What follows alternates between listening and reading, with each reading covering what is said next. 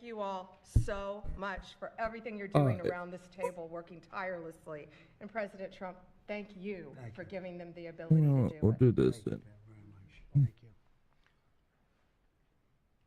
Mr. President, since the year 2000, we have lost over We are 1 million watching Americans the to press drugs, conference with the White to House. They're giving overdoses, details to on these what's going on. cartels, I just wanted to that have after this real quick. proliferated that kind of a disease on our people and have gone to war with our next generation of Americans. When you signed the executive order that was protecting the American people from invasion, what you did is that you took these cartels and gangs that we've known for decades and you declared them to be what they really are, and that's terrorists. You declared war on them, and you didn't say we were just going to fight them. You said we were going to destroy them. And everybody around this table is so honored to be here to work with you to destroy these terrorists that have been killing Americans for years and getting rich off of it. I'm so proud of the work that was done just in the September surge. You referenced that earlier. We had over 400 operations that went down in those first 43 days of the Homeland Security Task Force in operations that brought, as Pam referenced, 3,200 terrorists to justice, got them off the streets. Sir, we also have had over precursors and chemicals that were brought in. Sounds like they have good numbers At the southern border, we've for got what they've Border been Patrol doing. here at the table with you. Fentanyl has been cut down by 50% coming into this Great. country over our borders. We've continued to work not just nationally, but internationally and on our maritime borders as well. The ICE agents that have so much violence against them and threats against them, sir, they get up every day ready to work with this task force to be able to keep people safe. And then we've got Coast Guard, who's been doing just a ton of our incredible interdictions out on the seas and the waters in cooperation with operations that you've targeted in the Caribbean with the Department of War. And sir, I just want to thank you for the leadership you put at this table, for your cabinet members, for Stephen Miller, for putting this in place to make sure that what you did when you consolidated the Homeland Security Task Force, you took 1,000 other task forces that were already established in the federal government and you streamlined them into this room, into this group right here, so that we can look at each other in the face every day and say, what's our problem? How do we address it? How do we fix it? And then we go to work together with our arms linked to do exactly what you told us to do. And that's not just protect the American people from invasion, but to kill these terrorists. You gave us the task to eliminate them, destroy them, so that they can't destroy the next generation of Americans. So thank you, sir. Thank you for the people you put around this table. Thank you very much. That's a great job. Thank you. Pete? Yes, sir. Well, thank you, Mr. President, for your leadership. Chief, likewise, Tulsi and Todd and Dan and Pam and Christy and Stephen and Cash. I mean, I could go around the table. From the Department of War, we are thankful and grateful for the incredible effort that your agencies put in. And we could not be more proud to stand shoulder to shoulder with you. Not superficially, not kind of over here, but front and center on the Homeland Security Task Force, right there with you. Because our department has spent over 2 decades defending other homelands, and we're very proud to be defending our own. And if you talk to the troops down, say, on the southwest border, Mr. President, morale is sky high and continues to be, because they're proud to be defending their own communities, their own state, and their own country. So when that executive order was signed, the mission was clear: protecting the American people against invasion. And so the Department of War went straight to the southwest border. We still have 10,000 troops there. We have national defense areas. We're standing alongside the Border Patrol, and we've locked that border down, 100% control of the southwest border. You stop the invasion. And then we're proud to be going on the offense, counter-cartel operations. And it's not counter-cartel, as was mentioned. These are designated terrorist organizations, foreign terrorist organizations. Our generation spent the better part of 2 decades hunting Al-Qaeda, hunting ISIS. Well, as the president said, this is the ISIS, this is the Al-Qaeda of the Western Hemisphere. They intimidate, they terrorize, they extort, they poison the American people. The president's right. Every boat we strike is 25,000 Americans whose lives are saved because of the drugs that were headed in our direction. So our message to these foreign terrorist organizations is: we will treat you like we have treated Al-Qaeda. We will find you, we will map your networks, we will hunt you down, and we will kill you. And you've seen that evidence in the maritime domain, whether it's in the Caribbean or in the Pacific with the last 2 strikes. We know exactly who these people are. We know what networks they work with, what foreign terrorist organizations they're a part of. We know where they're going, where they originated from, what they're carrying. And they know we know. And that will soon start to change the calculus of these boats. So the critique of this is, of course, as often is the case, wrong. We know our authorities. It's locked tight, and we're going to treat them like foreign terrorist organizations on the offense. So the Department of War is not going to degrade or just simply arrest. We're going to defeat and destroy these terrorist organizations to defend the homeland on behalf of the American people, making the jobs of law enforcement safer in the process, making the communities of Americans safer in the process. We think it's a very core mission of the Department of War, and we're proud to be here, Mr. President. Thank you very much, Pete. Thank you. Tulsi, please. Yes, thank you, Mr. President. The key reason that you are hearing about these incredible effects is, number one, the team that you've assembled here and the leadership and the tone that you have set, first and foremost, about keeping the American people safe. The intelligence community plays a critical role in being able to support our law enforcement at the federal, state, and local level to make sure that they are armed with actionable intelligence to be able to actually go after those who threaten the safety and security of the American people. Mr. President, under your leadership, for the first time, there is a newly created National Intelligence Fusion Cell at the Office of the Director of National Intelligence, National Counterterrorism, that has a very simple purpose: to make sure that we have two-way intelligence sharing of actionable information between the intelligence community and law enforcement. I want to talk briefly about three successes that we've had just here in the last few weeks, Mr. President, through the success of this interagency fusion cell. Just this last week, our National Counterterrorism Center supported, through actionable intelligence to both U.S. law enforcement as well as Mexican law enforcement, the arrest of a Sinaloa cartel boss, El Plato, in Juarez, Mexico, as well as his top 3 money launderers. In a separate and recent successful interagency operation, NCTC worked closely with the U.S. Marshals Service that led to the arrest of another dangerous Sinaloa cartel member responsible for tracking a huge amounts of cocaine and hundreds of thousands of dollars in this single incident with drug proceeds through this network. And I'll say the last example I'll share is probably the most insidious, was providing intelligence to the Mexican law enforcement that led to the arrest of a CJNG cartel-affiliated baby trafficker called La Diablo. Her whole money-making operation was centered around luring pregnant women, performing illegal C-sections, harvesting organs, and selling My last newborn warning, huh? babies. Mr. President, it's your leadership that has made all of this possible. I can tell you, in the midst of this government shutdown, our folks, like everyone around this table, are working 24/7 without pay. Just don't like her on top of the and eager table. to get after this because they believe in your leadership and the mission that you have presented to them. Thank you, Mr. President. I'll hand this off to Homeland Security Advisor Stephen Miller, the leader of this task force. Let me just say, Mr. President, that this country was going to die without you. This country was going to actually die without you. Really believe it. That's what we were facing in 2020. I really do believe it. We've been invaded for 4 years. Our communities were sinking. Our public Some of them safety still hit are, down but that's zero. because Depp wanted them to go Cartels were down. running entire communities.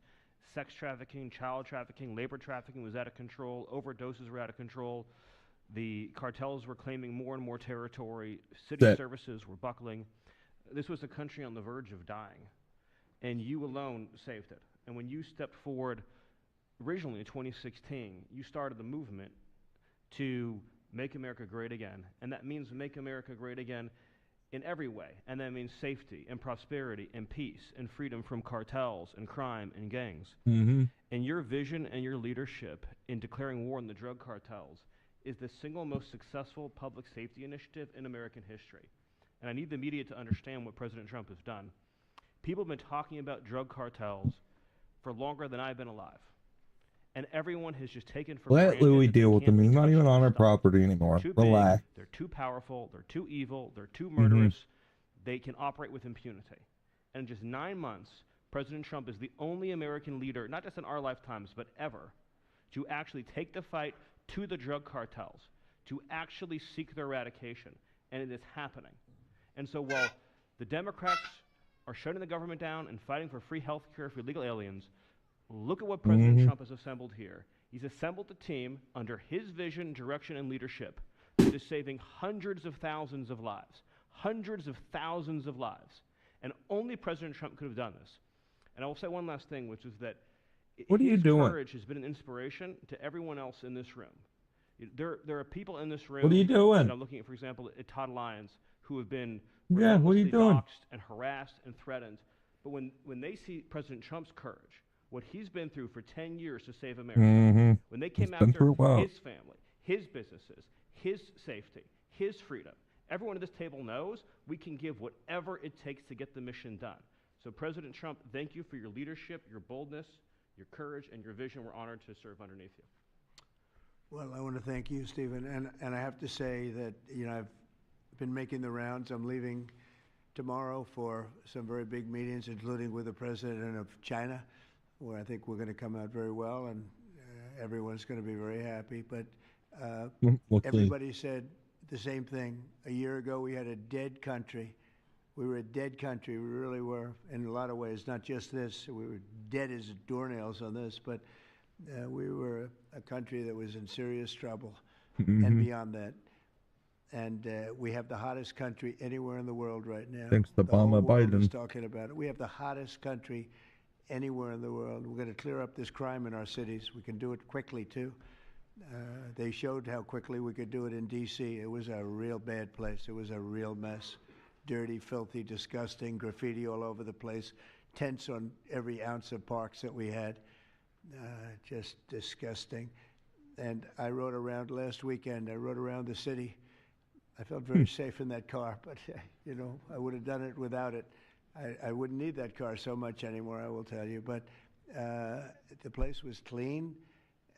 We've started that also, not only law and order, but the cleanliness is important. I think cleanliness is almost a part of law and order. If you see dirty, disgusting streets and potholes all over the place and railings falling down and graffiti all over the marble, beautiful statuary marble columns, those gorgeous columns where they had graffiti, it's all gone. And I think it's a part of it. I really do. I think it's a big part of it. But we have a city that we can be proud of. We're going to be that way with every city we have. That's why with San Francisco, I wish them luck, but we could do it so much faster. I told the mayor, I love what you're doing. I respect it, and I respect the people that are doing it. They're the biggest people in the country. They're the biggest people in the world. A lot of the high tech. Some people like them, some people don't, but they're smart, and they want to do it. And I said, I am so honored to let you do it, and if it doesn't work out, we'll do it for you very quickly. But I just want to thank the people around this table are amazing. Cash, please go ahead. Mr. President, I'll just keep it short, but I think what the media should realize is the amount of courage it takes to do this. And you led that mission. You led it during your campaign, and you brought it to the American people. I think the media should focus on some of these numbers the Attorney General just riled off. Those aren't numbers, those are lives. Lives saved by the 119 pounds of millions. narcotic Enough fentanyl thieves. to kill over 200 million Americans, gone, evaporated, off our streets permanently. Your vision to safeguard American freedoms and our children and our future is the most courageous thing I've ever seen a president of the United States ever do. And your ability to marshal it out in 8 months, these statistics would have taken other administrations decades. And the partnership that you see around the table, I just want to, sum it up with the following. When I call these folks around the table, when I call our state and local law enforcement partners who have been absolutely critical to this mission, when Stephen Miller called me and said we're going to create the Homeland Security Task Force and the FBI and DHS are going to co-lead it, I said absolutely. The country's been yearning for this and needing it. And the one thing I see different than any other administration is when I call these people, they pick up. I don't get a voicemail. When I make an ask, they answer, and the same is true.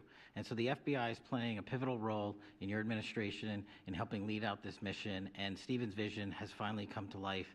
And instead of attacking the people at this table, maybe the media should go out there and talk to the lives that have been saved forever and the communities that have been safeguarded, because it takes courage to do that. It takes courage to implement that plan, and it takes a president and President Trump to put a leadership team like this together. It'd be nice if they actually interviewed other people instead of like figureheads. But we do that. We do hang out. But now they only want those people that can be like scripted to talk on news and and as Stephen said, we're inspired by your leadership, and this country's thankful for these 8 instead of months. people on the And I ground. can't wait to see what the next 4 years looks like. I mean, look what happens to Don Lemon. He tries to do a street walk and he gets Todd, please. chewed Thank alive. you, Mr. President. The number that I think matters, over 3,000, Go to the bathroom real quick. 3,266 terrorists have been taken off the streets in 2 months. And for each of those arrests, there's anywhere from between 4 to 20 law enforcement agents, federal, state, and local, executing those arrests. And that means every one of them are putting their lives on the line to make these arrests, to make our communities safer. And so what I will say to them is thank you, but also what I will say to them is that to the extent that there are politicians, as recently as today, suggesting they are doing something wrong. We have governors, district attorneys, mayors, and even congresswomen suggesting that our federal law enforcement and the state and local law enforcement that are helping them are doing something wrong. That is disgusting and something that we will not tolerate. That every day Attorney General Bondi and I talk with all of our partners, making sure that they know that if any one of our federal agents, our state or local agents working under the HSTF banner are even touched by any of these terrorists or rioters, they will be prosecuted to the fullest extent of the law.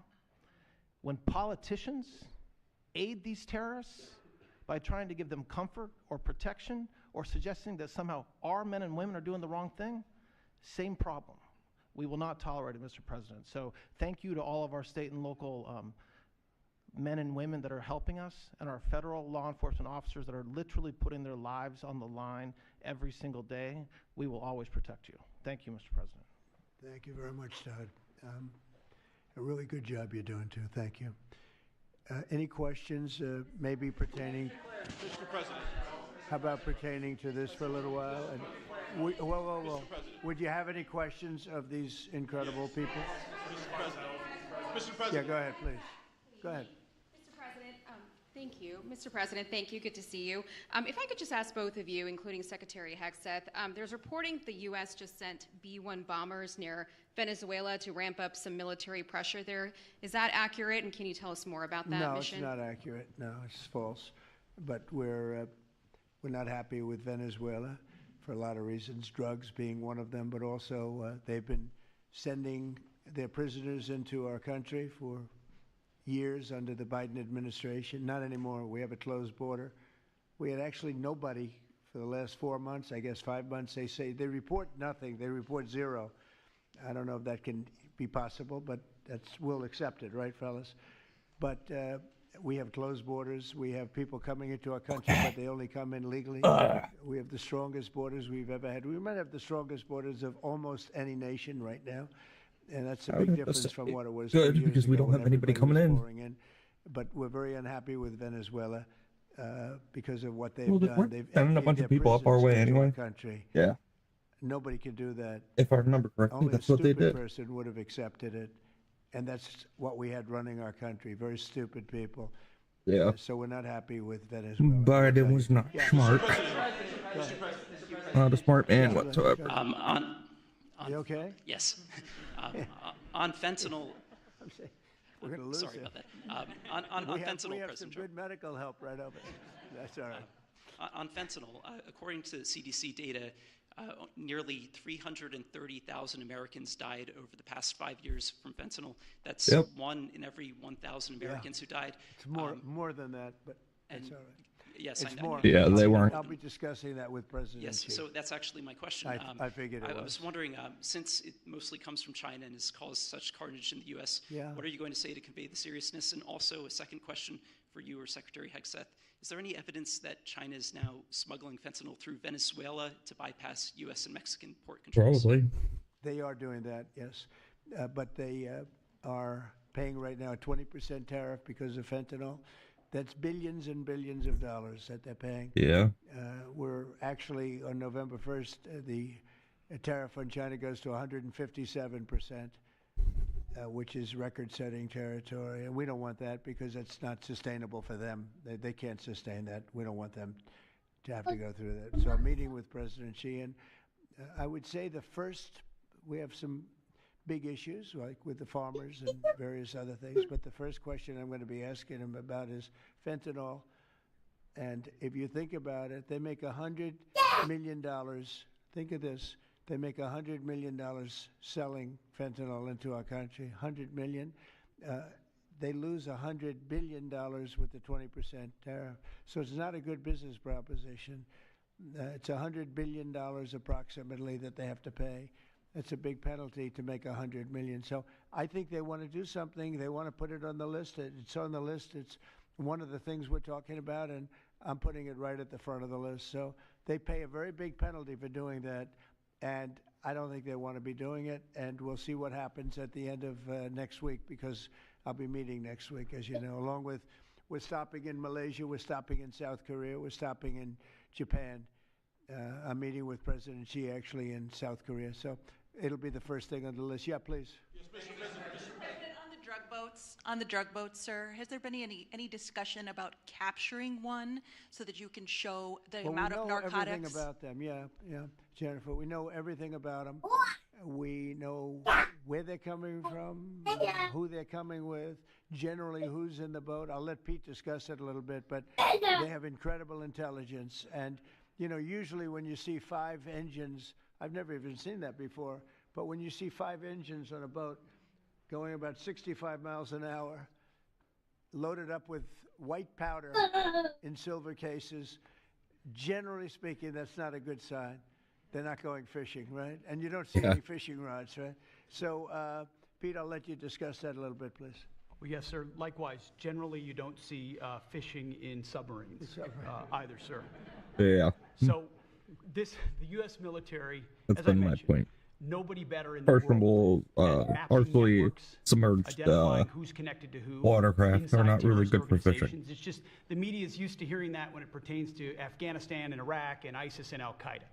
But if you reframe how you understand the world in our own hemisphere, that's exactly what these foreign terrorist organizations are. And so we will track them, we will map them, we will network them, and we will hunt them and kill them because they're trying to and they are killing and poisoning the American people. And inside that, we have all the license necessary, all the authorities necessary to take these kinetic strikes, and we'll continue to take them. And we've been, you know, just to add, because I think it's important, we've been capturing them for years. You know, it's not like, gee, let's capture one. We've been doing that for years. For 25 years, we've been doing it.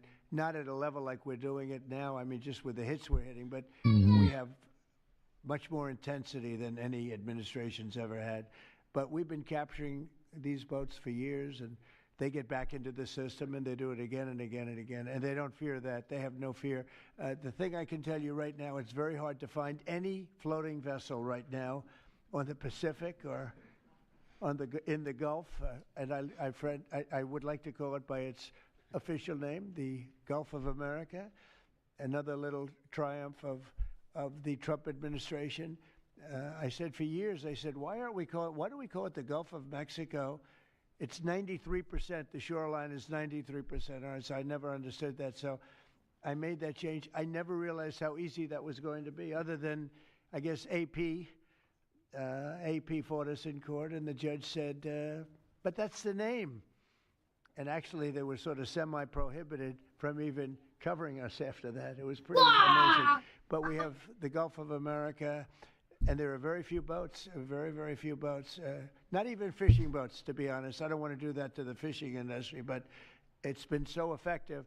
And our sea drugs, as they call them, they use the term sea drugs, the drugs coming in by sea, are like 5% of what they were a year ago, less than 5%.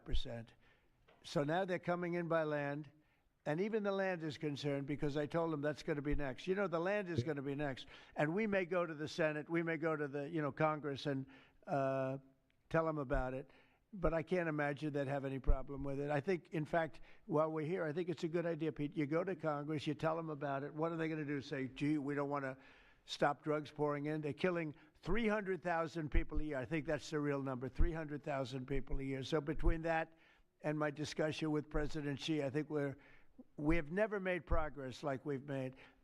The sea drugs are almost dead, and they can't come in that fast from the land. And the land drugs are much more dangerous for them. It's going to be much more dangerous. You'll be seeing that soon. So that's the way it is, yeah. Go ahead, please. Yeah, go ahead, please. With the glasses, go ahead.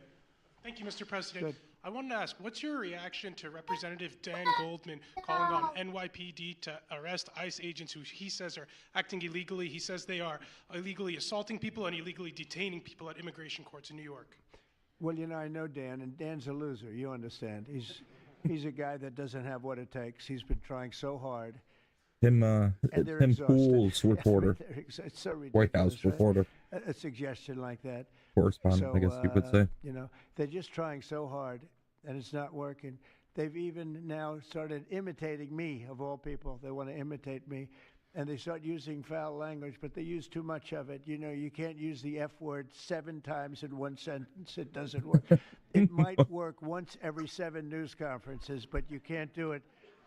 You can't do it 7 times in one sentence. So I don't know. They're really they're in big trouble. That party. Go ahead. Mr. President. Some alleged smugglers have survived some of these recent strikes and been sent back to their home country. If they're terrorists, why not just arrest and detain them? Go ahead. 2 points on that. First, when I served in Iraq in 2005 and 2006, we used to, in sort of a gallows humor way, talk about the Iraqi catch and release program. The reality that we would catch a lot of people, hand them over, and then they would be recycled back through, and we'd have to recapture them or attack them again. And that's why changing the dynamic and actually taking kinetic strikes on these boats ought change the psychology of these foreign terrorist organizations. To those 2 that survived the shot on the semi-submersible, think again, compared to Iraq and Afghanistan, the vast majority of people that we captured on the battlefield, we handed over to the home country. Did we always like how it shaped out? Sometimes we did, sometimes we did not. But 99% would go to the Afghan authorities or the Iraqi authorities. So in this case, those 2, they were treated by American medics and handed immediately over to their countries where they came from, hopefully to face prosecution, which is a very standard way of handling something like this. And you'll do that with future survivors, anyone else who survived? We've got protocol of how we'll handle it. Not that guy. He's so hopeless. Go ahead. Go ahead. Yesterday, there was a vote at the Knesset on annexing the West Bank. Do you see it as a challenge to your peace efforts? Could you say that louder, please? Yes, yesterday there was a vote at the Knesset in Israel on annexing the West Bank. Do you see it as a challenge to your peace efforts? Will you answer that, please? Because I cannot understand the words you're saying. Where are you from? Where are you from? You're from France. Beautiful accent, but we can't understand what you're saying. Huh? She said a vote at the Knesset on the West Bank. The West Bank is, don't worry about the West Bank. Israel's not going to do anything with the West Bank, okay? Don't worry about it. Is that your question? They're not going to do anything with the West Bank. Don't worry about it. Israel's doing very well. They're not going to do anything with it. Yeah, please, go ahead. Thank you, President Trump. Are there any safeguards in place to protect Americans from fentanyl and cartels when you leave office in 2028? Any protocols that could be put in place in case a future administration comes in that wants open borders? And I also have a question for the Secretary of War as well after your answer. Well, the if that's biggest okay. thing we can do is make sure they don't come in, because open borders, they would destroy. It's amazing that our country is even surviving with what we went through, coming in by the millions and coming in from the wrong places. You know, I know all these people that run these countries, and they're smart. They're very street smart, and they're not sending their best, you know. They're not sending, they're taking them out of their prisons and their mental institutions, as I say over and over again. They're the drug dealers. They're the drug addicts. They're people that don't work. I mean, the best of them are people that don't work. They don't work. They're on welfare, their form of welfare, which is tiny. You know what their form of welfare? They give you a piece of paper. They give you nothing. But they want people that work. They don't let those people come out because they want those people. You know, they cherish those people. Those are the people that make their country run. They give us all of the people that don't work and are murderers. 11,843 murderers came in. 11,800, many of them committed, more than 50% committed more than one murder. Now, why do we want them? Why would Biden and that group of thugs that he had working for him, why would they accept these people? Why would he accept? Nobody understands it. You know, they say maybe they wanted the vote, but I did great with the Hispanic vote, but these are people from all over the world. Why would they do it? So one question, no matter what I do, I can't, you always like to know the opponent. You have an opponent. What are they getting at? And usually you can. Why would they allow 20 million, maybe 25 million people into this country, almost all of which, but most of which should not have been allowed into our country? It's one of the great enigmas. What they've done to this country should never be forgotten. In history, should never, ever be forgotten. And now it looks like we're going to have a communist mayor in New York. That'll be a lot of fun. But remember this, they have to go through the White House. Yeah, please, go ahead. The founder of Binance. Can you explain why you chose to pardon him, and did it have anything to do with his involvement in your Which one? family's? Who is that? The founder of Binance. He has a involvement in your own The family's recent crypto one, yes. business. I believe we're talking about the same person because I do pardon a lot of people. I don't know. He was recommended by a lot of people.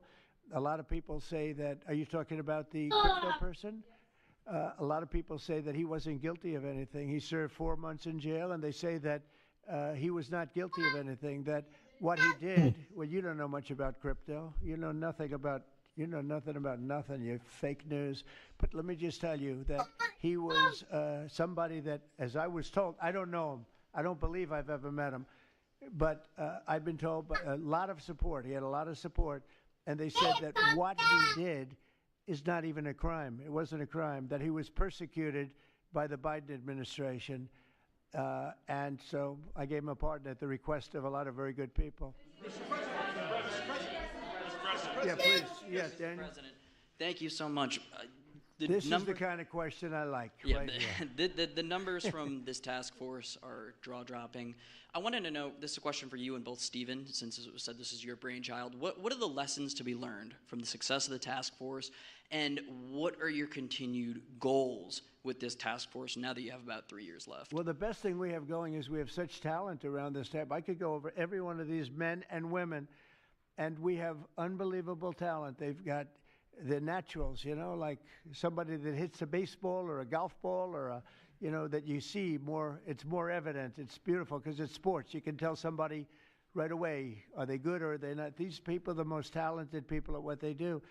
And when we started talking about this, Stephen and all of us, it seems so easy. What is surprising to me is how quickly we can straighten out a large city, a big city, a mean city, a city that's sick, that got very sick with guns all over the place, with bullets shooting all over, where you take your life in your hands if you go out and buy a loaf of bread.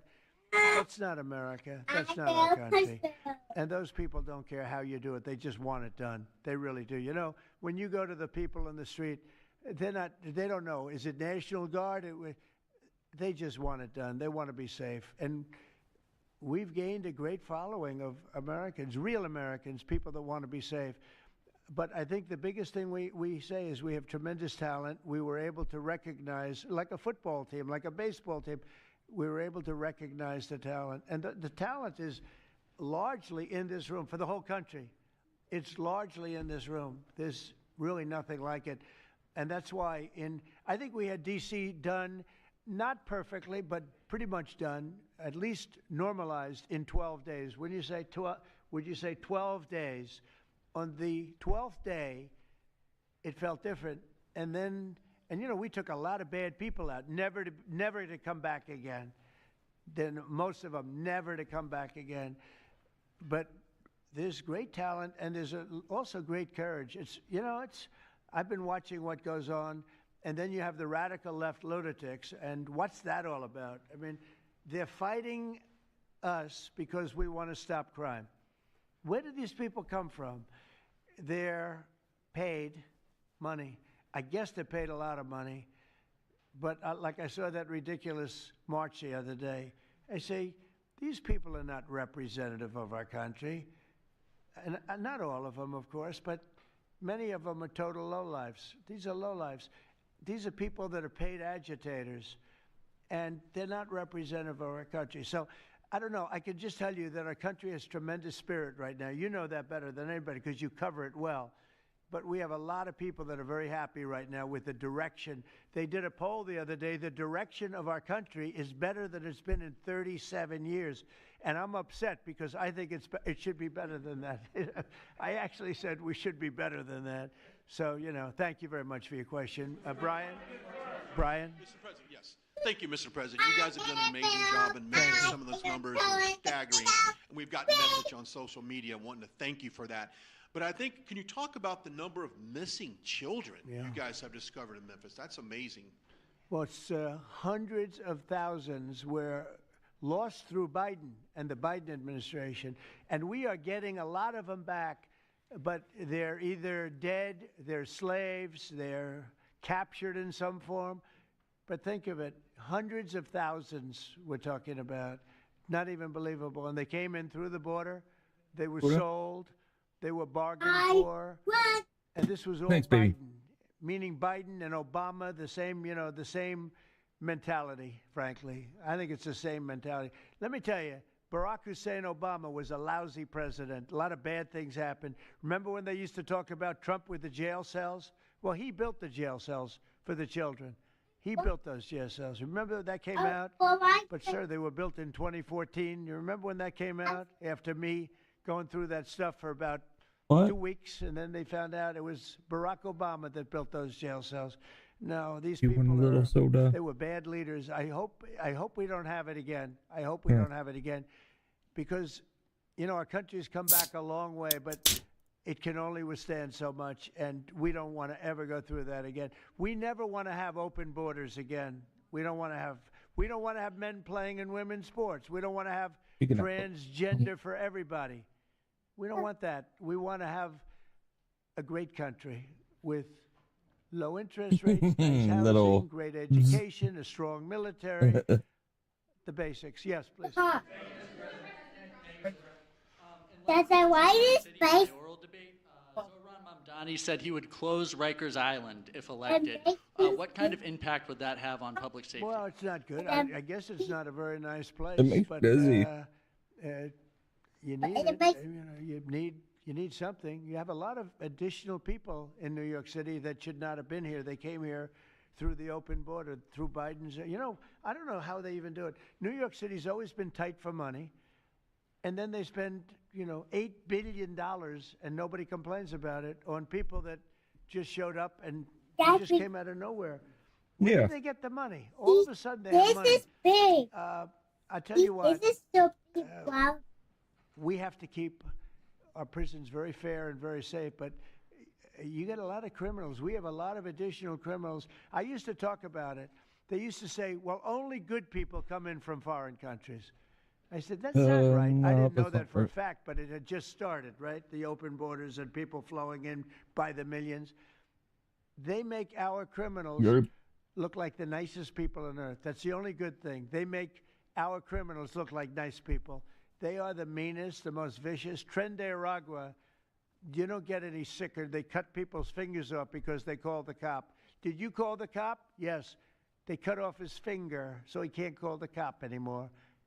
And then they say, next time we're going to cut off your hand if you cut, because they took over his apartment in Colorado. Colorado, they took over a town, and they took over another town.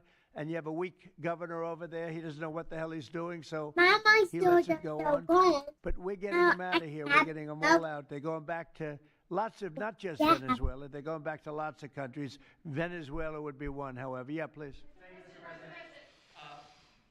Thank you, Mr. President. Yeah.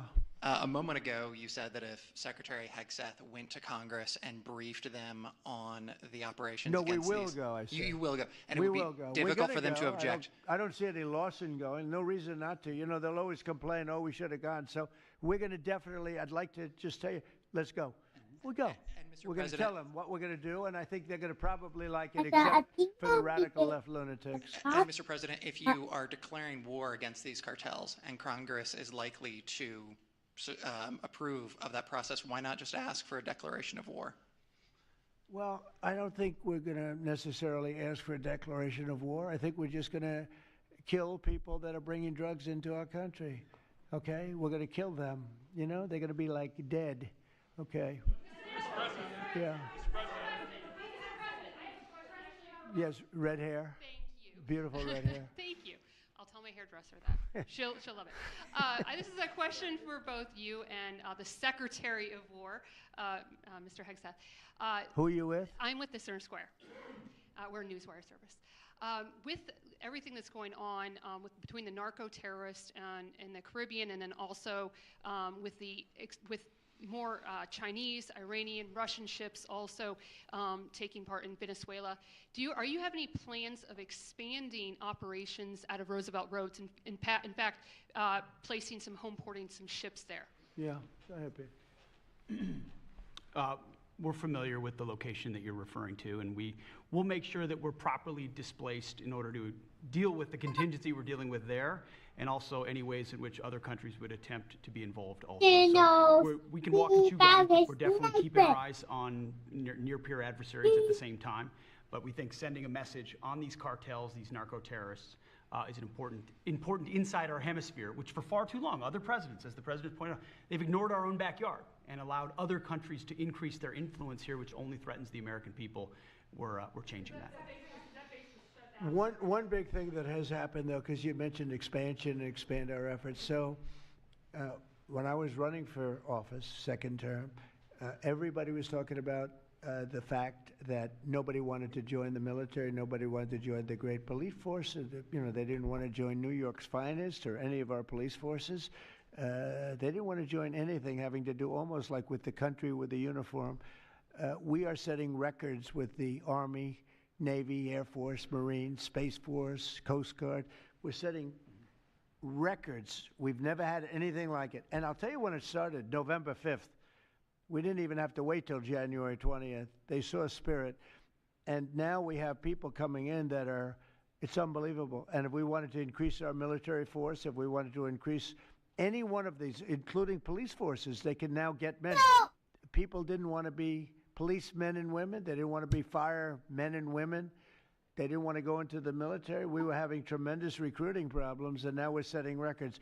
We literally, last year at this time, you were doing stories that the recruitment was a disaster. We couldn't get men and women to go into the military. Now we have such an overabundance. We've never had, it's, as I understand it, it's like record-setting recruitment. This is in less than a year. It's been amazing. So this is a good time to expand if we want to do it, and I think we should. And we probably will. Yeah, please. Yeah. Blue. Couple questions for you.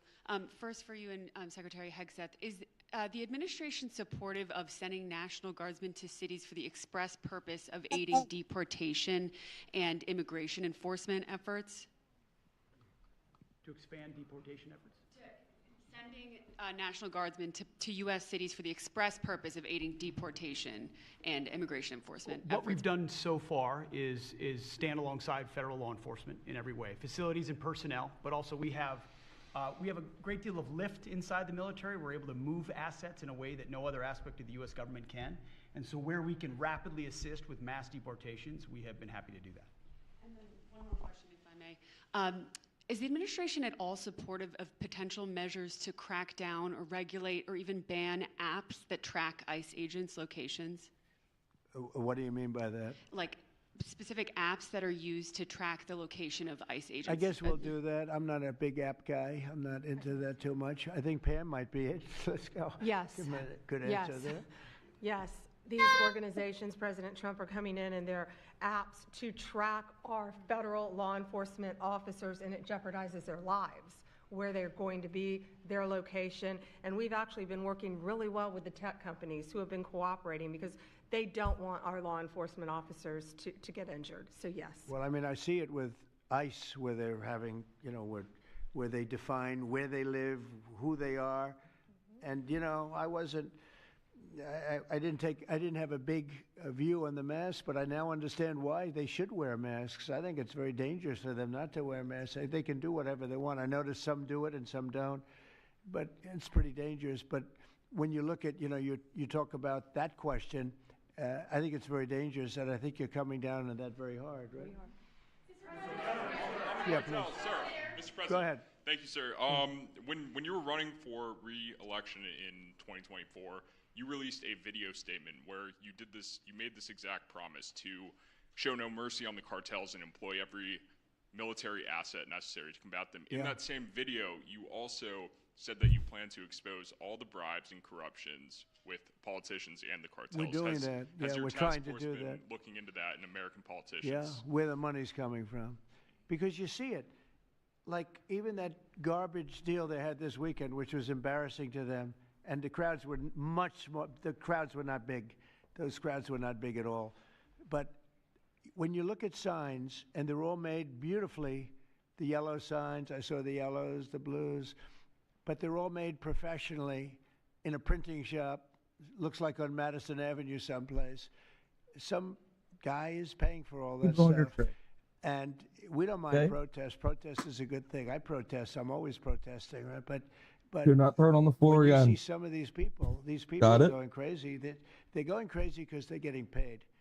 Because there's no reason for them to be going crazy. But you watch some of them, and they're professional agitators, and we are finding out who's paying them. Yeah, we have a lot of information about who they are. You're going to be very surprised when you find out. And I have a question for Secretary Hegseth. Sir, a memo circulating on social media details the establishment of a National Guard response force that's going to be trained in crowd control and civil unrest and deployed in all 50 states by April of 2026. Can you verify the authenticity of that memo, and do you have any more information on the operations? I'm not going to answer particulars on something that may be in the planning process, but we definitely do have multiple layers of National Guard response forces, whether it's in each state, whether it's regionally, whether it's Title 10 active duty, whether it's Washington, D.C. We've got a lot of different ways that constitutionally and legally we can employ Title 10 and Title 32 forces, and we will do so when necessary.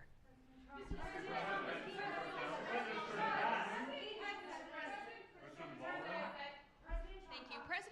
President Putin basically said today that Russia is immune from U.S. sanctions. He said that it would not impact the Russian economy in any serious way. Is he Good. wrong? I'm glad he feels that way. That's good. I'll let you know about it in 6 months from now. Okay. Let's see how it all works out.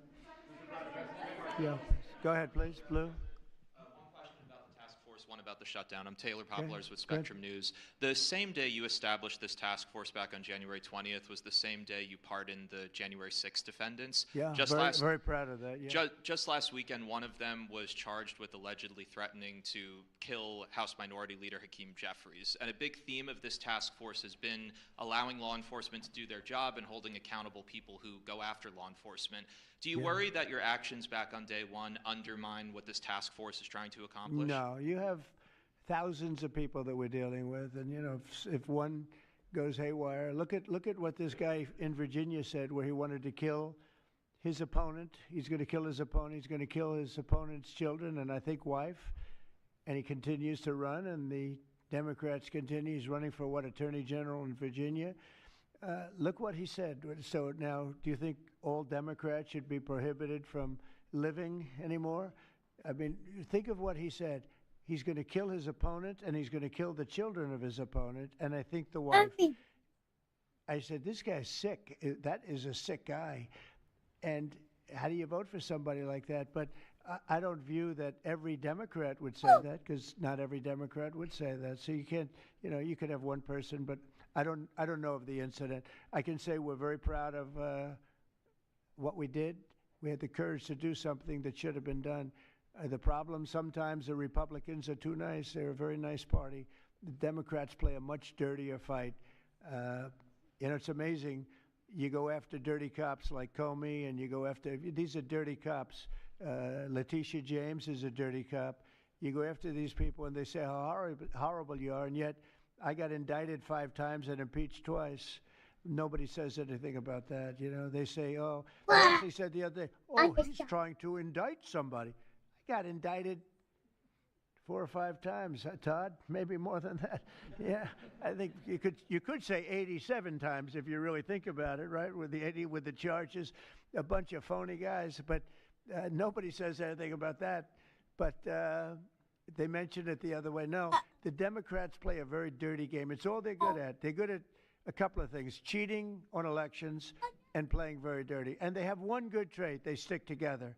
They stick together. They stick together through the worst policies that anybody's ever seen. It's unbelievable how they stick together. And I respect them for sticking together, but it's a dead party because their policies are no good. Okay. Brian, we'll do a few more and we'll go home. Wonderful. Everybody's going to go home. I'm going back to the Oval Office, however. Speaking of Democrats, there's a report that there's a grand jury on Adam Schiff for apparent mortgage fraud. If he is indicted, should he step down as a U.S. Senator?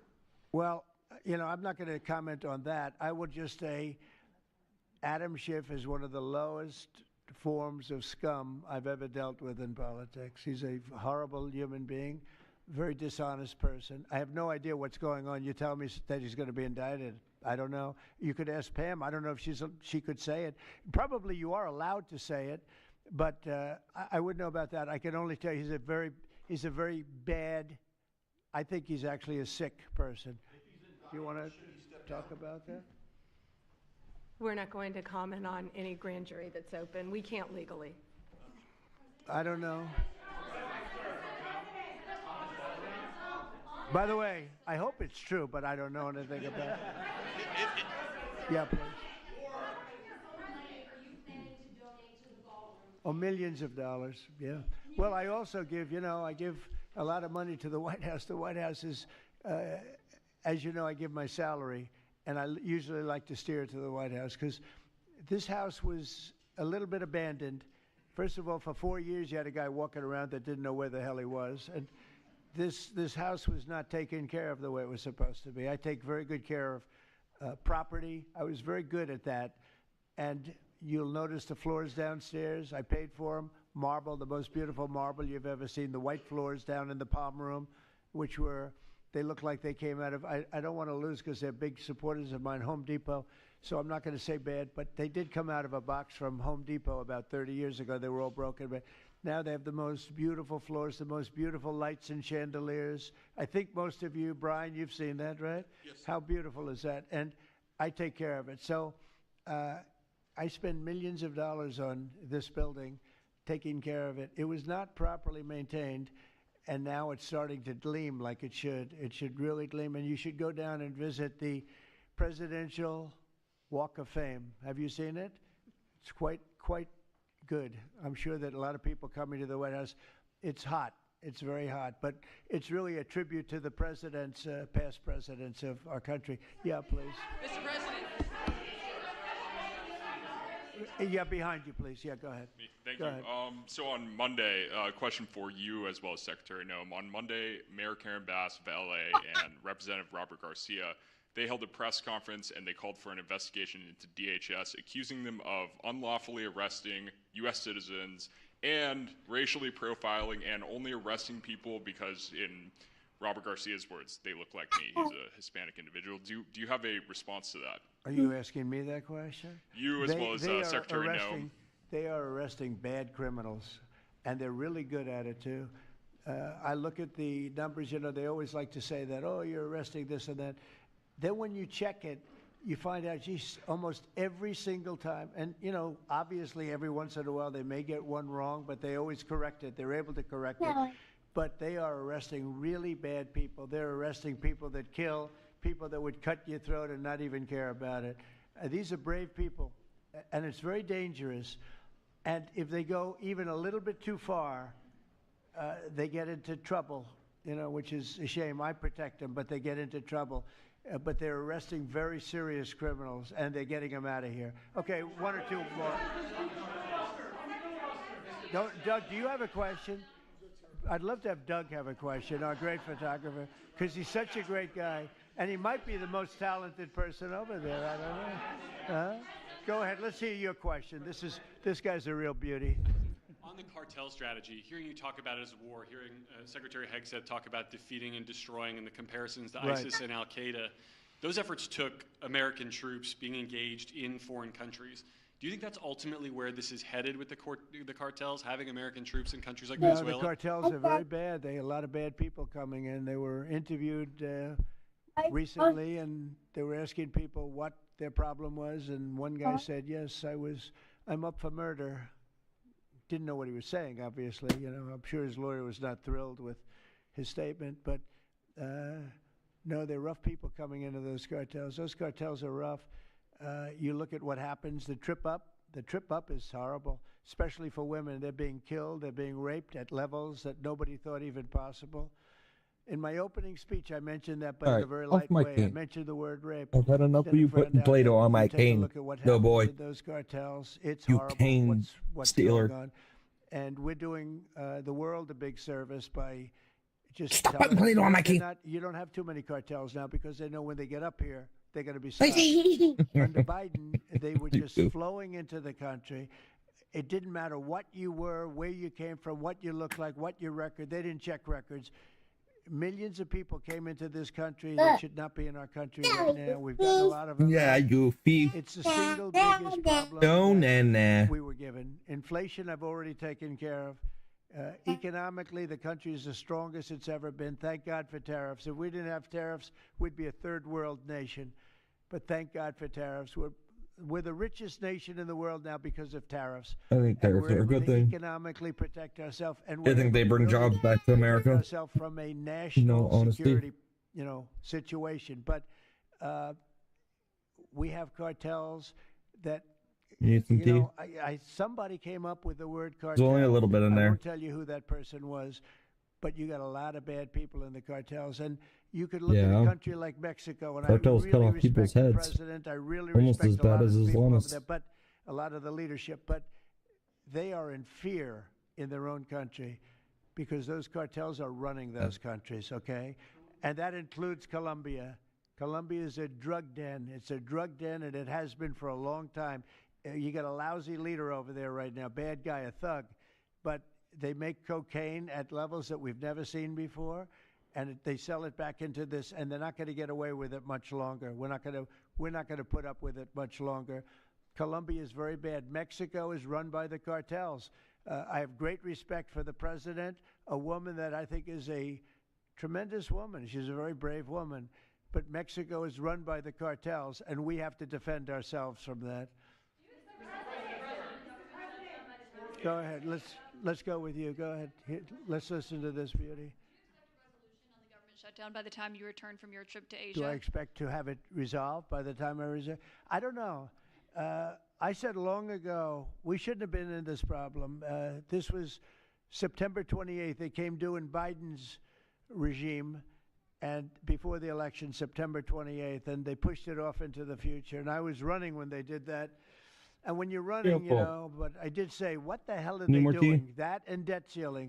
They have the jug right here. Let's fill it up. Past Get off the my election cane. date, so that would mean the next president has It's my cane. But I It's not did a say mountain.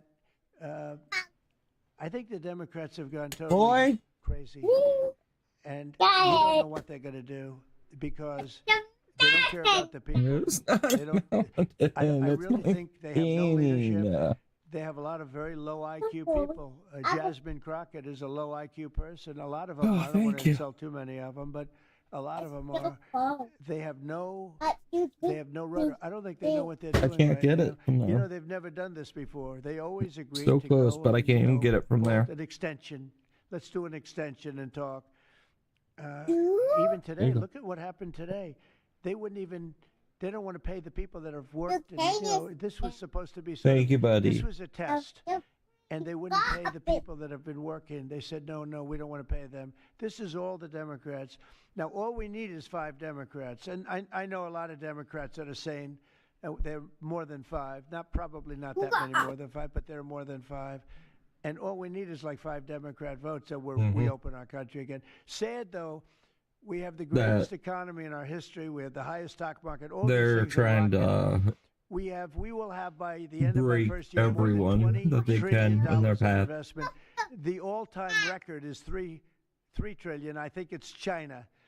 We're going to have $20 or $21 trillion. We've never had anything like it coming in because of tariffs. The money pouring into our country, the plants that are opening, AI, automobiles, everything. And the Democrats want to close our country.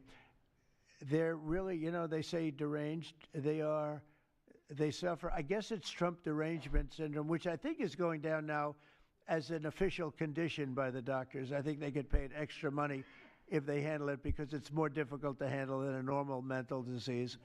But you know what? They really should approve an extension, get the country back to work, get the people paid. And, it's very simple. You can't you just don't know what's going on. There's something wrong with them. Yeah, it's sad, actually.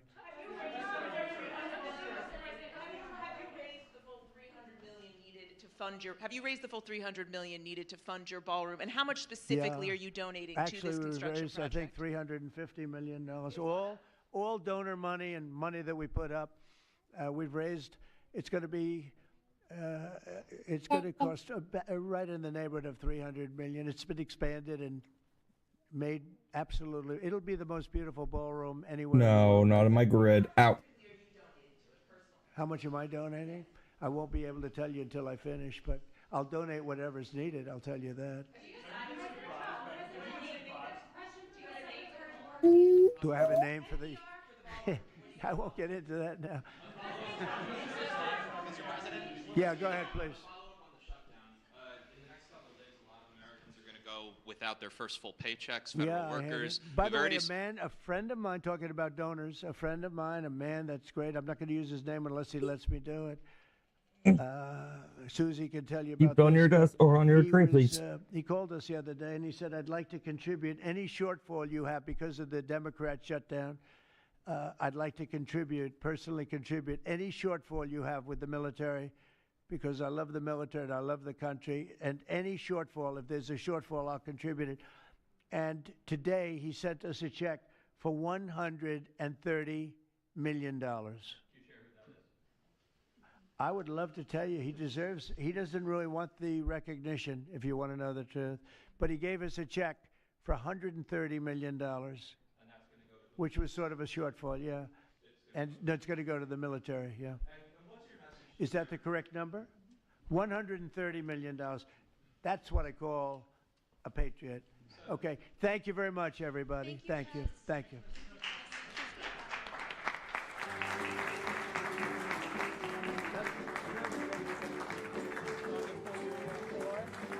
Right now on X, we have these pearl-clutching swines, the Cranstonstein brothers, breaking the entire east wing of the White House is gone. Trump lied.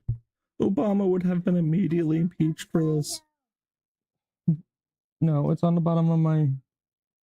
Take it off of there, please. Says Obama would have been immediately impeached for this. No, he would not have been. He built a basketball court inside the White House. Trump tore down a carport and is building a ballroom that has been much needed for many generations. I have no issue with this whatsoever. He's just pearl clutching. That's all he is.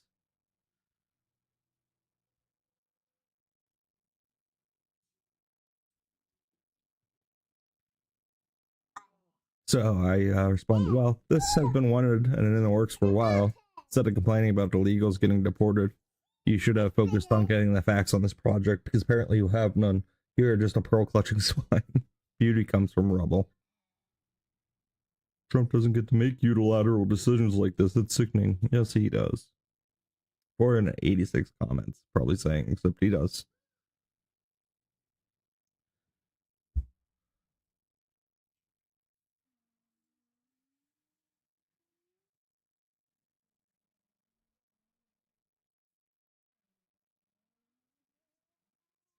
Yeah, that does. It's privately funded under the purview of the executive branch. Would you please explain to Krassenstein why it's legal for Trump to renovate and do what he's doing like he's a fifth grader, so that everybody can understand that the president oversees the White House as the executive residence and offices. Renovations fall under his authority.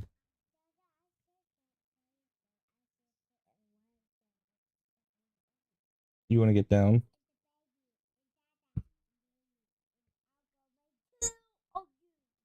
You hear me? Two of me? Here, let's get all the Play-Doh off your tray. Cloning me?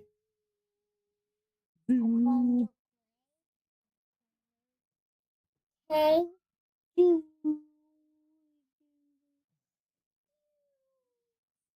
The clone of me would have better ankles.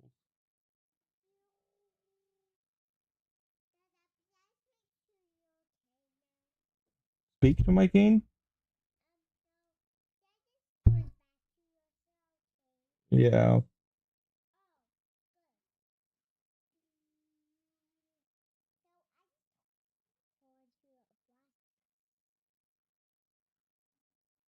Wait, get out. Then you can hand me that tub. Your Play-Doh tub. The one that's sitting on the floor there. The yellow one. The Play-Doh tub.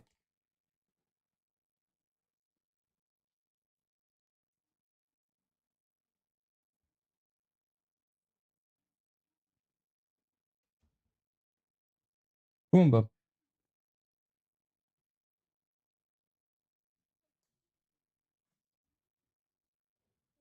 Where? I said where? You gotta let go of one side of the cane. Here, it's not lava. Lava. Or it's not lava.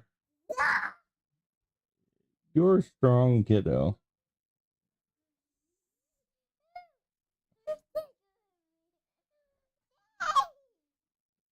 You gonna fall in the lava? Sure. Get crumbs all on your butt. Don't step on that. Step on it. Wow! You okay? Did you hurt your finger? Did you hurt your fingers with my cane? Can you hand me the yellow container?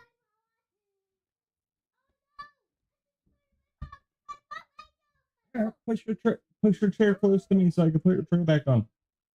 Push your chair close to me so we can put your tray back on. Good job. Alright, get the yellow container for me.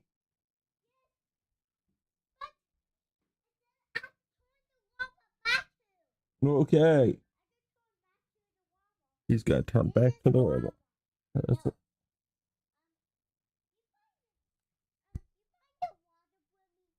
The water?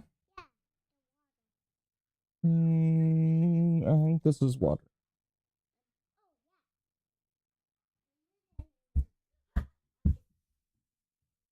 Here, I got your lava one.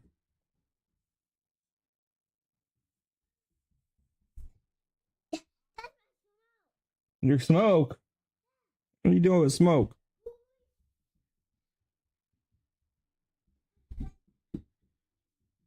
Alright, enough on dunking on the swine. Swine dunking is enough for now. Alright. Live stream finish there.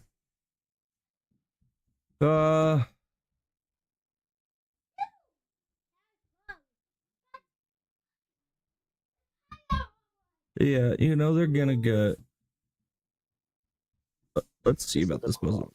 So on this slide, as Michael illustrated, that there are two horns.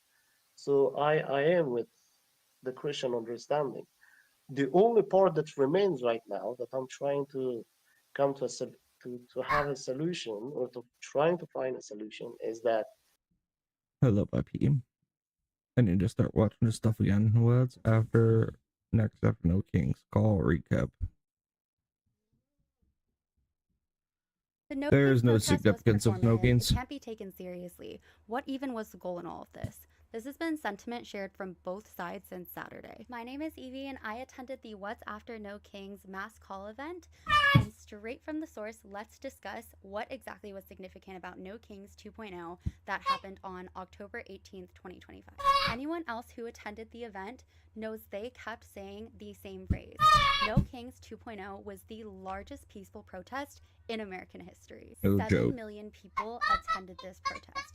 And my biggest takeaway from that number, and the reasons why that number is significant, is because it is a symbolic demonstration of the size of the opposition, 7 million people, and that is just the 7 million people that are accounted for. That doesn't account for the people who honked, the mothers who had to stay at home and provide childcare, people who were working and couldn't get off of work, who would have loved to be in attendance. Those streets were flooded. This is a number symbolic of the people against this regime. Another number that was used a lot during the call was 3.5% of the population. They talked a lot about the trade book for defeating fascism, and 3.5% of the population is what we're looking for.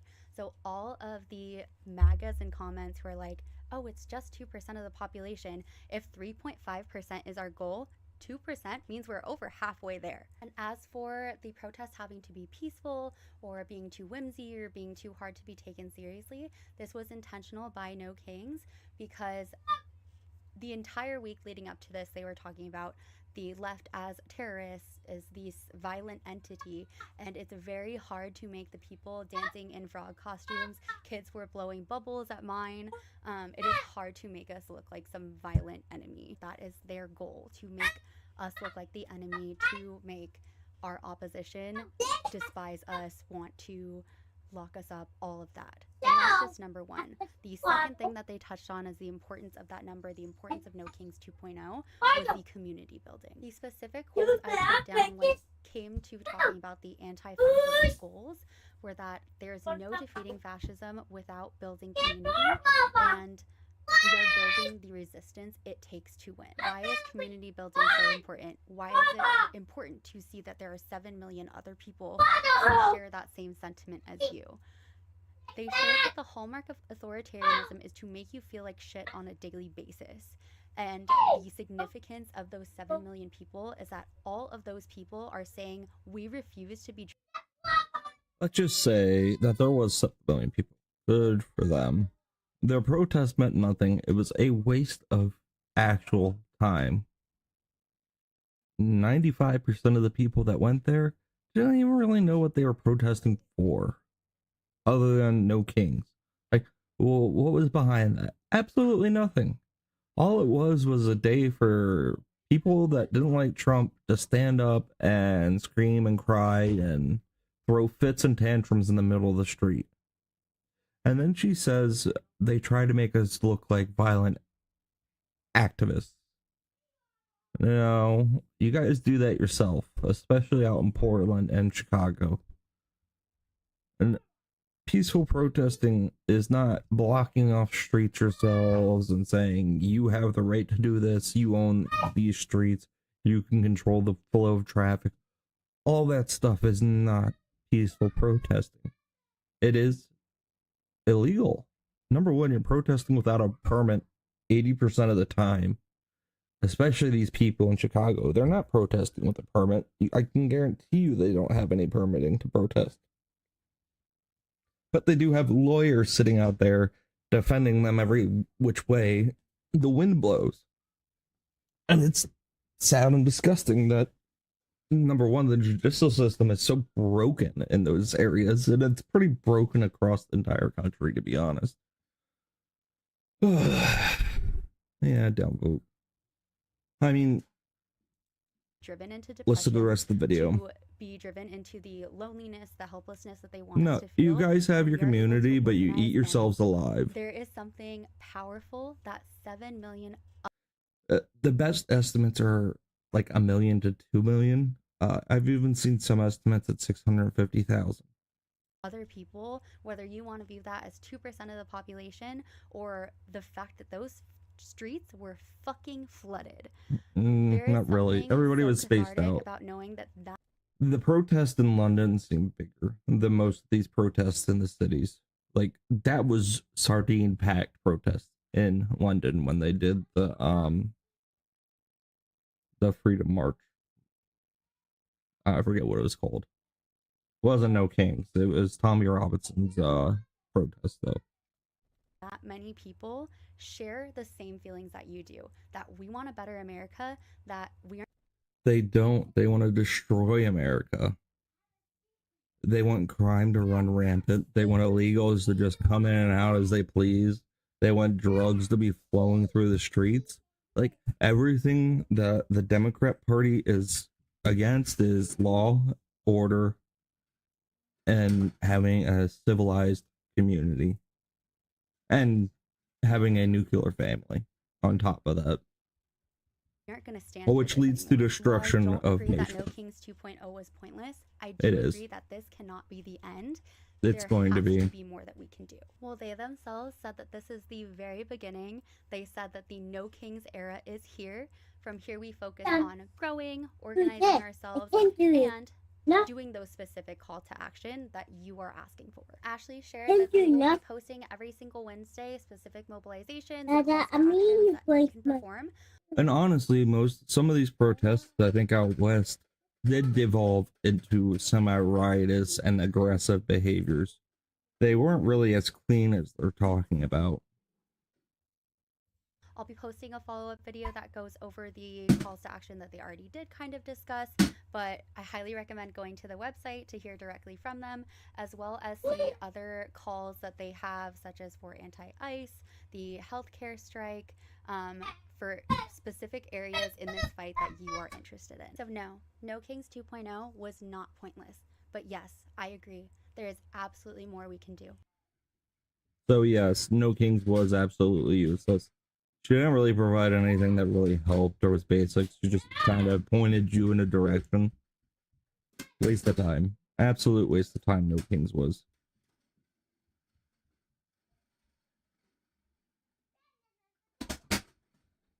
It truly was a waste of time.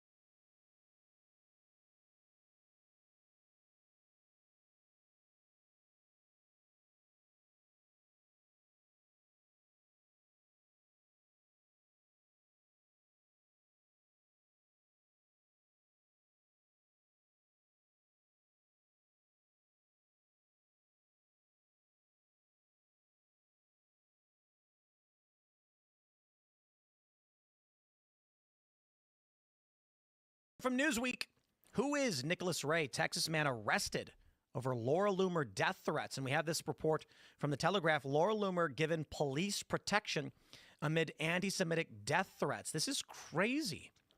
Check this out. A Texas man has been arrested for making death threats to media figures, including Laura Loomer.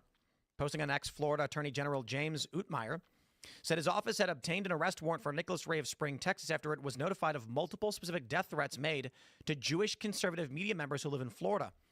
Loomer revealed she was one of the people who had been targeted in another post on X. Newsweek reached out to Loomer in the Florida Attorney General's office by email for comment on the story, whatever. Threats come at a time of heightened worries. This we understand. I've certainly talked about it. You get it. Writing on X, Loomer said she had received credible threats made against her life and the lives of several Jewish and pro-Israel conservatives. She said the threats were targeted at Jewish Trump-supporting conservatives who lived in Florida. I became one of Nicholas Ray's targets because he was radicalized by the false accusations that I'm a foreign agent. And then he proceeded to make a serious and credible threat against my life. We have this from the Telegraph. They say police have been stationed outside right-wing influencer Laura Loomer's home after she received anti-Semitic death threats. Ms. Loomer, one of Trump's most loyal attack dogs outside of his administration, was among several Jewish figures in Florida who had been subject to a barrage of online threats and abuse. I will just stress, the left just held their No Kings protest. Hassan Piker has gone on the ground to various protests. The right cannot do this.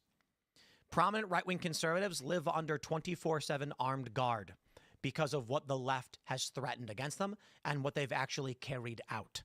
The current state of this country is that the left is a psychotic faction of violent, terroristic ideologues. And I'm sorry, I am not playing these stupid games where liberals are like, well, not me. Yeah, well, when you got teachers pointing at their neck and going bang, bang, nurses, accountants jumping up and down, cheering for Charlie Kirk's death, when an accountant from Atlanta drives to rural North Carolina and tries to murder a Trump supporter he's never met just for being a Trump supporter, this is the left. And if you find yourself concerned that you're being lumped in with these people, maybe you should leave the left. Tim, I wanted to ask you something. I'm not trying to do any guilt by association, but allegedly Nicholas Ray, this guy was only following 5 people on Twitter. 1, Candace Owens, 2, AIPAC Tracker, 3, Paul Miller. It's this like guy who dresses like as a clown and says the N-word on Twitter a bunch and like TikTok. And then Israel Exposed and Martin Talk Cowboys, but only those 5 accounts. Yeah, well, what is no, it? Do you make anything of that? That he was tracking AIPAC Tracker or whatever? No, that these were the 5 accounts that he was following. Like, that's it on Twitter. But what does that mean? No, I'm asking you, do you think that means anything? Like, do you mean not like, from do what you they, just said, I don't like, understand. is it influencing how he sees the world? Well, that would be the presumption, yeah. Yeah. But like, I'm not blaming Candace Owens or AIPAC Tracker for why this person decided to send threats to Laura Loomer and other right-wing Zionists, but it seems as though something on Twitter might have made this person think or informed him on some things that might have led him astray like this. The Israel stuff is getting real hot as well. It's like this new division again. It's like you said, like Well, there's it's a been hot ever reckoning- since that guy lit himself on fire in D.C., right? Or when that guy firebombed those people. Yeah.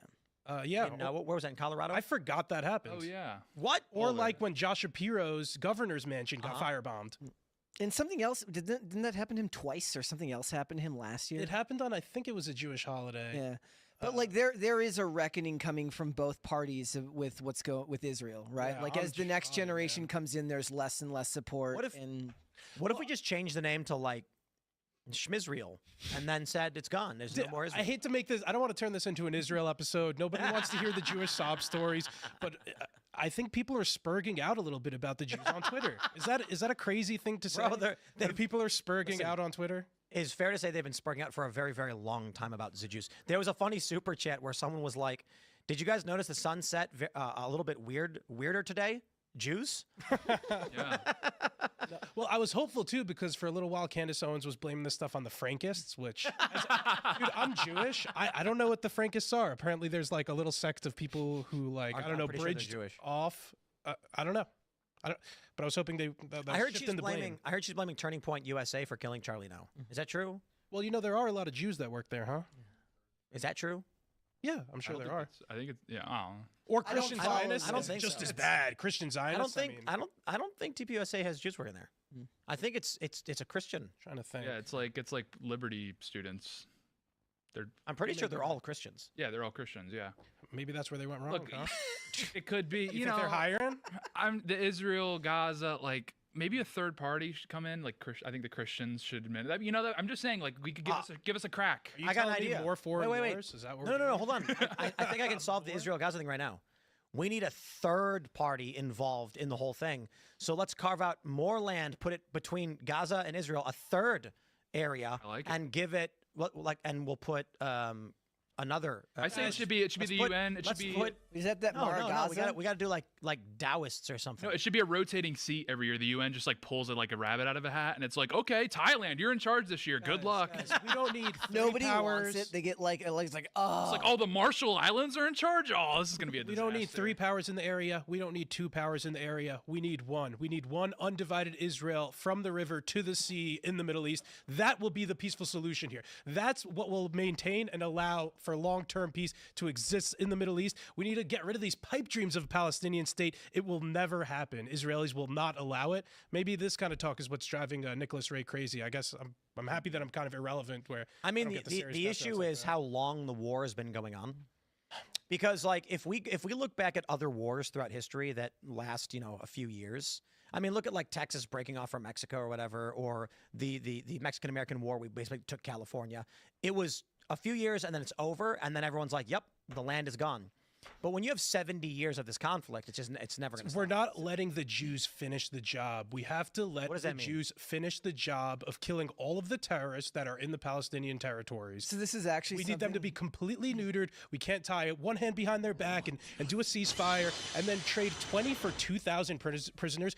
Israel got back 20 living hostages and they gave back 2,000 Palestinian prisoners, including 200 that have blood on their hands. Look, I thought Jews are supposed to get the best fucking deals around, right? This deal is retarded. It's the worst deal I could imagine. It is not sustainable. We are incentivizing hostage taking by giving them numbers like this.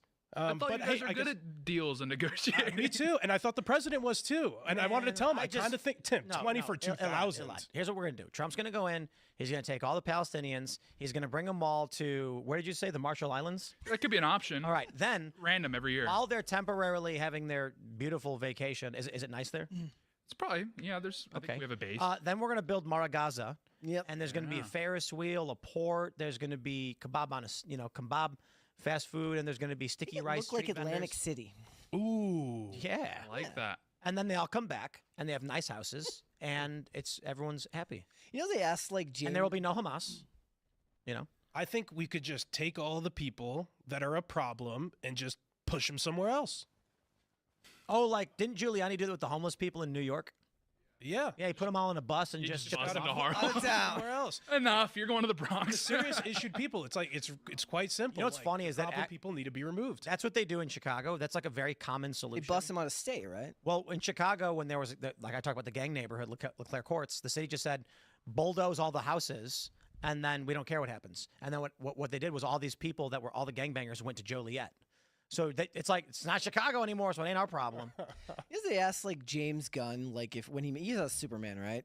And they were like, Peacemaker sucked. You saw Superman, and they were like, did you make this movie? Like, was this supposed to be a commentary on Israel and Gaza? He's like, well, actually, I wrote this movie before the writer's strike. I made this movie before the war in Gaza. They're like, you made this movie before 1948. Yeah, is that what they said? So what? Is that what they said? That people on Twitter were like, you made this movie before 1948. It was funny, though, because after I saw Superman, people were like, it was clearly Israel and Palestine. And I was like, it was Indians and Eastern Europeans. Yeah. I was like, I don't see, it was not. not. Okay, so they did give the one dude, like, he had the hot female soldier. So I thought that was a nod to the IDF. Yeah, and didn't he get a bagel while he was like going through the portal? Is that what it was? Yeah, I think it was a bagel. Like he really wanted the bagel. So I will just say that the season finale of Peacemaker was one of the worst things I've ever seen, and it was terrible. Episode 7 was probably closer to a finale, but James Gunn really screwed up Augie's death, and I'm disappointed in the show. Well, he can't keep it out of the TV shows. He's better at doing movies. He was doing really, like, season 1 is great. Mm-hmm. And then season 2 was pretty good. Was a little wild all over the place, and then the one really great moment they had set up, he just ruined. I just feel like I grew out of his humor. It reminds me of that scene from what is it, Tommy Boy, where he's talking to the waitress and he's like got the bun in his hand and he's like, and I stroke it and caress it, and I screw it all up, and he rips it to shreds. That's what James Gunn did to Peacemaker. Mm-hmm. Yeah. I just had to say that. And this is the first opportunity I had to bring it up. Happy to help. Yeah. Thanks for checking out this clip from Timcast IRL. Make sure to watch the show live Monday through Friday at 8 p.m. Subscribe to this channel, and we will see you all there.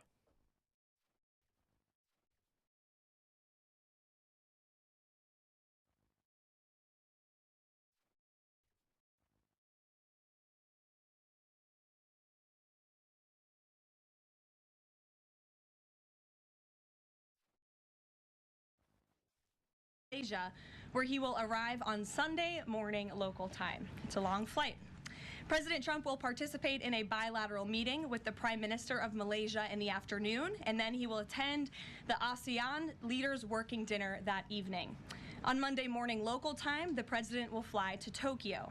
Tuesday morning local time, President Trump will participate in a bilateral meeting with the new Prime Minister of Japan. On Wednesday morning local time, the president will fly to Busan, where he will participate in a bilateral meeting with the President of the Republic of Korea, deliver keynote remarks at the APEC CEO luncheon, and then participate in a U.S. APEC Leaders Working Dinner. On Thursday morning local time, President Trump will participate in a bilateral meeting with President Xi of the People's Republic of China before departing to return home to Washington, D.C. On Thursday night, upon arrival in Washington, President Trump and First Lady Melania Trump will participate in Halloween at the White House, where they will welcome law enforcement, military, and foster families. And I know many of us look forward to that. In other news, we are now on day 23 of the Democrat government shutdown. Senate Democrats have voted 12 separate times now to keep the government closed. Innocent Americans are suffering every day as a result. More than 500,000 civilian federal employees will miss a full paycheck tomorrow. Thousands of small business loans are going unapproved each month. This means almost $4 billion in capital is being withheld from small businesses across the country. The Democrat shutdown is also causing severe impacts at airports across the country. In one single day this week, the FAA had to issue ground stops impacting flights at Houston's George Bush Intercontinental Airport and Hobby Airport. 13,000 air traffic controllers who ensure that we all fly safely are continuing to work without pay. This is egregious and truly sad. Some of them are reportedly being forced to turn to driving for Uber and taking on other second jobs to make ends meet as the Democrats continue to shut down the government. Pilots are calling on Democrats to end this dangerous political game. The president of the Southwest Airlines Pilot Association called for the clean continuing resolution to be passed, saying, quote, "Our air traffic controllers and the broader air traffic system are already operating under immense pressure. A government shutdown only compounds that stress and threatens the efficiency of our skies." The Airline Pilots Association International, which represents more than 80,000 pilots, is sounding the alarm as well. They said this shutdown is undermining our system's safety. Resources are stretched thin, negotiations are delayed, and strain grows daily. With the Thanksgiving holiday approaching, we are nearing the busiest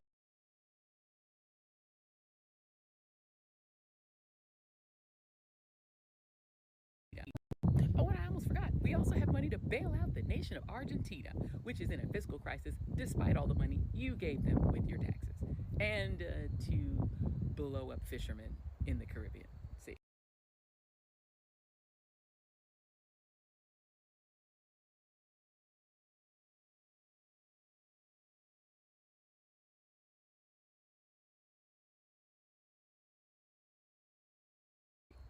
Perfect.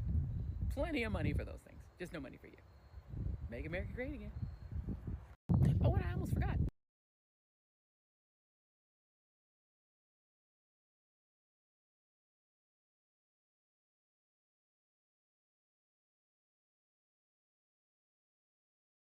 What's happening? Happening R word back? Is anyone else noticing that the R word is back? I'm running into it everywhere. Movies, TV shows, podcasts, real life. What's going on? With everything happening in the world, we're really adding this to the pile. What's happening? Public service announcement. Stop saying it. Stop saying it. It's never been cool. It's never been funny or edgy or interesting. It just sucks. And I can see how excited some of you are to be saying it again. No, you don't get to. It's not happening. Stop saying it. And even if you're not the one saying it, say something when it gets said. This is loser behavior. It's harmful, it's hurtful, it's dangerous. Take it from someone disabled. Stop saying the R word. R word back is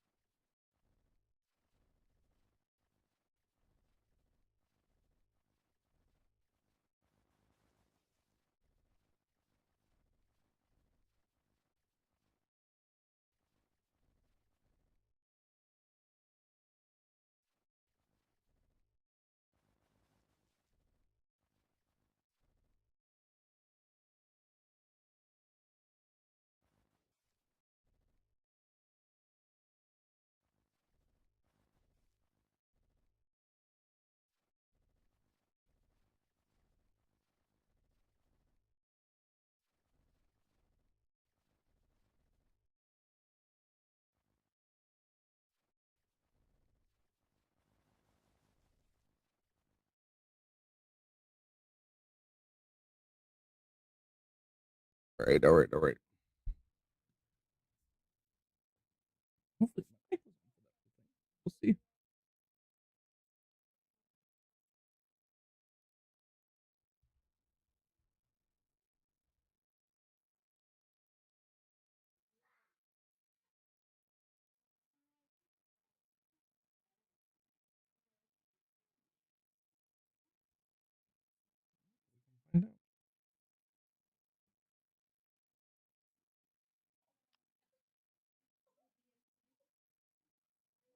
No, it was muted.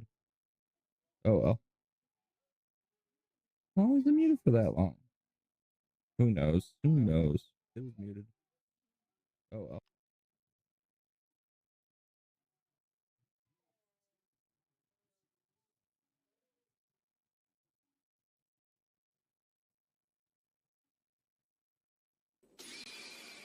And I was commenting on the crazed LGBT cult that recruits people, but oh well, I guess I missed it. Videos?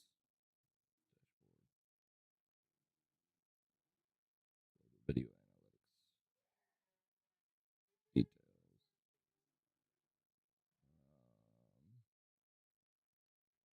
Change to private. Done. We'll do a voiceover.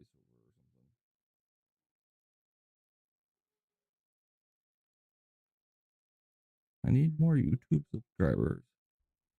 Come and join the YouTube.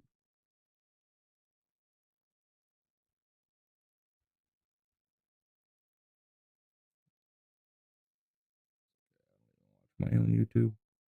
We'll try to not have my mic muted this time. Notifications.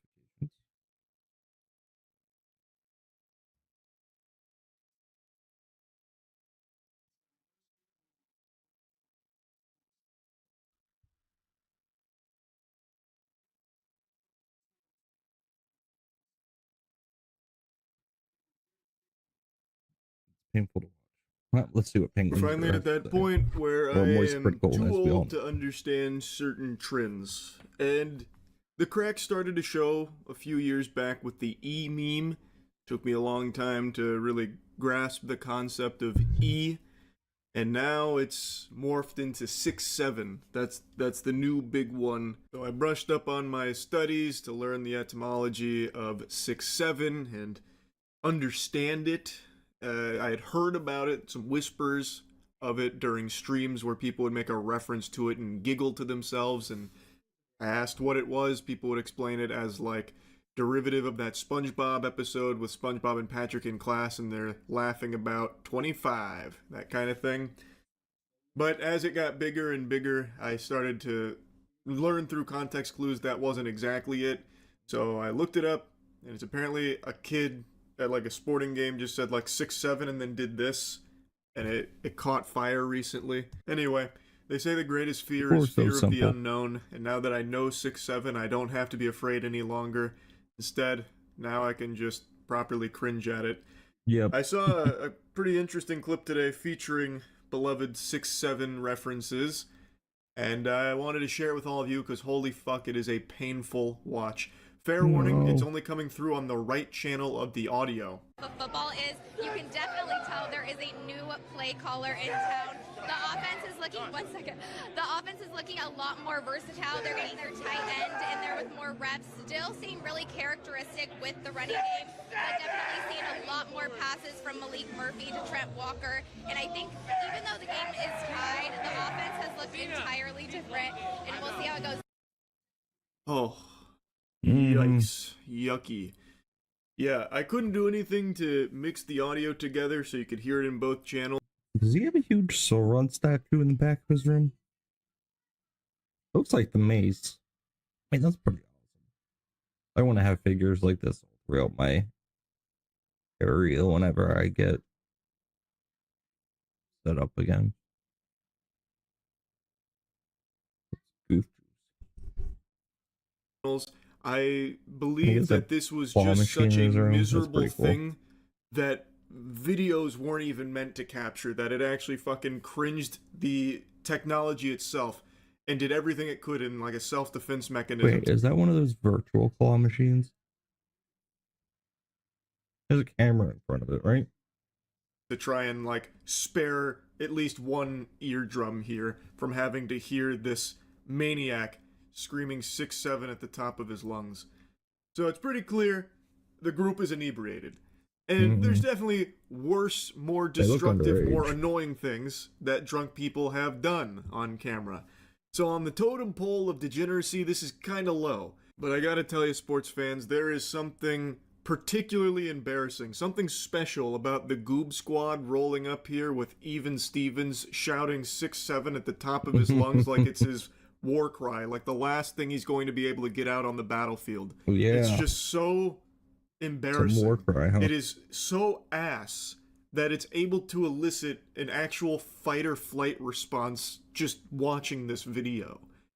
Like, again, I only just recently learned the origins of this in the first place, and now seeing it in the state it is here, with adults spamming it like Fortnite emotes in the background of a camera, it just really makes you think. You had the guy looking right down the pipe, straight down the barrel of the camera there, all of his friends getting in on the action, doing this kind of thing. It is an actual symphony of agony. Like, everything that could be awful about a clip is awful here. A reporter just trying to do her job, getting yelled at, like, drunk guy in the background yelling at her, ear-piercing screeches from this guy whose voice keeps cracking under the desperate weight of his need to be the center of attention by saying popular emote, popular meme. It's all a masterpiece of disaster. The second half of this game. I don't play it again.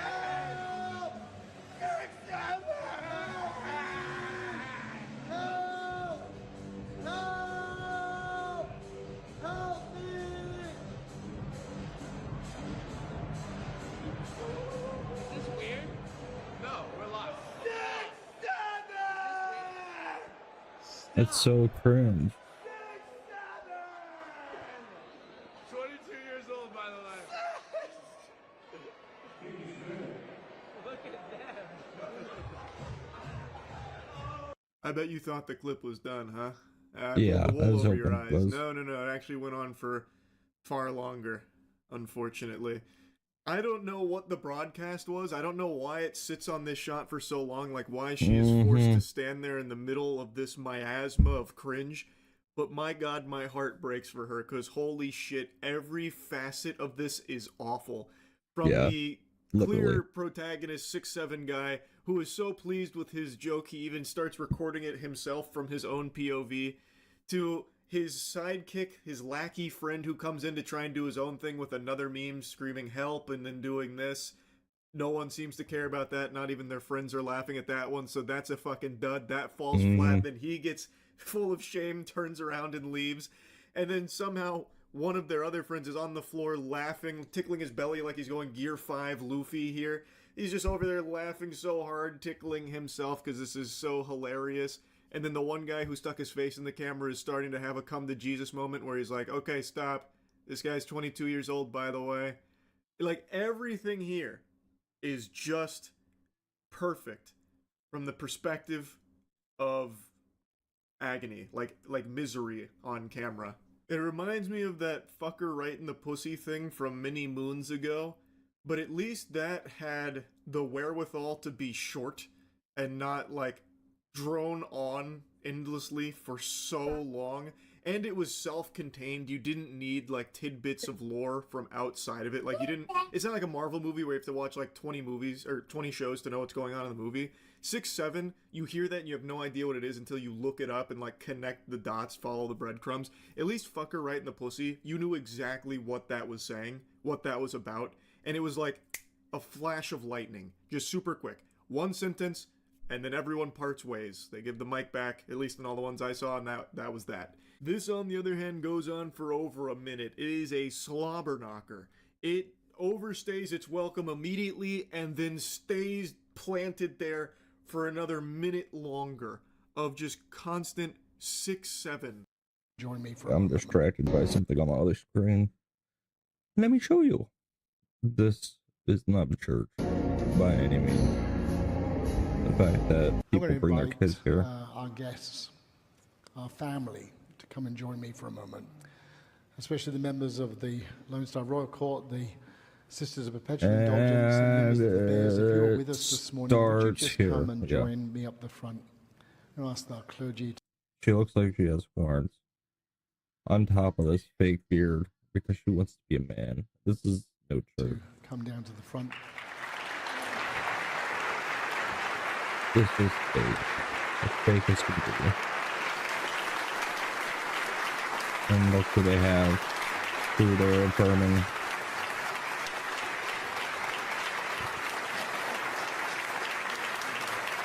They're affirming sexual perversion. That's what they're affirming. And it's wrong. It's sick. This is no church. It is literally a house of Satan. Come on in here. Come on.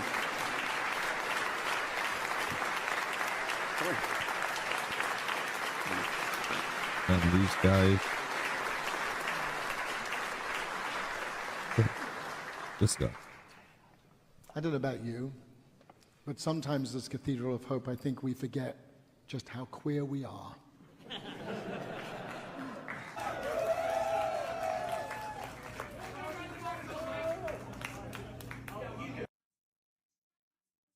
Yeah, so sick.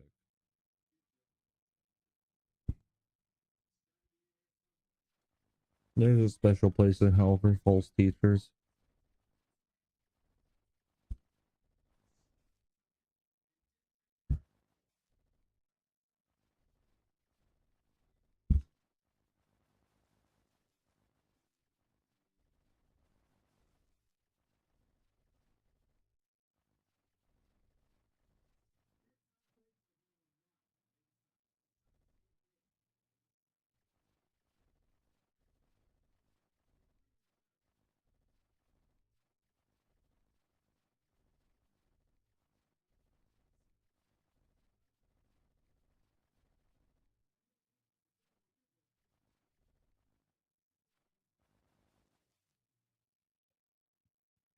Yes.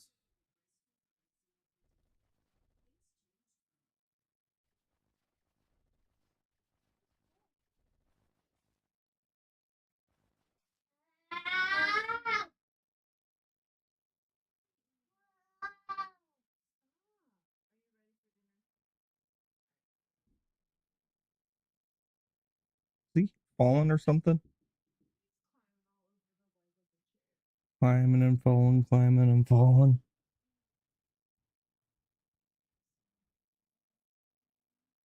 No end.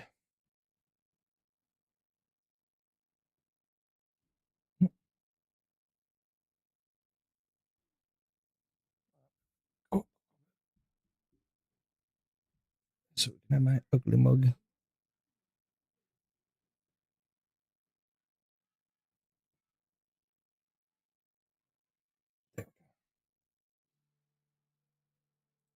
Yeah. There's this guy, Keir Starmer. Digital ID has the potential to transform our day-to-day lives. Most Brits disapprove of digital ID. Many groups have raised genuine concerns about a slippery slope where digital ID is used for increasing parts of society, shown by proposals to extend digital IDs to kids. Digital ID is widely seen as a necessary overreach and threat to privacy. Yeah, well, you're getting into the social credit score thing that China does. Oh gosh. Lightfoot takes on migration troops. Lori Lightfoot says she's going to assist with doxing ICE agents. We have the right to know who's behind the mask. No, you don't. Federal law trumps our all. Constitution to be able to document what's happening. Every single one of those agents, height, weight, hair color, they wear their vests in a particular way. They're wearing insignias. Even the masks that they wear, the shoes that they wear, the cars that they're driving. We have a right to compile that information and put together a profile. Who does she look of like? each of these Beetlejuice? agents that's alleged to have committed crime. This is not about doxing them. This is not about putting them in danger, and I'm sure we're going to hear that. But as residents of this city in the metropolitan area, we have a right to know who's doing what. and supposedly in our name. Yeah, she looks but like we Beetlejuice, I believe think. that they are.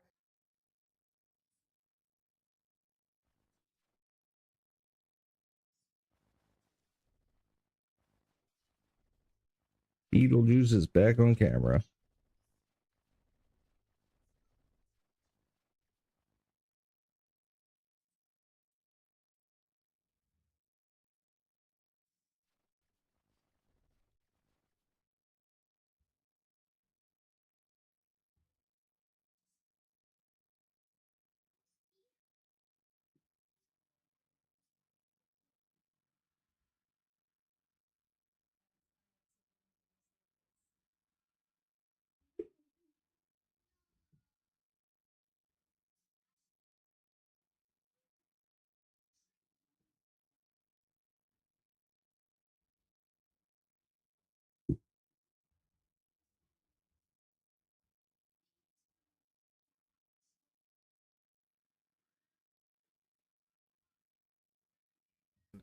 It is brutal. Anyway, just wanted to share that. That's really about it. See ya. Right, see ya, moist critical.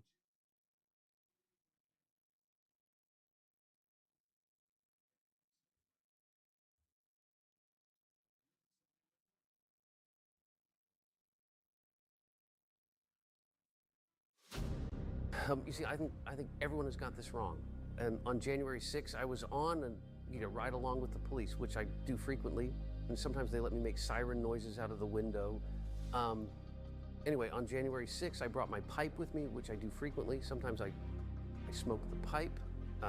But this time, they told me to get out and get rid of it. So I put it under the park bench next to my friend Kamala. Next thing I know, people are saying bomb, bomb, bomb. I think there is a lot of confusion here. I'm sure my dad will sort it out.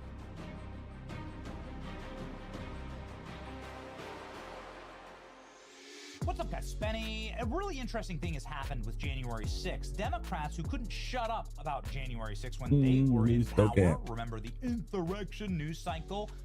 That was 24/7 for the better part of 2 or 3 years, and then suddenly Republicans got into power and started investigating it themselves. Mm-hmm. And boy, they've changed their tune. Are you at all concerned that the new January 6th committee will find you liable for that day? Like, Are you at for all instance, concerned about the new January 6th committee listen finding to you how liable Pelosi for that day? reacts to this reporter. Refuse the National Guard on January 6th. Shut up. I did not refuse the National Guard. The president didn't send it. Why are you coming here with Republican talking points as if you're a serious journalist? The American people want to know. We still have questions. Thank you. Mm-hmm. And then the smile on the camera is just perfect from this Lindell TV reporter. Well done. And I just love this reaction. Listen. Shut up. Yeah, that's funny. That's the Democrats' reaction now to January 6th questions. They couldn't get enough January 6th questions until people actually started doing real investigations.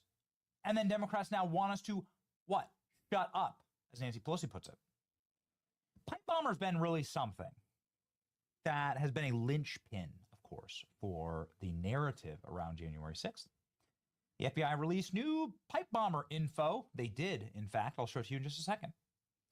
This is one of the FBI agents. His name's Kyle Seraphin, and he was in the Washington field office after January 6th, and he said he was put on the pipe bomber story and that they effectively had the guy, and then he was told, don't look into it anymore. Move along. You're not allowed to investigate that anymore. We were illogically pulled from the assignment and returned to our offices for generic online lead assessments. This could have been done by anyone, while our surveillance assessments was something we had specialized experience, training, and equipment to accomplish. He's like, listen, like the FBI clearly did not want us to find the pipe bomber. Why is that exactly? The FBI releases new surveillance video. The FBI is obviously being run by very different people now. The suspect who placed the pipe bombs near the DNC RNC offices. The pipe bombs, by the way, really resemble FBI training devices. It really makes you wonder, is the FBI going to find someone who was working for them? I don't know. I'm not sure. But they are, it seems like, doing their best in this new administration to find him. And this $500,000 reward for information leading to his arrest is a pretty hefty reward, one of the biggest ones out there. The January 6th pipe bomber now is, it looks like they're really doing their best to try and heat up this case. FBI made a good faith effort to release a lot more video. I wish that shows something that could lead to more breakthroughs. I'll pull out 2 observations here, 2 corrections, and I'll add more. The pipe bomber suspect, you can see here, transferring something to a small and shiny from his right hand. I gotta.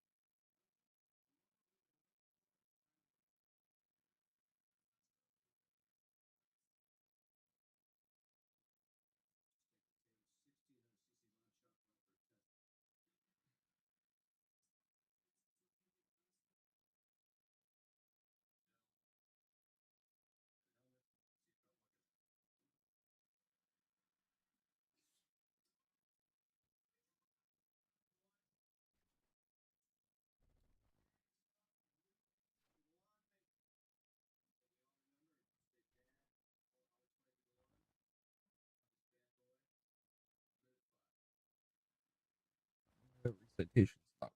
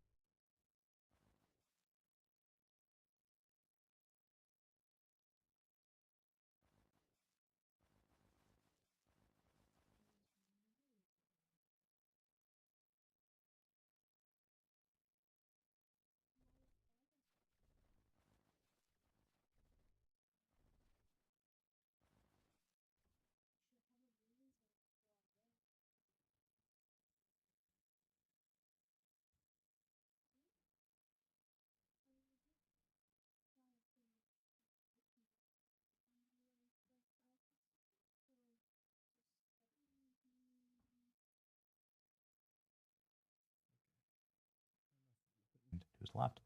Appears to put that object in his left pocket. What is that? Ladies and gentlemen, could that be the strange, untraceable phone that he used? As you can see right here. Look at the phone. He's like sitting there just on the phone. Standing there in front of like, one of these is like Mitch McConnell's houses, by the way. And he, it just seems to be the only phone that they couldn't ever get, right? Never get that one phone. They tracked every other J6er based on the signature ping of their cellular device. They couldn't get that one. Here's the new information from the FBI. It's gone pretty viral here. It's gotten millions of views, 10,000 likes, 4,000 reposts. With the FBI talking about the new video. On January 5th, 2021, between 7:30 and 8:30 p.m., an unidentified individual placed pipe bombs near the offices of the Democratic National Committee and the Republican National Committee in Washington, D.C. The FBI and our partners are renewing our call for tips from the public to help us identify the suspect. Wait, they didn't find that guy? A reward of up to $500,000 is available for information that leads to the arrest and conviction of the individual responsible for this attempted attack. That's a lot of money. If you have any information, please call the FBI at 1-800-CALL. First time the suspect is seen is at approximately 7:34 p.m. at the intersection of 1st Street and North Carolina Avenue Southeast. The person walks southwest on North Carolina Avenue, turns north on New Jersey Avenue, west on D Street, and then south on South Capitol Street. I like the music. They're using good music selection. This footage of the suspect on South Capitol Street shows the person setting down their backpack, which is believed to contain one of the bombs at this time. The suspect appears to put on a pair of glasses and scan the area, standing on tiptoes.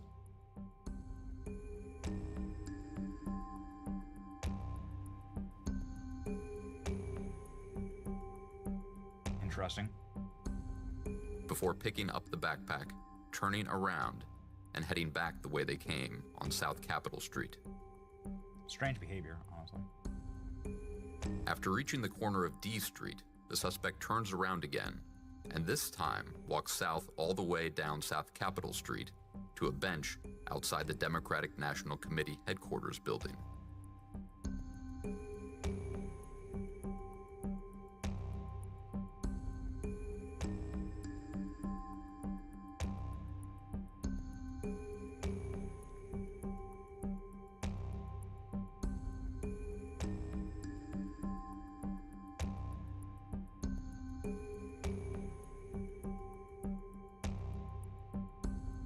Here we see the suspects sit on the bench for a few minutes.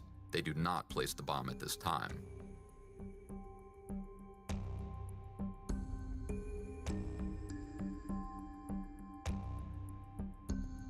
The suspect then walks east on Ivy Street,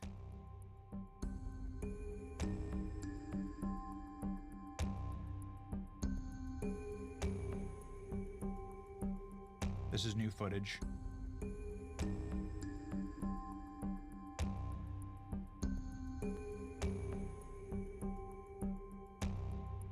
turns north on New Jersey Avenue, and then pauses near the corner of D Street before retracing their steps back to the DNC bench where the first bomb is placed.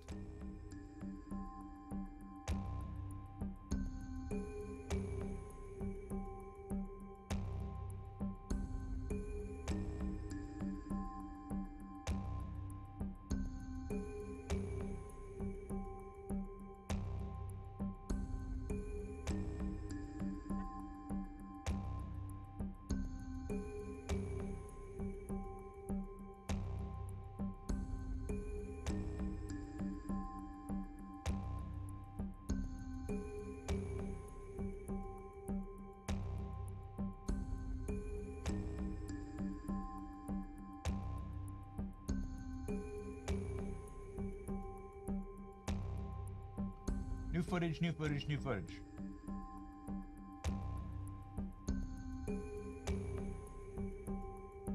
This footage shows the suspect sitting on the DNC bench before placing the first bomb.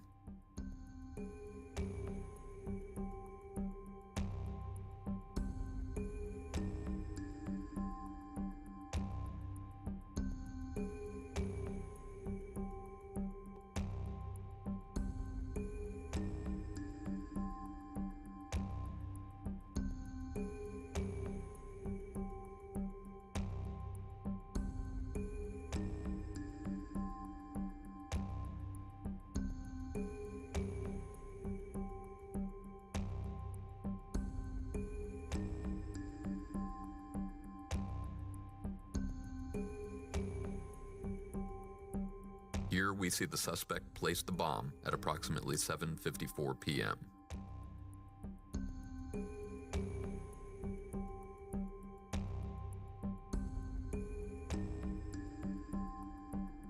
From there, the person walks north on South Capitol Street.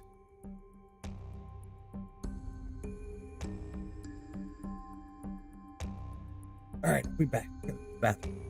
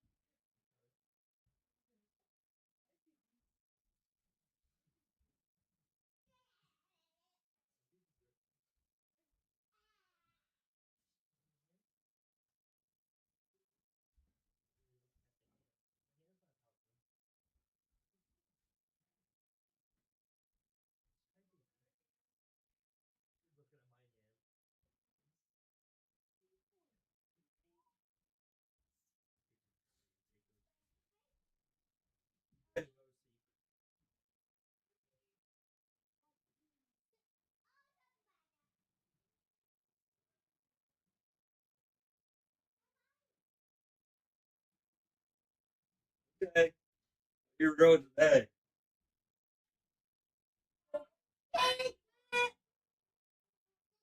It's okay. All right, we're back.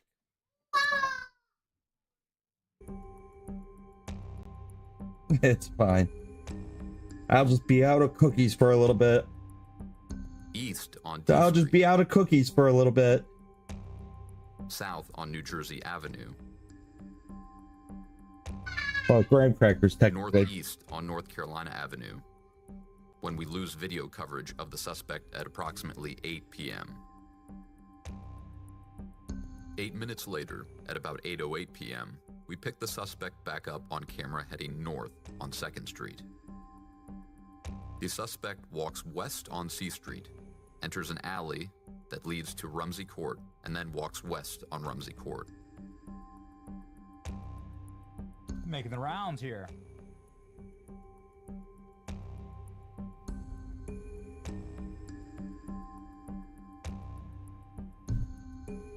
This footage shows the suspect pass between the RNC and the Capitol Hill Club, holding the backpack out to the side. The person continues between the RNC and the Capitol Hill Club, then continues north on 1st Street, east on C Street,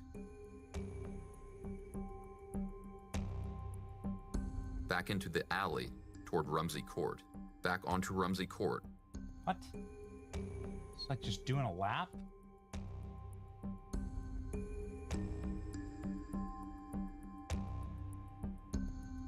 They placed the second pipe bomb at approximately 8:16 p.m.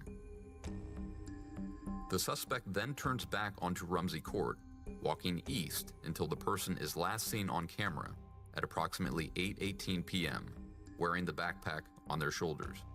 The bomb is believed to have been placed shortly before this video, based on how the suspect is carrying the backpack. We still believe there is someone out there who has information they may not have realized was significant until now. We're asking you to come forward to share that information with the FBI. Okay, so that's the new footage. It's like quite a bit of new footage there. And it's, you know, some people are very upset about it. Some people are saying this is like part of the cover-up. And some people are, you know, really thankful that the FBI seems to be doing their level-headed best to now find the pipe bomber. I mean, we'll, like, again, I suppose we'll see. The proof will be in the actual conviction of an individual who placed the pipe bombs. And let me tell you something, I want this person convicted, obviously. This is like the absolute #1 person that I want to see found, convicted, exposed, unmasked on January 6th. Without question.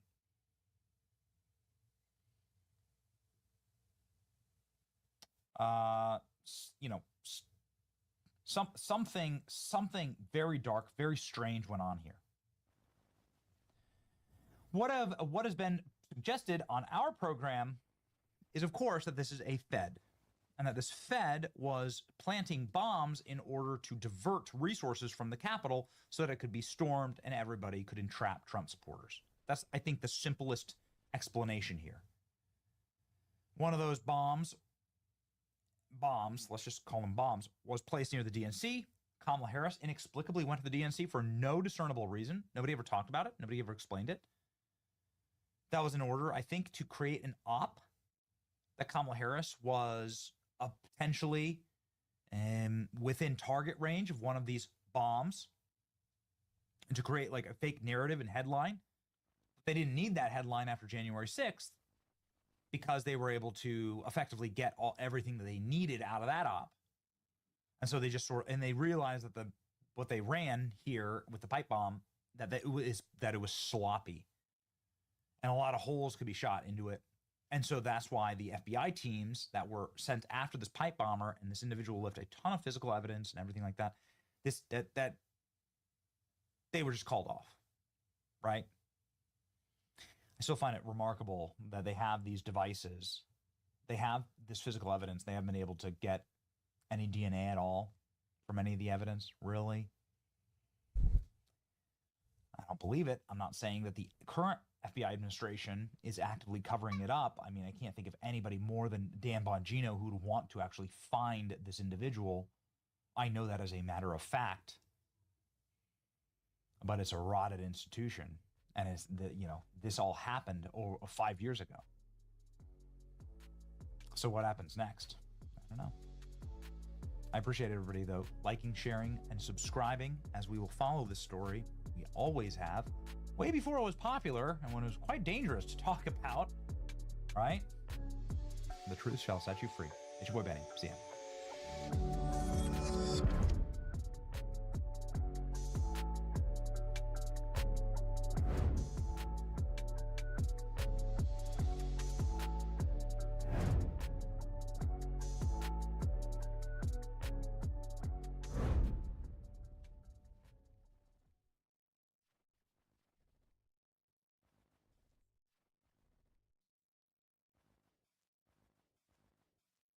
I mean, at least top 10 for Spider-Man as well. So this is kind of like the Spider-Man Super Bowl.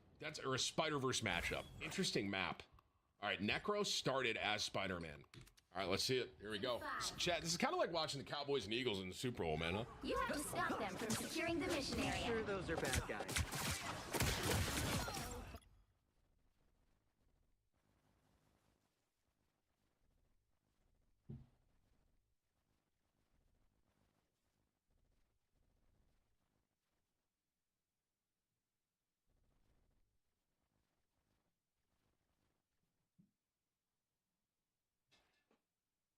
Okay.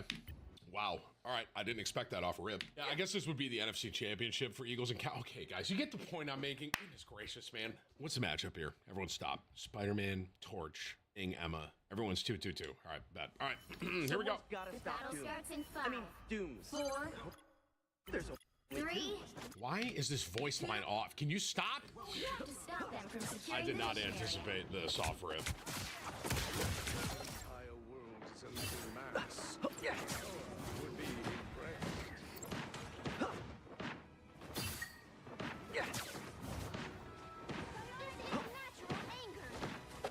Crack the whip.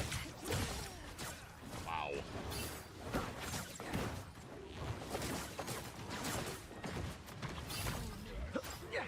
Armor. Cool.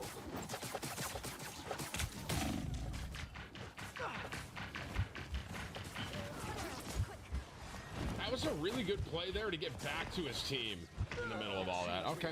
Necro's got him. 1-1.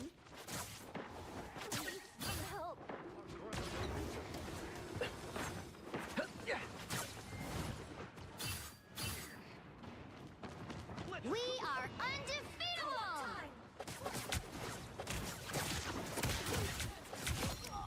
Yo!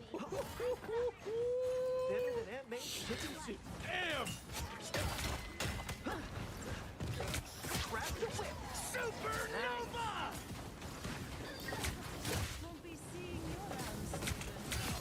Good kill on Raziel there too, for on Torch. Necros has the team up as well. What is the team I saw up? this sequel. What is Spider-Man's team up? Having a 'Cause the Twitter team up's talk. not Venom anymore, right? Oh, it's the burning It's web good. with Torch. It's Okay. good to communicate with people that you don't necessarily agree with. And there's Gavin Newsom. I disappear.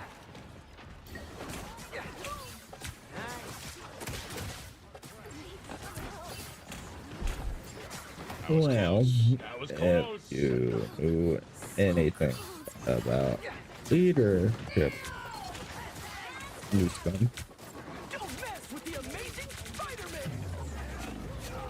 I respect it. I respect it. I respect that. what's the word I'm looking for? Is his Bucky going crazy right now? Hold up. I think his Bucky goes kind of wild here. Delegate work to those that are working for you. But again, you have never been a leader your entire life.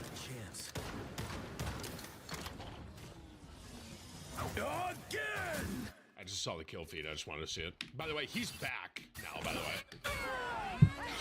I'm not a vengeful person, but today I'll make an exception. Dude, that's one thing I'm so impressed with Spider-Man is his ability to get back. Like he was back before the alt reset.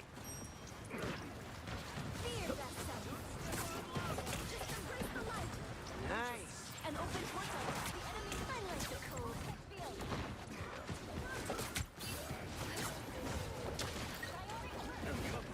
Now I got you.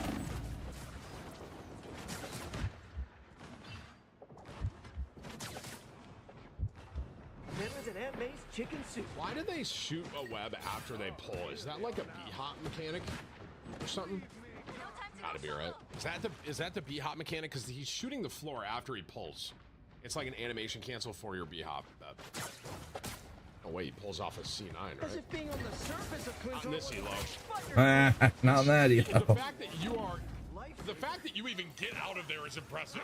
Bro tried to pull Yeah. off a C9. I love it. That's crazy. He literally canceled Torch's ult with that. That is nuts.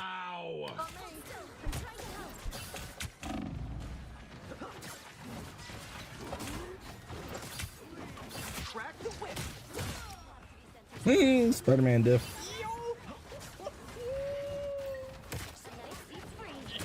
That's crazy. He's in the lab. I think it's just from the movies, Spider-Man. That's a really good play by there, Sue. You know what's interesting to note here? I'm just going to pause. He keeps pulling Thing, and it doesn't pull him, but it does stun him. It stuns him. And that's something I've noticed, too. You keep spamming that on Thing. It stuns him there for punching.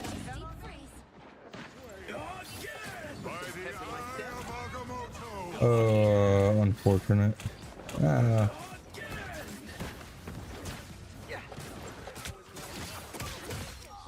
Wow. So this Bucky on your team's kind of going like game 7 too, bro. I can't even lie. Look at that fucking move with that one swing. Holy cow. He went across the map. I think I saw this sequel. Oh my god. They just had like a mid-air. I feel like that was like when two birds kind of beef with each other in the air. You see that right there? Like when two birds pass each other and kind of beef with each other. Like, what's up, bro? What's up, bro? Don't mess with the.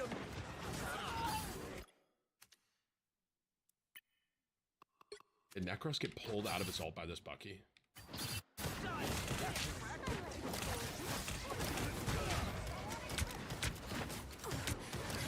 Don't mess with the.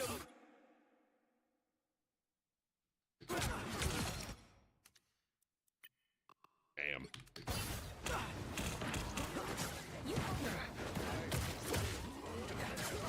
Don't mess with the amazing Spider-Man. Bubble. That was a good Spider-Man ult too. Just didn't get a kill with it.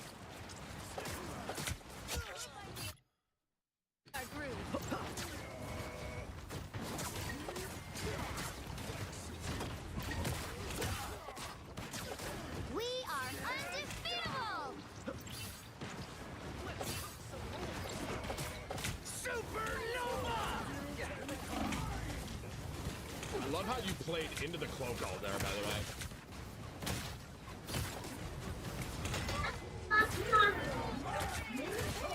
Great vision. In the middle of all that, he saw the Mantis out of the side, bro, and was able to go get her.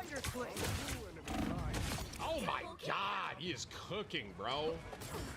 That one hurts.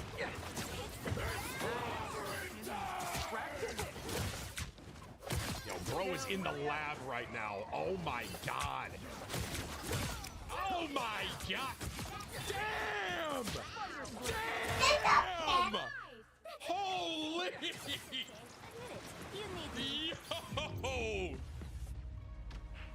The current score is Bro, that was cracked at the end. Oh my god. Bro, from the Mantis kill on, that was all him, bro. Literally. Mantis kill on. Mantis kill on. Hold on, bro. We gotta go back. Right here. From this point on, that was all him. Watch. Ready? Great visioning kill on Mantis. Comes back around. Kills Torch out of the sky with a pull. So clean. Back this way. All right. Necros is there, but he decides to leave it. Okay. Sue. Kill. Out. Mag. Kill. Mantis. Torch out of the sky. Dude, that was fucking cinema. Cinema. What's the halftime stat line here? 20-2. Wow. 13 final hits in the first round, 20-2, bro. He played that perfect. That's insane, man. So I think here's what happens, bro. I think at halftime, I think Necros may be off. He does, bro. Necros goes BP. Raziel is the other good Spider-Man who was Torch prior, and he goes Spider-Man. And then we have Day still. So let's see what happens. Now, I will say, I have a feeling his offense was better than his defense because at the end of this game, he was 30-10. So I think his offense was kind of like perfectly played, but I wonder if these swaps made a difference. Let's see. All you need to do is capture the mission area. Got it? You sure those are bad guys? Randomly got hit by Thing there. Slowed him up. That put some pep in my step. Are they still, is his team the same comp? So this team was the same comp. The other team changed a bit.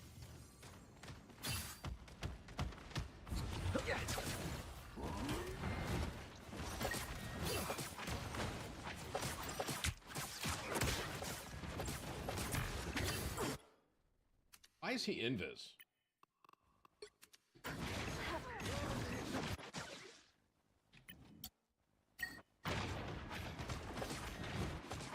This got to be a spectating bug, right?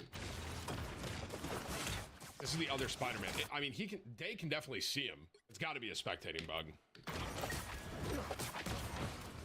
Oh, dude, that's the new Spider-Man skin, chat. It's literally invisible.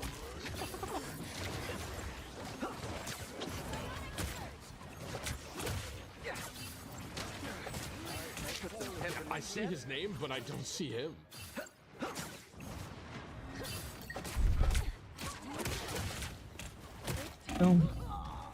Get into some games. I'm not a vengeful person. This is making me want to play Spider-Man, but I'm never going to play Spider-Man. Not with this gear. I'm a better tank player, I think. At times. Pep in my step.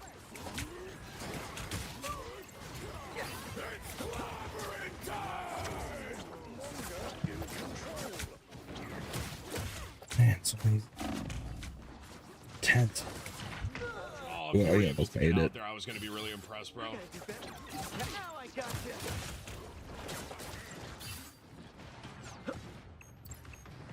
Nice.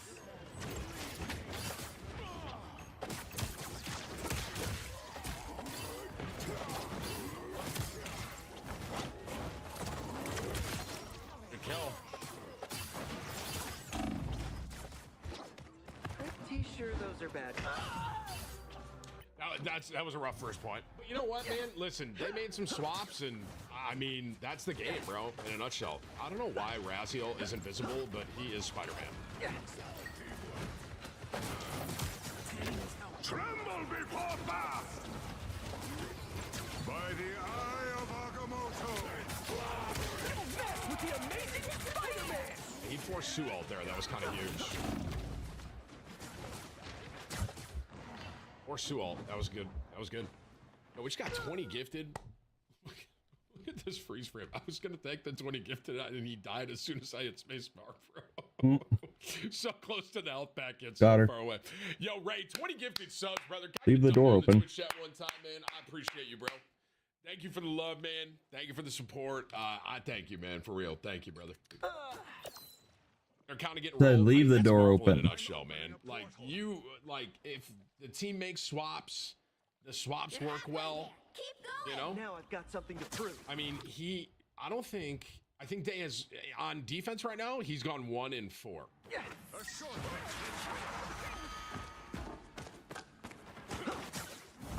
That was smart. Come on, girl. I would have just walked away. Can't fit in here. Spider Slate.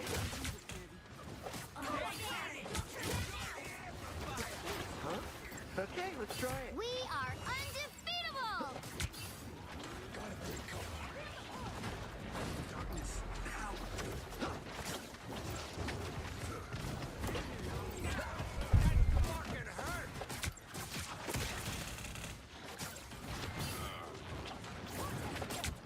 Raziel ulted that too, and we didn't hear it. It was weird. The only reason I knew that is because I saw the hit marker effects. It's weird. Some weird bug. Ah, they lost that one. Oh, maybe not. Better than Aunt May's chicken soup.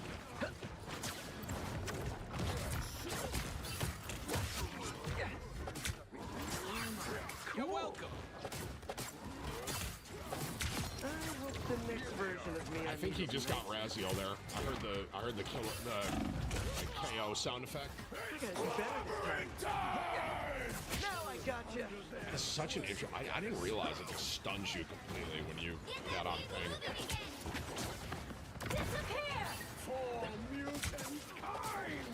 Going after that Spider-Man, you can't even see him.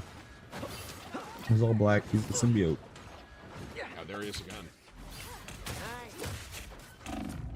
I don't know how he sees him. Really good bubble from the Hulk there. By the way, Hulk blocked that. Hulk blocked the Strange ult.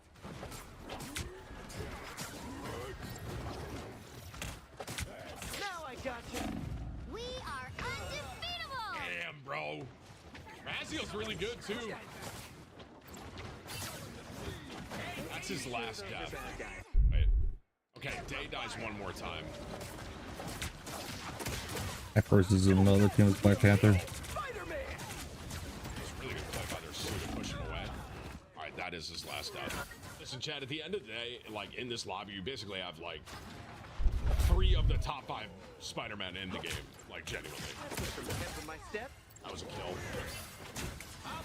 For some reason, the kill feed is bugged with Raziel, but Raziel died up top left. That was him. Damn, that was a nice kill, too. Wow, really good pull. Let's keep fighting until we have a winner. Down to 30 seconds.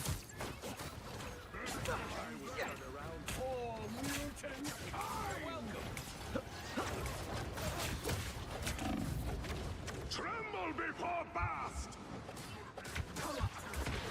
He had, so it was a tough defense for Day, but he just had 2 really big kills on Raziel in like that 20-second span. This version of me I mean is nicer. Final 10 seconds. Disappear. I think Cap deflected the mag ult, by the way. Do you guys want to see it? I think I saw Boger do this.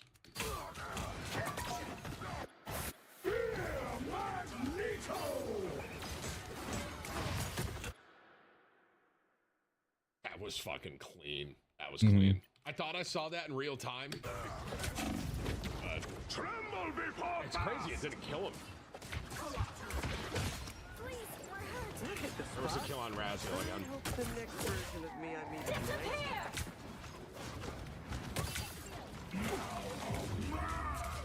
They got a fantastic game. That was like I said. That was kind of like watching a Super Bowl Crazy with like Spider-Man. Spider-Man, bro. Literally, that was cinema, bro.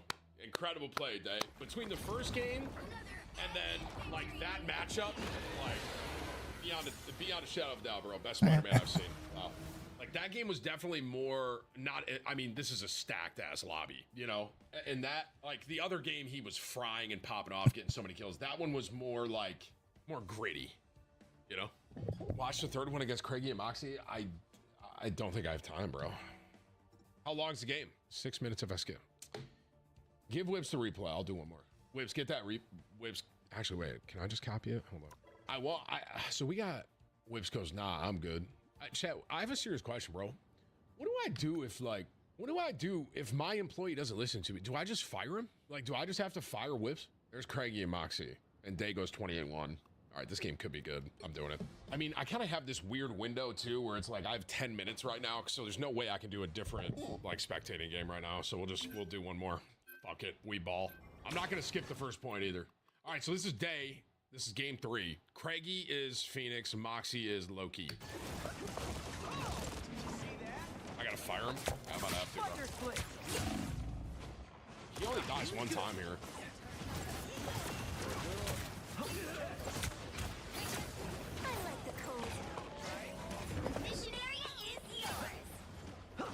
Does Moxie ever play Loki? I don't think I've ever seen this dude on Loki, genuinely. Is Craigie actually really good on Phoenix, too? I mean, Phoenix is cracked, man. Now I got you. I feel like playing Spider-Man in a Loki's hard. Genuinely. Enemy ahead. Prepare to engage. Craigie just plays everyone. True. Spider Sling. Your powers are mine. I'm ready to keep going. Oh my god. Day's ability to get out of situations, by the way, if I was Spider-Man there.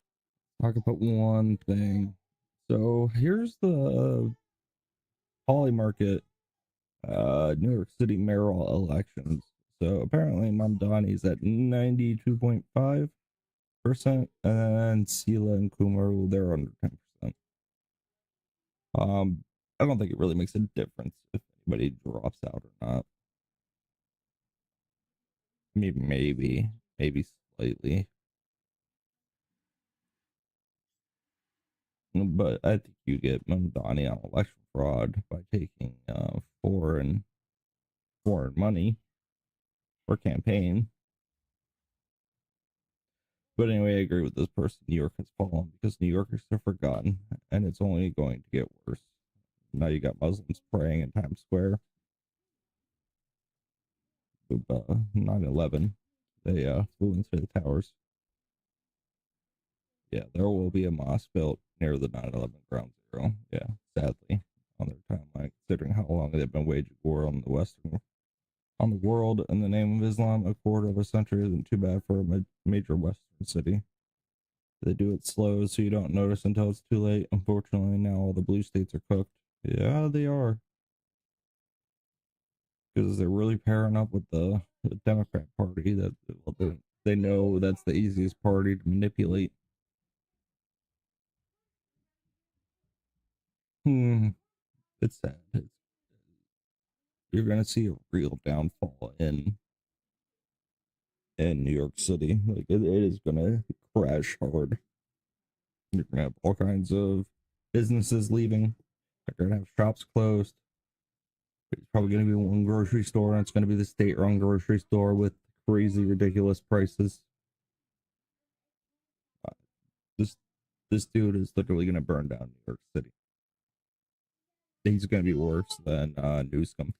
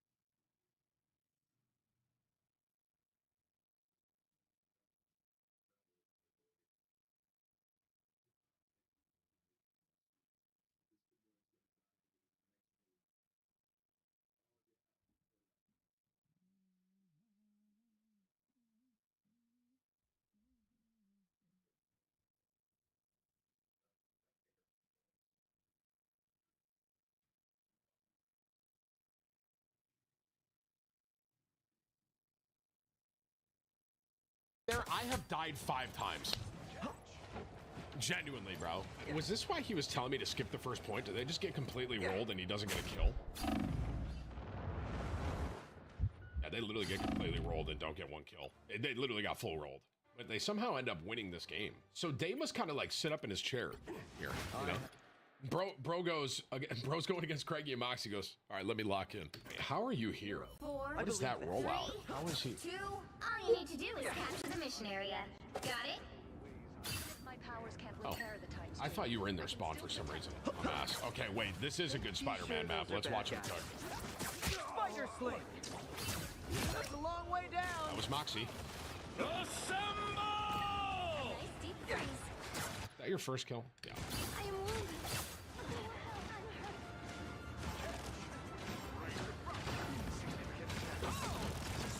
If there is a map made for Spider-Man, it's this map, bro. I am Phoenix!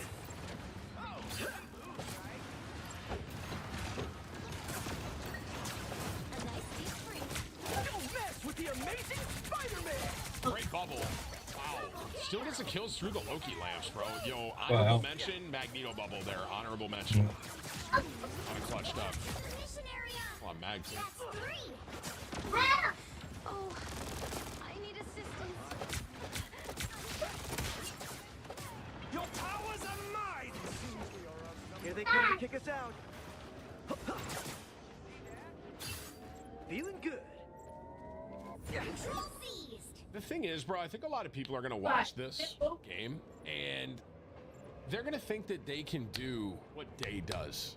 And then they're just gonna not do what Day does. Guys, FanDuel's in the chat. We're about to do an ad with them in 12 minutes, guys. W FanDuel. I'm doing this last game, FanDuel, and then I'm locked in, bro. I'm locked in. Oh, you guys can all play Spider-Man like this? Oh, okay, chat. My bad.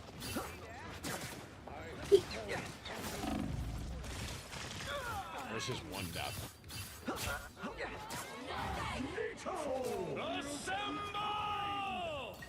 He's already back, by the way.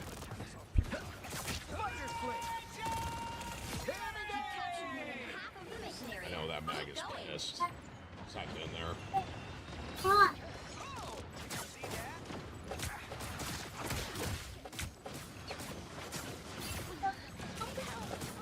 How do they win this match? Like, I would think, well, they're up one right now.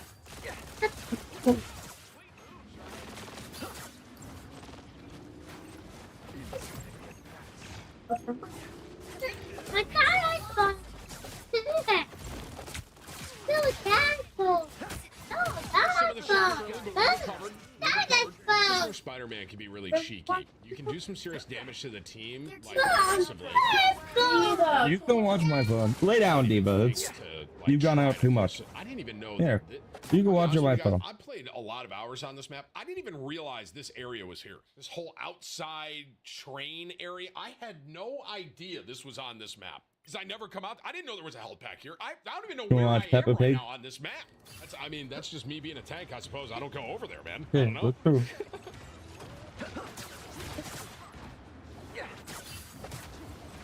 Lay down.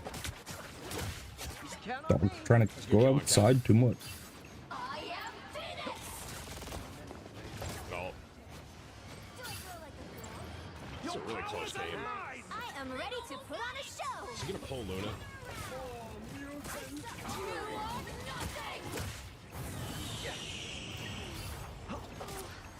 I need assistance. With the amazing Spider-Man.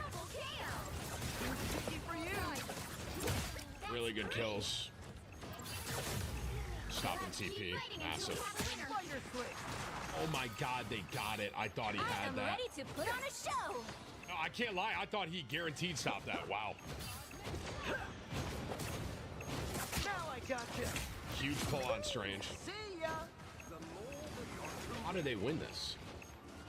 They don't win this here. That was kind of a bad ult by their cap.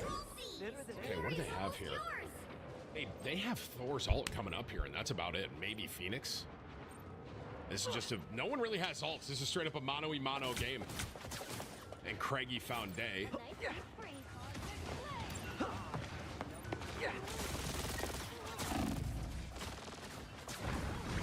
Incredible play for the health pack. Honorable mention, Mag Bubble.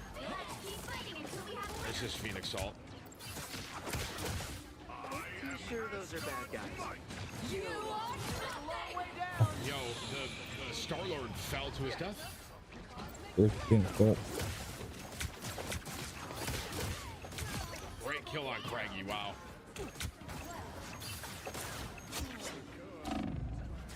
Control lost. Feeling good. Okay, we're going map 3.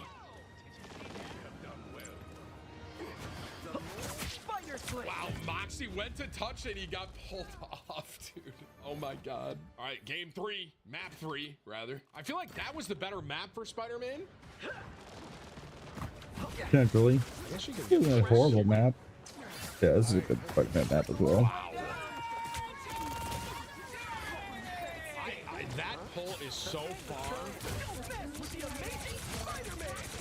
Another great bubble from Mag, by the way. I have to glaze the Mag a little bit here. Like, they basically killed everyone, but Mag's bubble really secured it. Bro, that pull is so far. I didn't even know you could physically pull that far. You are not. Are you trying to get a pull off the left side of the map here? was, bro. See, like, I would die so many times on Spider-Man trying this, bro. Genuinely, man. And this pull right here seems very difficult to do. Like, because it's such a far distance. Now's the time to hit. I am ready to put on a show. Now I gotcha. Feeling good. How did he not get credit for the mag kill there? Wow, great kill on Storm, too. Progress has passed the halfway point. Control C's. Yo, his ability to get out there was crazy, by the way. Like, playing that edge of the wall and not dying there is actually massive, especially in a high elo like this, bro. Crack the whip. Feel Hold the mag. Yo, I feel so bad for this mag, bro. If I I'd be was so this mag, I'd be frustrated. tweaking. It's a long way down. I would literally be tweaking.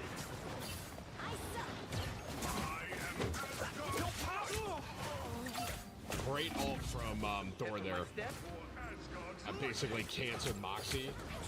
Trying to keep up, Uncle Sam. It's kind of crazy. I would have thought that this team may have lost this compared to the other team after the first match. Sure those are. Now I gotcha. Oh, dude. I'm surprised that Mag didn't get pulled off there, bro. It's gonna be a massive ult. I hear. They've almost got it.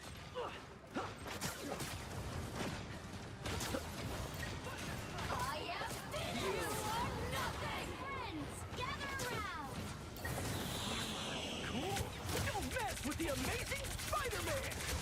Got 'em all. Supports in the back, bro. Wow. And that's the win. That secures it, bro. You'll have to keep fighting until we have a winner. A shortcut through space. That was a good game, bro. I mean, you got to keep in mind, right? That's like very high ranked. Like, that's fucking Craigie Moxie. You know what I mean? 28-1, and he got MVP. How many finals did you have? Rare Spider-Man MVP screen, guys. You rarely see this. 28-1, 22 finals too, bro. Damn. I think the hardest part with Spider-Man is like his skill ceiling is so easy to mess up. And when you play, he played him basically perfect that entire game. But like, especially when you're learning him, he's so easy to biff it on. You know what I'm saying? That guy was a pro player too, that tank. I mean, dude, I know that everyone in that lobby is at least one above all, you know? Like, that's not an easy lobby. You're not running around a bronze lobby there, obviously, you know? Look at this photo this guy got of me, bro. Or can I just click it, Whips? Bro, I think I'm wearing fucking... Am I wearing... It says page not found. Whips, just DM me it, bro. Oh, if I click it, I have to delete the end. Please verify your email. Is this here? Whips, just DM me the picture. Goodness great. I click on the thing, it goes, please verify your email. Oh, okay. Look at this picture, bro. You want to talk about someone's been watching me for a minute? This is 2018, bro. Yo, I got to be honest. So this is at PAX. I got to be honest, bro. My fit in this picture is actually insane. Like, look at me, bro. What the hell? Yo, I look awful. Oh my God. I really do look terrible in this photo, man. I got Ugg slip. I literally went out in public. I went to a PAX event and did a meet and greet in this outfit, man. I literally think I have Ugg slippers on. Wow. It's kind of weird looking back and like seeing myself without hand tattoos and finger tattoos is very interesting to me now because I'm so used to seeing, right? I mean, look, I'm so used to seeing that like when I go back and look at these pictures of me, why does it look like I'm fucking 5'10" in this photo? Yo, Sid, how tall are you, man? Is this guy 6'8"? Nah, don't say 5'8" in the chat, bro. No, he's got to be 6'1", bro. There's no way. Is that a cigarette? Yeah, dude, I just loved ripping darts. No, it's a Sharpie. Well, Sid, I appreciate you watching for so long, man. 2018 PAX photos really are going old school. We're getting old, boys.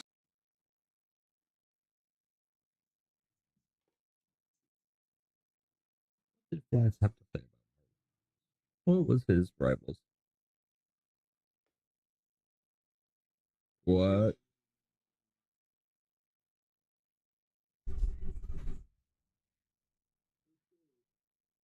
Breaking news.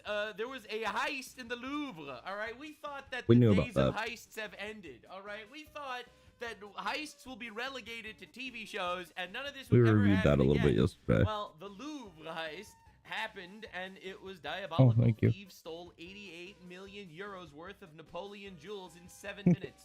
On October 19th, 2025, 4 masked suspects disguised as construction workers, this is crazy, scaled the Louvre Museum's exterior wall in Paris, smashed a balcony window, and stole 8 priceless Napoleon-era jewels from the Apollo Gallery. Watching something creepy. There's now footage of this. So, and there's also the whole breakdown for the strategy. Yeah, we don't I'm like gonna show it witches. to you. And this is my favorite part, and why I'm actually covering this is because this is all women's fault. That's right. It's all women's fault. That's right. It's true. It's true. I'm not even like blaming Eve that she ate from like the tree of knowledge or whatever. No, it's not. You don't. Eve was too far back. This is like a 100% woman L. It's truly a sad day for women. With artifacts valued at 88 million euros, the uninsured items. No insurance. That's what happens when France decides to import Muslims and kick out Jews. They stop insuring their objects, including a diamond tiara owned by Empress Eugene and pieces gifted by Napoleon I, represent significant cultural loss for France's natural collection. Louvre director Laurent Descartes described the breach as a failure of security measures. Yeah, no shit. Leading to an Interpol-led manhunt with no arrests. The women, they whammed too close to the sun. I'm sorry. They whammed way too close to the sun on that one. Yep, they out there, they're like, you know what? We're gonna wham it up this house, and everything is gonna go super well. They didn't have any arrests. They have no suspects. But they somehow have video footage. Now, I have to give you some lore here, because this is diabolical. Now, this glorious-looking case full of these unbelievable jewels, this is what it looked like before. Well, before 2019. 2019 showed up, and there was a new management that took power in the Louvre, and let's just say things have changed. Let's just say the new management, who we will get to in a moment, spoilers, it's women, decided, you know what, we don't like this. This is a little too gauche. It's a little too cringe. We need to replace that with something a little more modern. We need an aesthetic that matches a modernized workforce. And they replaced it with this. Now, I'm not gonna lie, this looks like schlop, unlike this, which looks like regal and gorgeous and awesome. And then a couple of women came in with their manginas and decided to convert it into this. Now, you might think that, well, at least they changed it for a much more secure looking box instead of what it was before. But no, the reality is these are less secure. Now, this is definitely something that I'm sure appalls you. They replaced this display, which had bulletproof glass, as well as a like trapdoor mechanic that it would drop the jewels in if anything attacks the glass. And they replaced it with this, which A, does not have the trapdoor mechanic, and B, normal glass. I don't even know. Oh my god, but look at it. It sparkles and glistens. It's so chic. It looks like my kitchen. I really hate what my grandmother's kitchen looked like. My grandmother's kitchen had all sorts of shit all over and moldings. But my kitchen is pristine, tasteless, and beautiful. I'm not even kidding. I feel like I like this. Listen. I got canceled by Taylor Lorenz on Twitter, a journalist, for being misogynistic, so I have to live up to that reputation. So that was the first thing that happened that definitely affected people's lives. The Louvre gets its first female head of security. Priceless Napoleonic treasures are stolen in broad daylight within a year. Now, you probably think this is a coincidence. But then you look at her haircut and you realize, no, this is not a coincidence. Dominique Buffin, 46, was hired as the first female security chief by Laurence Descartes, the museum's first female director, last September. So this is how it happens. They girl boss too close to the sun, right? So they hired a female director, and the female director immediately was like, yo, I gotta give out handouts to all of my girl boss homies, and immediately fires all the actual men that are working on shit and rehiring them with retards. Is this not the greatest thing you've ever seen in your entire life? Now, not to say that women are automatically retards or anything. No, God forbid. But if you are literally hiring people, right? If you are literally hiring people as diversity hires, then you are inherently picking people to not be the best that they could be.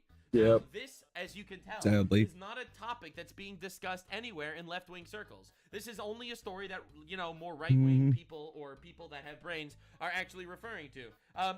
Even though this is a heist of the century, this is somehow relegated to the back rung of controversy. For some reason, no one wants to talk about this publicly, and that reason is because it's a colossal L for feminism in general. That's right. Men and women are both created by God in the image of God. Fantastic creatures. Each of us have our own strengths and our own weaknesses, and we make up for each other's weaknesses with our strengths. That is why a man and a woman can create the ultimate perfect unit. Doing their absolute best to create a beautiful environment for children. And honestly, God created the world to be exactly like that. But the lefties hate God. And therefore, the lefties decided that's actually not true. So we are going to hire a lot of people that aren't actually as qualified because, hey, at least we're women. Louvre head of security, Dominique Buffet, the museum's first female security head, hired last September by the museum's first female director, accused of being a diversity hire. Like, first of all, you just need to look at them. It's not bad, this sauce. These are deeply unhappy people. Like, I would be shocked if these people had some sort of meaningful relationship with a family. I'll be real. This do be the type We've of had some woman pretty that'd be nasty like, yo, I don't make my husband and sandwiches. Alfredo sauces. He makes his own sandwiches. In fact, he should make me sandwiches too.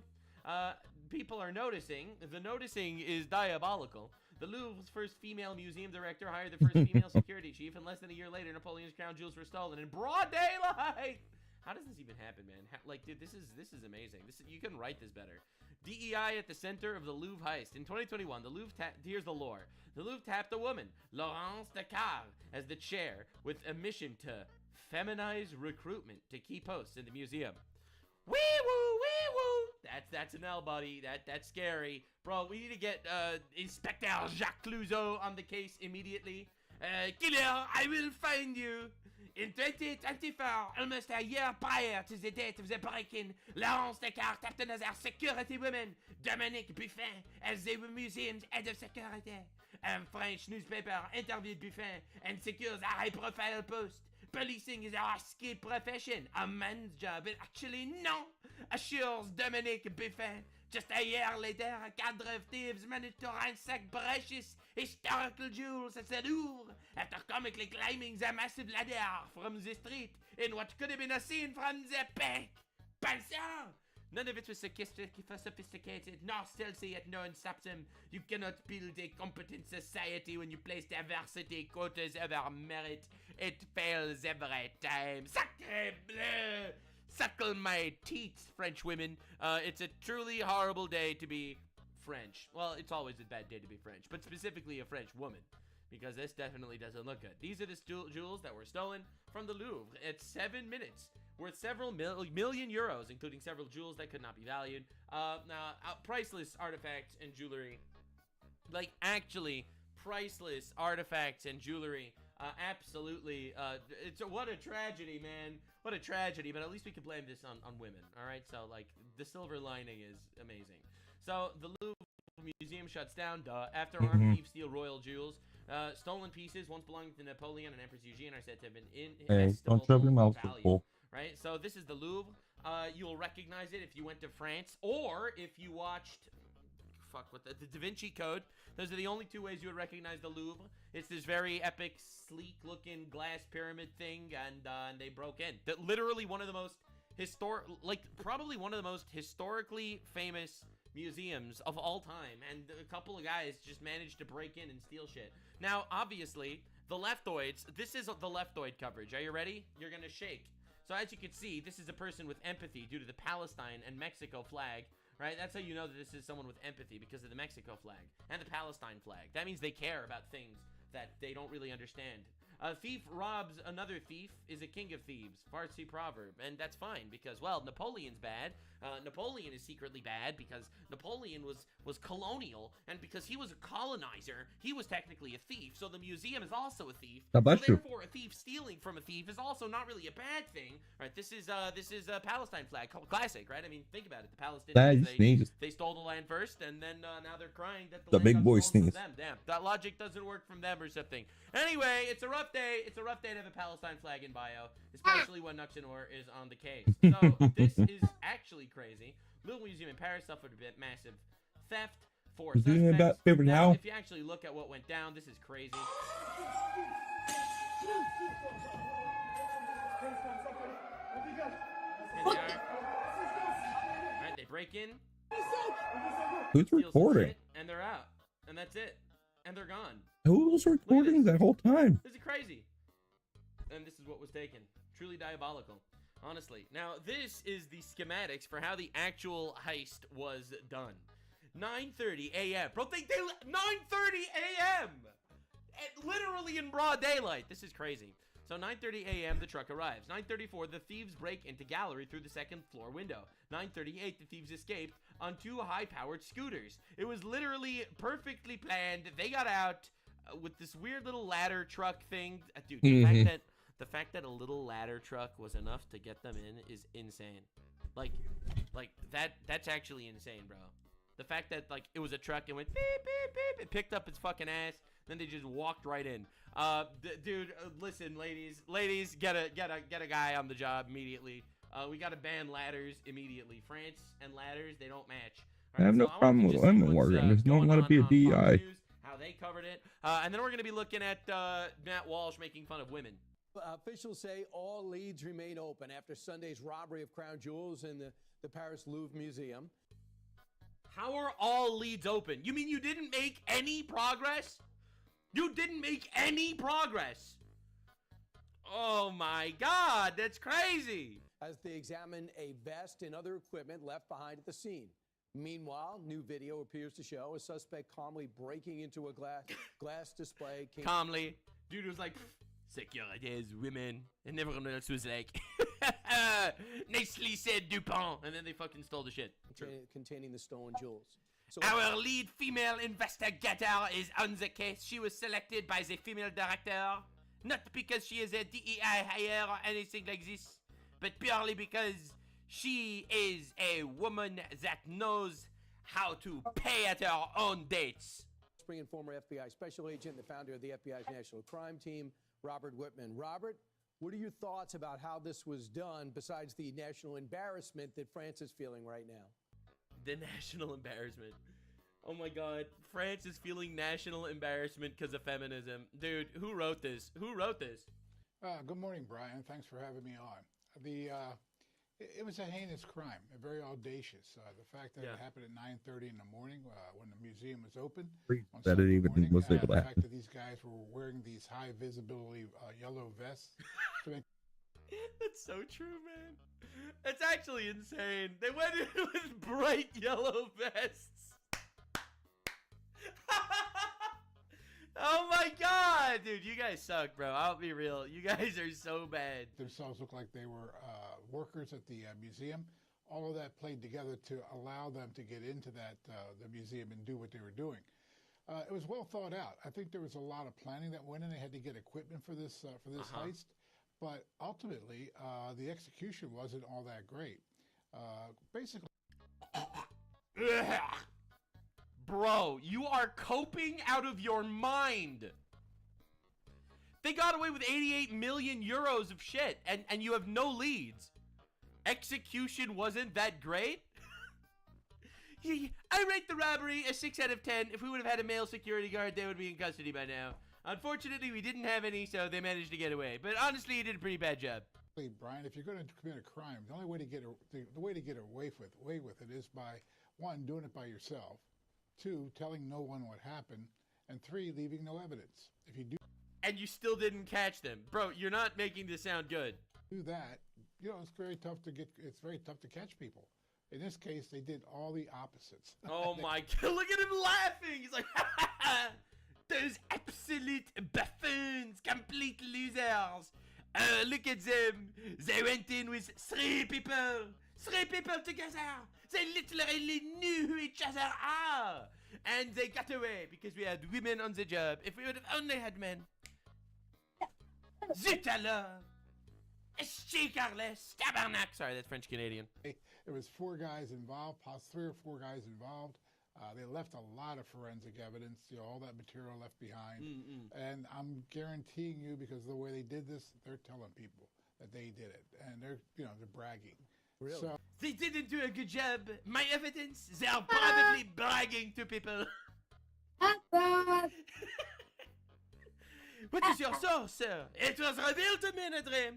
Candace Owens told me after she discovered that it was actually France that killed Charlie Kirk. ultimately, I have faith that they're going to get caught. So, Nice. plus the scooters or motorcycles, whatever it is. You know, it's a mystery. Evidently, there's a Regent diamond there worth $60 million. They could have grabbed that too. Yet they were specific on what they wanted, and they got 7 of the 8 things they were targeting. What does that tell you anything as an investigator? Well, it tells me that they didn't have time to get to the Regent diamond. They were usually in Bro, these. this dude does not stop. He does not stop laughing about it. This is crazy. He's like laughing and he's giggling. He's like, what losers! What absolute buffoons! Cases, it's speed. It's very much all about speed. And I've had cases where individuals went in, stole paintings from museums and jewelry and things of that nature, and they try to get in and out as quickly as possible because they don't want to get caught, by the police responding. The alarms did go off, and there was a response from the museum security personnel. So it wasn't like nothing happened, and they had to get out very quickly. That's why they dropped one of the crowns.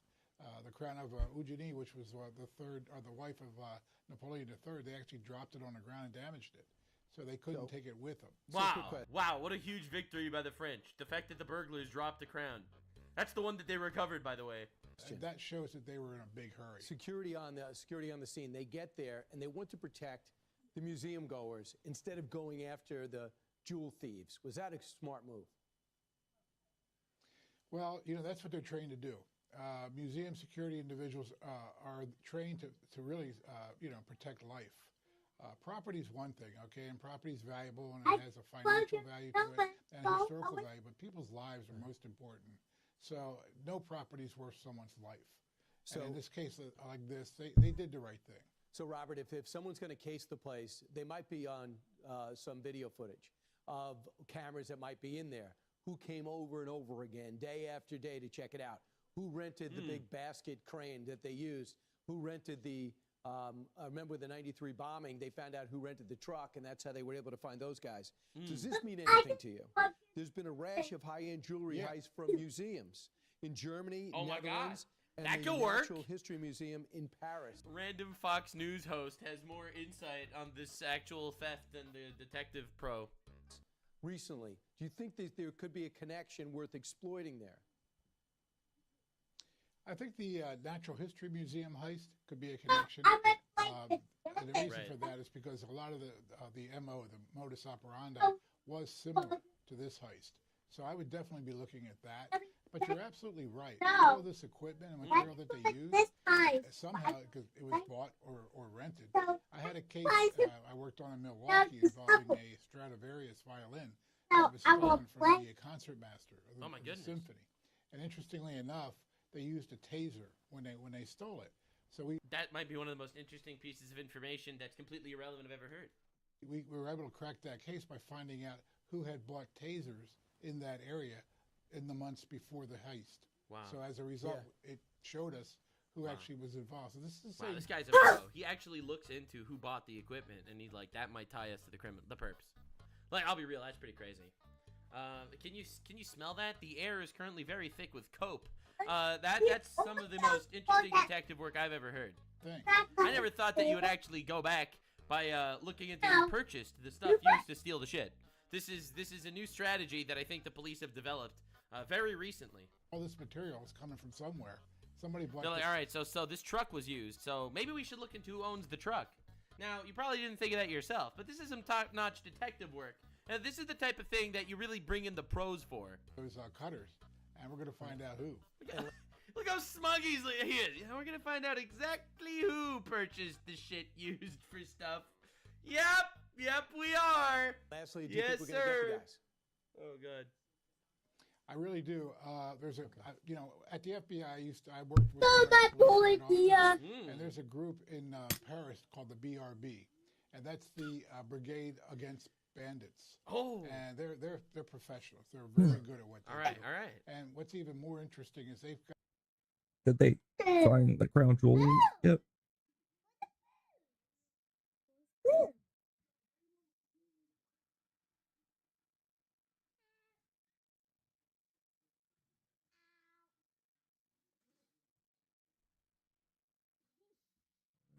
No,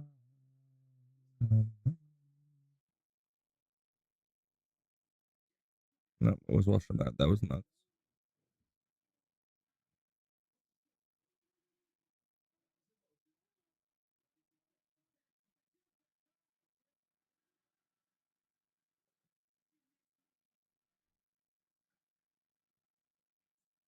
Really? Are Gambit and Rogue next? I mean, Rogue would be cool.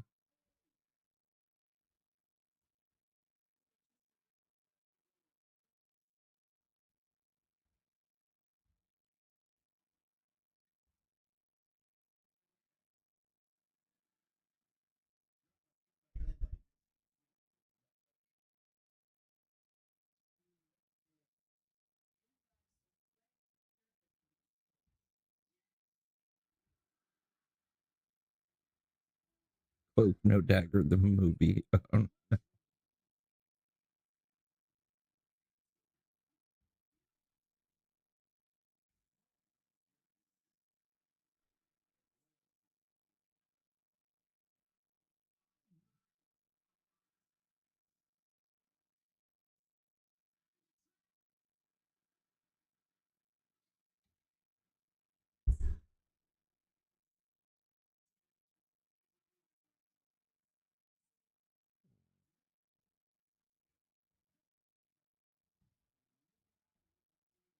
Last night, I received a phone call from the President of the United States. I told him the same thing that I have told our residents. San Francisco is on the rise. Visitors are coming back.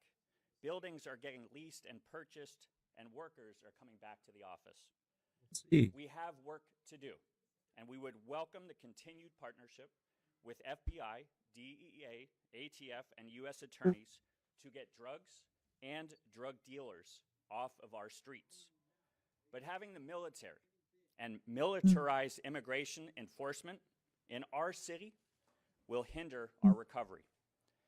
We appreciate that the President understands that we are the global hub for technology, and that when San Francisco is strong, our country is strong. Today in San Francisco, crime is down nearly 30% citywide, and violent crime is at its lowest levels since the 1950s. Car break-ins are at 22-year lows, and homicides are on track to hit 70-year lows.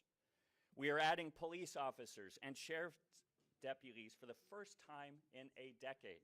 We have record low number of encampments on our streets. Our new approach is delivering results.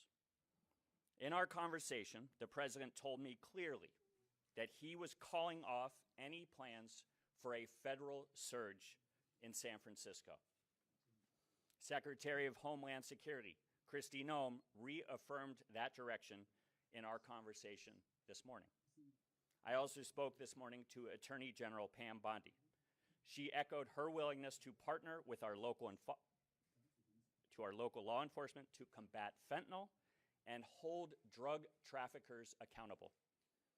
Now, I'd really like to take a moment to thank our community leaders, our faith organizations, and immigrant groups, including the Rapid Response Network, who have been standing ready to provide accurate information and support when our residents need it most.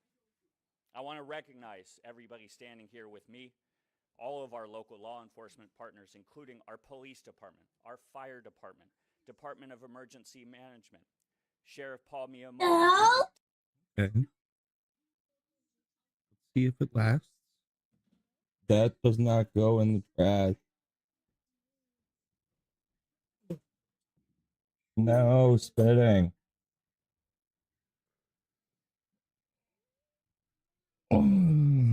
That's getting cold.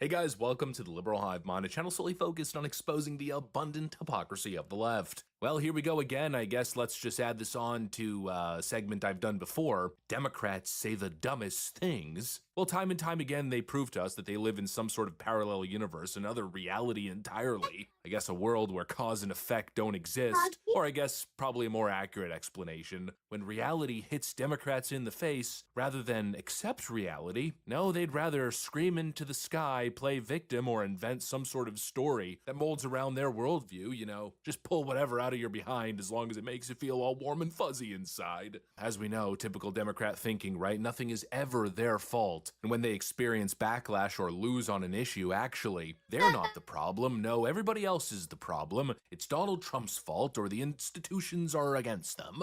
Well, Chuck Schumer's struggling the last couple days as his shutdown is falling apart, and well, he's delving into your typical Democrat behavior. He's now playing the victim in possibly the dumbest way imaginable, now making these grandiose claims that actually the mainstream media is working against the Democrat Party. This is one of the most idiotic and laughable statements ever uttered by a Democrat. I mean, it's pretty close to Hank Johnson suggesting that Guam might capsize due to its overpopulation. Maybe not that dumb, but, you know, kind of reaching the level in terms of dumb and disingenuousness. Let me show you guys exactly what's going on. We got some stuff to get into, so let's roll the tape. All right, folks, so we've got some powerful copium coming out of Chuck Schumer these days. Remember a couple weeks ago when he was suggesting that this New York Times poll that suggested Democrats were to blame for the shutdown, it was actually right-wing propaganda. The New York Times is biased towards Trump. Now, I know the leader is going to show a poll that says Democrats will be blamed for the shutdown. There are many more polls that show Republicans are blamed. The question in that poll is biased. It's in the New York Times,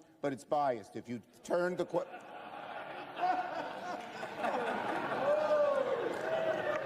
That's true. I don't always believe the New York Times more poll is going to show a poll.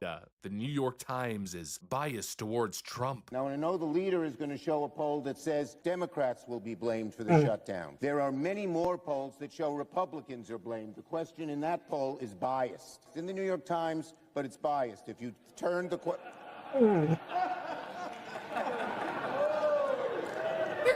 That's true.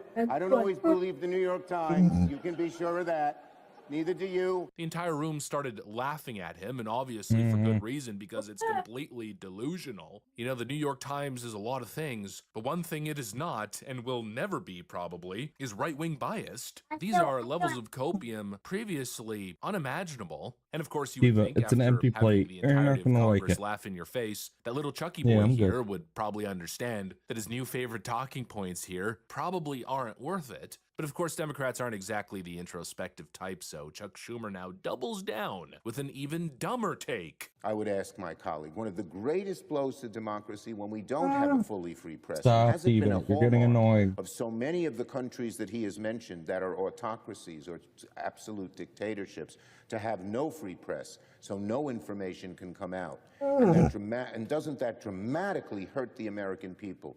When government is shielded Go and lay can do down. whatever it wants and hurt as many people as it wants because you don't have It's a free empty. press, Go lay down. doesn't it really shouldn't it really frighten every American that this is a large step on the road away Diva, from go lay down. democracy towards tyranny and towards authoritarian government? Oh, so you mean the mainstream leftist fake news media is now in bed with President Trump, protecting okay. him? Give me a frickin' break. And you know, Chuck They've Schumer's been not the only person who's been attacking saying him this. I've been hearing nonstop. it from a bunch of different Democrats on their little Even the media mainstream tours. media They're is saying actually it. now unironically trying to gaslight us into believing that the media is biased towards Trump in his favor. Give me a frickin' break. The mainstream media, the same journalism machine that has spent 10 years painting Donald Trump as a fascist, Yeah. a traitor, a Russian plant, And they continue a COVID to. murderer, the boogeyman, a democracy-ending supervillain. Suddenly, they work for him? I mean, this is beyond dishonest spin. I think it's even That's beyond, crazy. you know, copium. and Crazy that he would desperation at even this say point. that.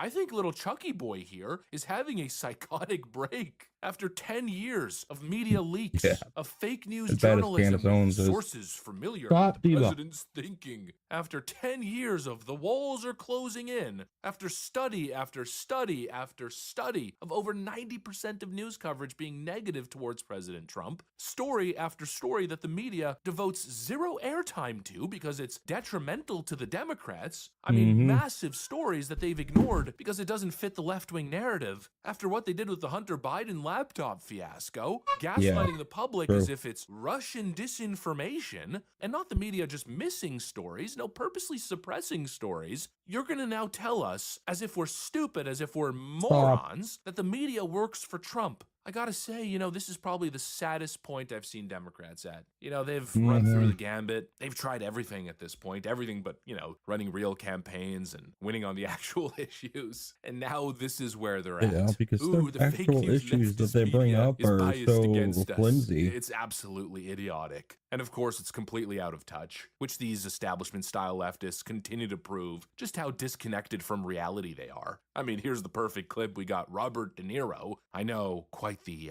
political mind, quite the intellectual. Here he is now demanding that news outlets go on the offensive against President Trump and rural MAGA that apparently can't think for themselves. They're trying to signal to the people they reach, and I'm certainly not reaching those people on this program, but maybe through little sound bites and this and that, and, you know, the internet and so on. They're used to seeing Trump do his stuff, and they talk and they listen, and that's the truth to them because they don't listen to anything else except somewhere way out in the Midwest, somewhere out west, in certain places, the rural places.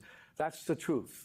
Because he gets the airtime, and I think that we need more airtime and just more push against, and not you can't do this in some ways, but the news media could find ways to kind of ignore or tamp down nonsense from Trump. It's just total nonsense. But those people out there listen to it and assume if it can be on the air and it's out there, it's the truth. Well, newsflash, little Bobby De Niro. They already do. What are you requesting here exactly? That the mainstream media attack, smear, and conspire against the President of the United States? That's been going on for 10 years. Where the hell have you been? It started full speed ahead, working overtime the moment President Trump came down that golden escalator. You're not exactly asking for something new here. And if you haven't realized, well, it hasn't exactly been working either. If anything, it's backfired spectacularly because normal people recognize being condescended to by a bunch of establishment mainstream hacks as opposed to getting the information straight. Robert De Niro's essentially calling on the media to re-educate rural Americans, but you've already tried that, and it hasn't worked, because, well, newsflash to you, little Robbie boy, those rural Americans that you look down on, most of them are a whole lot smarter than you, and they can see through BS, especially your BS. They could smell it from a frickin' mile away. Oh my lord, I mean, Democrats have lost the plot. And obviously, they're just allergic to accountability and the truth. When the scoreboard looks bad, when it looks like they're on the decline or they're not doing well, they don't look at themselves, they don't work harder, they attack the scoreboard. Like a bunch of rabid animals ganging up on inanimate objects. Just like they're Antifa goons, right?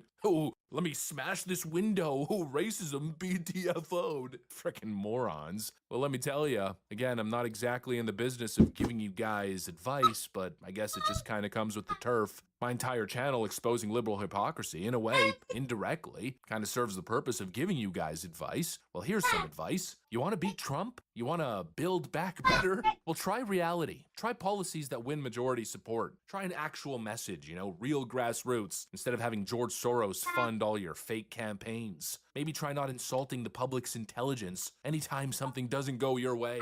Oh, our student loan forgiveness thing has flopped. Oh, that's because all you frickin' Republicans are a bunch of stupid, uneducated rubes. Yeah, that's not a winning message. That's how clowns behave. I guess my message to you is stop being a bunch of clowns. Get your heads out of your behinds. Stop with these unbelievable levels of copium and get back to work and open up government while you're at it. Holy moly. Anyways, that's what I got for you guys. Thanks for watching, and I'll see you on the next one.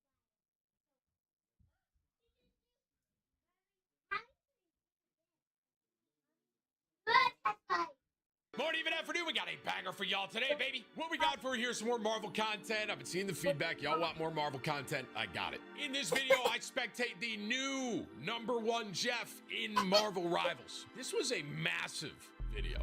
In the sense of the last time I saw Jeff and spectated the #1 player, his kit was completely different. Since the last time I spectated, Jeff got like a complete rework. I hope y'all do enjoy this, and if you want more Marvel content, keep this up. If you keep hitting the like and you keep hitting the sub, it gives us the feedback y'all are loving Marvel and you want more. Most importantly, be sure to tell somebody love. I'll catch you in the next. All right, this is the #1 Jeff chat. 43-6. It's this guy, right? Whips Garvantia. He went. Where'd he go? 29-3, and he went 43-6. Let's start here. So this is my first time spectating Jeff, so this is the new Jeff since the rework, obviously. Okay. I want to see bands.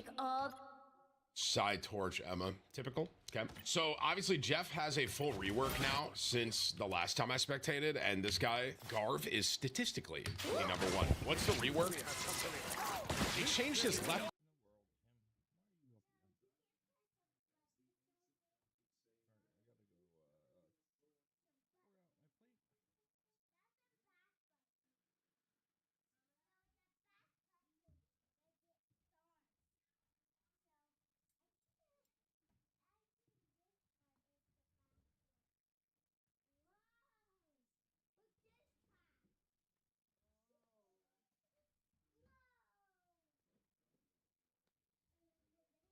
He's got a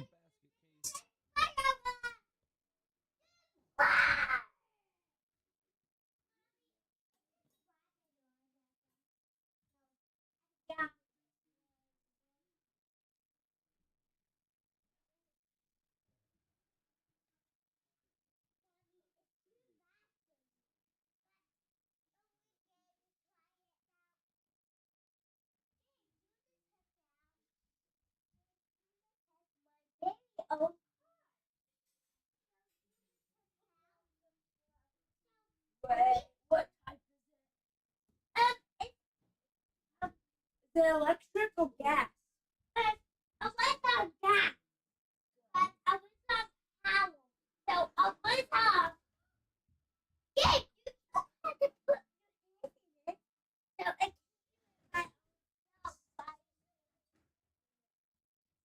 so I like play. Of course, my car like play. So so you put some very old places. I need a sweeter. But yeah. Yeah.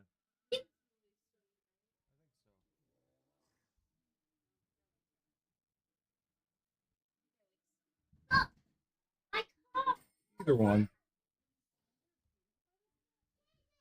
Yeah, they put sugar in it.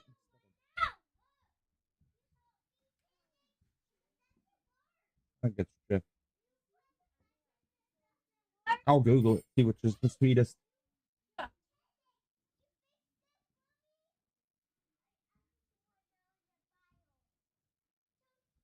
All these Dems are outraged about their construction. Look.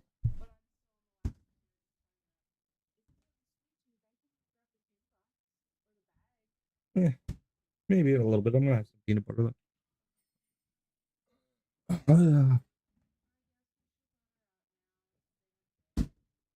Like an hour.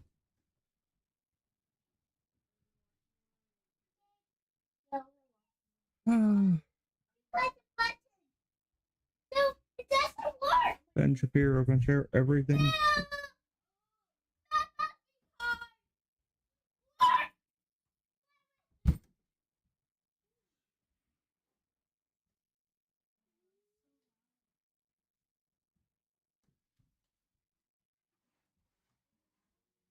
No. Mom Dottie's not that stupid.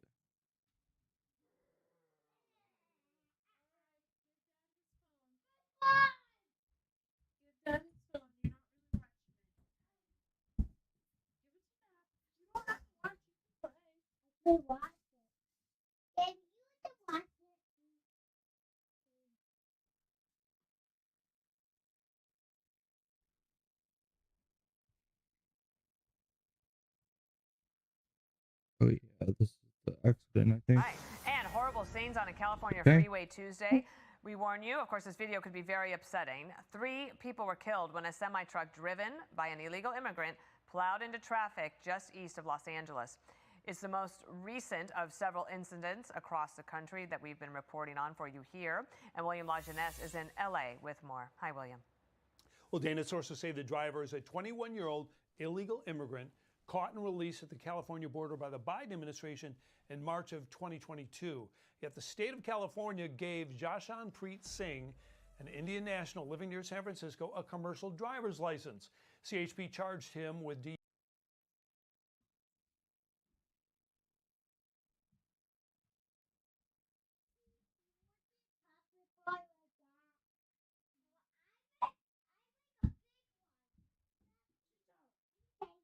No, you moved me in my eye. You pop.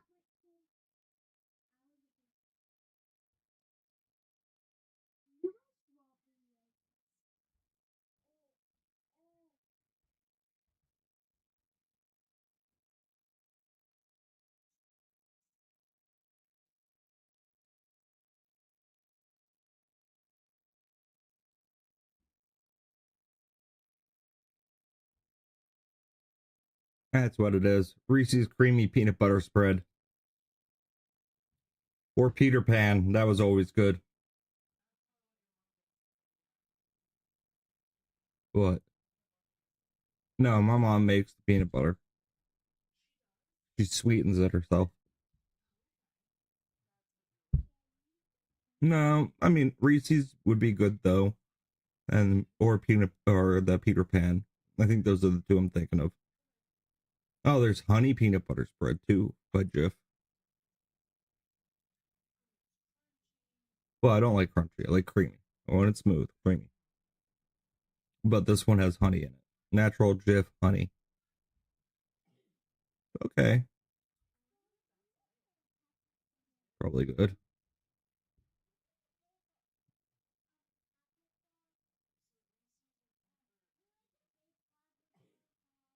Versus peanut sugar. Yeah, and Jif, it's peanuts and sugar.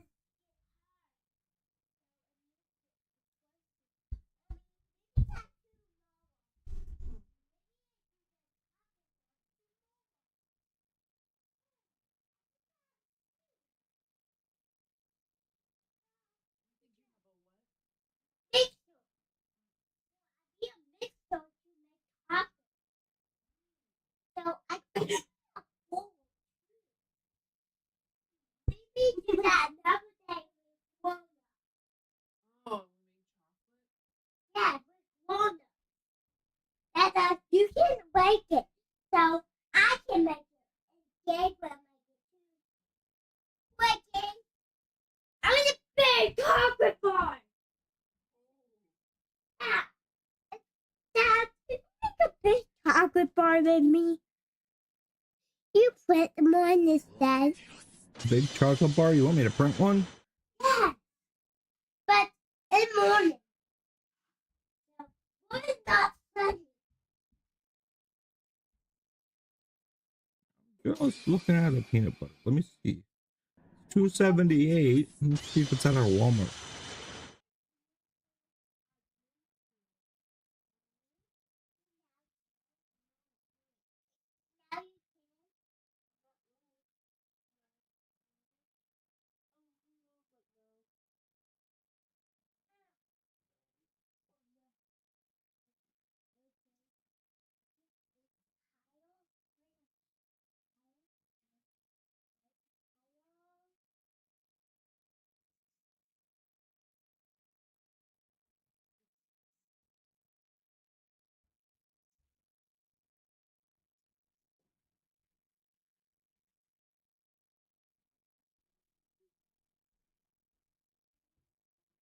Get a 12 pack for $33. Holy cow.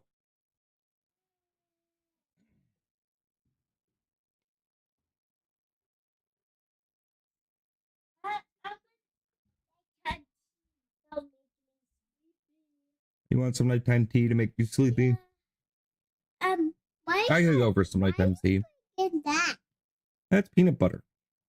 Oh. No, that You want some peanut butter? no, it's gone. No, oh, no, I don't like it. Okay. Well, I just like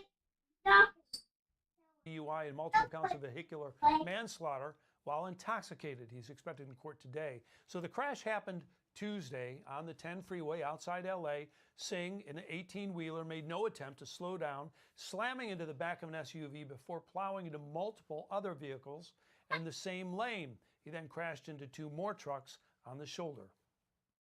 The driver was transported for injuries to a local hospital, and at the hospital he was arrested for driving under the influence of drugs. So illegal immigrants and foreign nationals who can't speak English or read road signs getting into deadly So crashes, many of them. all too common. A few months ago, Too you remember many. this Indian national killed 3 in Florida, making an illegal They should return. not Florida be is getting suing access like California that. for giving him a CDL. Yeah. According to federal audit, I California think it should be more than 1,000 like commercial driver's licenses to those who are not citizens or permanent residents. Now, in California, also gave a CDL to a semi-driver here accused in this crash that Yeah, killed a killed motorist 3. in Texas. The trucker 2 only people, spoke 3? Mandarin. On Tuesday, ICE put a detainer on this illegal immigrant from Mm-hmm. Serbia who ran his truck into oncoming traffic and killed Alexa, an Indiana add man. peanut butter to the And then shopping list. Check out this post last week from Transportation Secretary Sean Alexa, Duffy of a add foreign graham driver crackers to the headed shopping into list. oncoming traffic. You are going the wrong way down the freeway. You are committing a felony right now. Okay, what I'm doing, sir? Well, one, why the going the wrong way down the freeway? That's all right. I'm doing it fast. So Hey. DOT calls this a national emergency. Recently, they imposed a ban on giving out new CDLs Yeah, it's to crazy. non-U.S. residents, singled out California for having loose verification and documentation and skills test. Dana? All right, William, thank you. I want to bring in Bill Isaly, U.S. Attorney for the Central District of California. Bill, nice to see you again. Thanks for coming back on our show. I want to give more on this DUI arrest. He had to be traveling at a fast rate of speed. What happened here? Yeah, I spoke to the DA. My understanding is he was traveling at a fast rate of speed and he did not apply his brakes at all. They do suspect he was under the influence of some type of stimulant. They are waiting for that toxicology report. I do suspect he will be charged with vehicular homicide. However, we're also looking at charges. We're opening an investigation to understand how he obtained a commercial driver's license from the state of California as an illegal immigrant, and we want to understand whether anyone in the DMV was complicit in issuing that driver's license to him. Okay, that's just one case now. What about this 44-year-old TikToker who apparently showed up at ICE raids and filed them online with video and pictures, etc.? Here is Todd Lyons. He was on our show yesterday talking about that. This person received an award from the city of Los Angeles for documenting ICE law enforcement activities. Almost daily, we have 2 to 3 of these ramming incidents, which is a deadly force.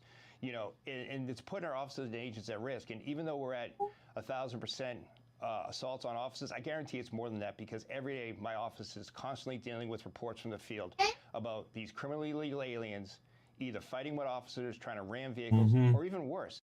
Yeah, and he says that's just entirely unacceptable. What do you do about it? Well, we're charging him. He is being charged with assault with a deadly weapon. He will be facing up to potentially 20 years in federal prison. He could have just been deported. I mean, had he just complied and gone willingly, he would have just been deported. But Bill, you've got the politicians here in California just the day before holding a press conference with congressional Democrats saying how they're being terrorized by federal agents, and they're emboldening and encouraging the public to resist federal agents. And that's what they're doing when he's flooring his car at our agents. That is a deadly weapon. Not only will you face prosecution, but you might get shot like he did. So they're really endangering the lives not only of the law enforcement officers, but of these illegal immigrants as well. Okay, but he's a private citizen, right? Or he was legal. Is that right? He was legally here? No, he's an illegal immigrant. He's an Okay, illegal got it. immigrant. And Okay, yeah. noted. The reason why I make that distinction is because there are members of government now, Democrats, who are trying to establish these websites where people can report where ICE is working, okay? Here is a teacher in Los Angeles, which sounds really That's like illegal. a bit of a veiled threat to me. Listen here. Don't forget where you're standing. This is South Central Los Angeles. They They are not the only ones with guns in this city. They're not the only ones, and don't forget that. And I don't say that because we're calling for violence. I'm You want me to saying put a that because kettle the on, people Eli? have every right to defend themselves against masked, No, I can do unidentified it. gunmen. I'm gonna put a tea kettle on. So they're not the only ones with guns in this city. It's very A dangerous, biscuit. potentially criminal rhetoric, Oh. and he's not the only one say it. You have other elected officials who repeat the same thing he Oh, does. it's a pretty hard- Ooh. I like the way Play-Doh feels. It's nice and soft and other squishy. people's statements, but that's the type of rhetoric, reckless rhetoric that we're Yeah, how seeing did it go out of green in it? leaders Did you here mix in it? California. Okay, if they set up a website, I mean, even a politician, Letitia James is threatening to do this. If they create an app, can you shut it down?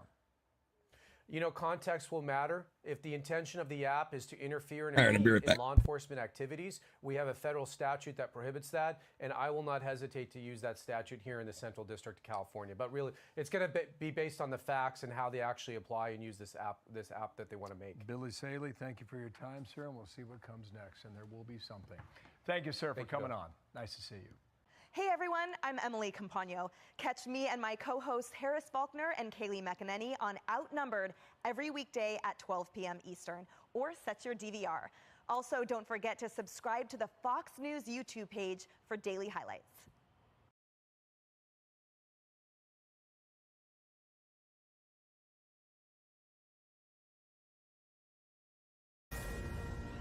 California prosecutors charging an illegal immigrant truck driver from India with driving under the influence and 3 counts of vehicular manslaughter after they say he caused a wreck that killed 3 people.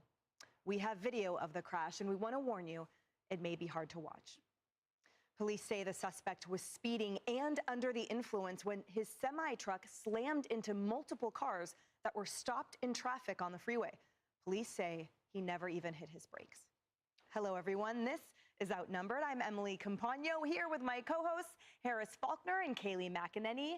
And also joining us today, Lisa Booth, Fox News political analyst, and John Roberts, co-anchor of America Reports. Now, the Department of Homeland Security confirming the suspect was caught by Border Patrol agents trying to illegally enter the U.S. in 2022, but was released into the country pending an immigration hearing. This incident bringing to mind a similar deadly crash in Fort Pierce, Florida, back in August. The suspect in that case, also an illegal immigrant from India, attempted to make an illegal U-turn, causing a crash that also killed 3 people. He has since pleaded not guilty. Those 2 incidents on the heels of this from Indiana, a trucker's dash cam recording him confronting another truck driver going the wrong way on the freeway. Watch. Dude, what?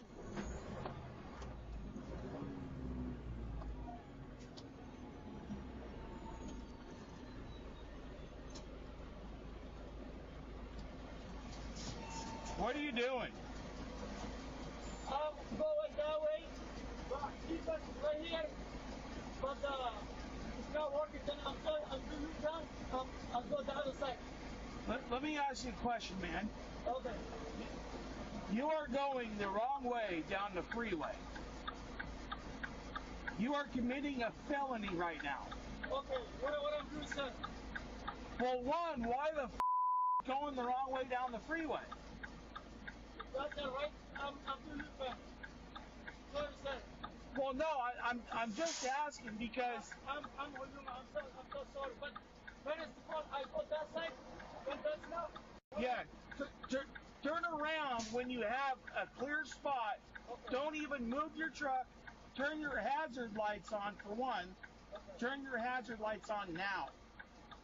Your hazard lights, your blinkers. Transportation Secretary Sean Duffy thanking the driver who intervened on X, adding, foreign truck drivers not being able to understand the rules of our roads is a crisis that is putting lives in danger. The Department of Transportation is doing the work to fix it and save lives. John Roberts, isn't this the whole point, that it is about saving lives? I mean, this is the whole point, too, is that when you're driving down the interstate, and how many of us have driven down the interstate covering a political campaign or just going to work or whatever, and you're on the road like Highway 81, let's say, down in the western part of Virginia, truck after truck after truck after truck coming right up beside your car. You're passing them. They're changing lanes. You want to believe that each and every one of the people in those trucks has taken the training necessary to be able to safely handle those trucks. And then you see incidents like this. And don't forget the one, I believe it was earlier in California, where the Chinese driver, the same way that happened in California with this Indian illegal alien, drove into the back of a couple of cars and killed a couple of people as well. We talked to Kevin Stitt, governor of Oklahoma, a couple of weeks ago on our program. They had a sting operation at one of their interstate checkpoints in which they stopped all these trucks and they looked for driver's licenses. 20% of the CDLs that they looked at were invalid. They also seized 120 illegal aliens during that sting operation. So if you think that 20% of the trucks on the road are being driven by people who have invalid licenses, what is the overall risk here in America? It's crazy. And it's absolutely frightening, Kaylee, as John describes, 20% are invalid. The trust that we all employ on a daily basis, the trust we have as we get into our cars and drive thinking the driver next to you, in front of you, and behind you will be safe, will be sober, is valid, is legal, etc. And to learn that such a high portion have totally obliterated that trust with fatalities as a consequence. And then you have politicians like Gavin Newsom saying that to argue this, to bring it up, is racist. Yeah, it's wild to me. 1 in 5 drivers, Kevin in this sting operation, in the sting operation had invalid CDLs. 1 in 5. The whole time I was looking at these images and thinking about this story and thinking about the 3 people who were killed in this crash, all I could think about was the time when I would sit on CNN panels in 2016, 2015. And every time I'd bring up an Angel family and I'd say their name, someone who had lost their loved one to an illegal immigrant, everyone on the panel would scream at me in unison, "That's one anecdotal example. How dare you bring that up? That's just one person." No, there's many, many, many Angel families that have been a consequence of an open border. The 3 individuals in the incident that you just covered, that video we watched. How many others, the victims of these CDLs that were invalid? Just yesterday in Chinatown, 9 illegal immigrants caught up in an ICE sting. The charges that they face are counterfeiting, drug trafficking, drug possession, forgery, burglary. Meanwhile, in Chicago, this is all in 24 hours, this happens, by the way. In Chicago, an illegal immigrant they're seeking took a 54-year-old woman, dragged her off the street, raped her violently in an alleyway, banged her head against the concrete. She lost consciousness and was only found by a food truck driver when she was running around the streets of Chicago naked afterwards. There are so many Angel families. That's just in 24 hours. And I think about the consequences of all the talking heads who ad nauseum ignored the stories of people like Sabine Durden, who lost her son. And I think about the people like President Trump, who has elevated these families, elevated these stories, and saved countless lives because of it. And I want to focus I'm back. with you on the media's focus, the narrow aperture they have on the English-speaking requirement. Again, reducing all types of criticism or acknowledgement that the safety of the roads depends on an understanding of the rules and the English signs that we have. The wrong way on a freeway. Yeah, California's messing up big time by as the secretary says, is somehow put into a racist and prejudiced box. Have you ever tried to drive in a different country? It can be really scary. And then you look at places like India, where this illegal immigrant is from. It's chaos on the roads there, right? They drive on the different side of the road, a different side of the car as well. So just on a base level, you can see how that's dangerous from what Secretary Duffy is saying. And you can look at places like Springfield, Ohio as well, which has been overrun by the Haitian migrants as well, with increased traffic incidents there, as well as fatal increased car crashes that they've seen in Springfield, Ohio as a result of that. And then beyond this, I think Governor Gavin Newsom has to answer for this. How did this illegal alien get a commercial driver's license? And we know that we've seen a problem with the non-domiciled commercial driver's license, which were originally intended if you're out of state to be able to get a license in a different state. But under the Biden administration, we saw this influx of illegal immigrants. You've had work status given out to certain of them, sort of the changing of the legal status for asylum seekers. And elsewhere, and then dealing with it for too long. Obtain some of these driver's licenses. And Secretary Duffy has tried to crack down on that by ramping up penalties for drivers who can't speak English. If you like my sassy post, you can withheld funding as well. go on to X and view more sassiness if you want. For viewers to understand why this is dangerous. Especially towards Gavin Newsom. For some reason, he's always on my feed. Can't stand the dude. He worked in a chicken But I guess since I was comment on his junk, they're gonna like and he was a fisherman make in the me see it all the time. And I bring that up to say that he earned honest, work. He was engaged in respectful labor, That's obviously. me But he letting didn't the do other side something speak, that even though put they're lives at stupid. stake because he didn't Sometimes. speak the language.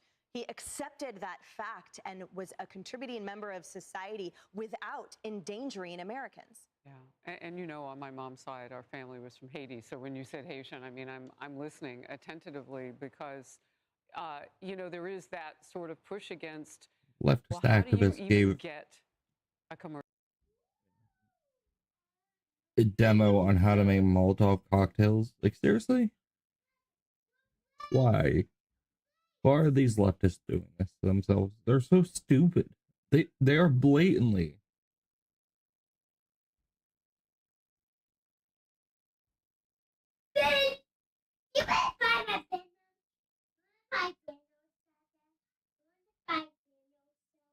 Thanos? You want to find him? Where is he?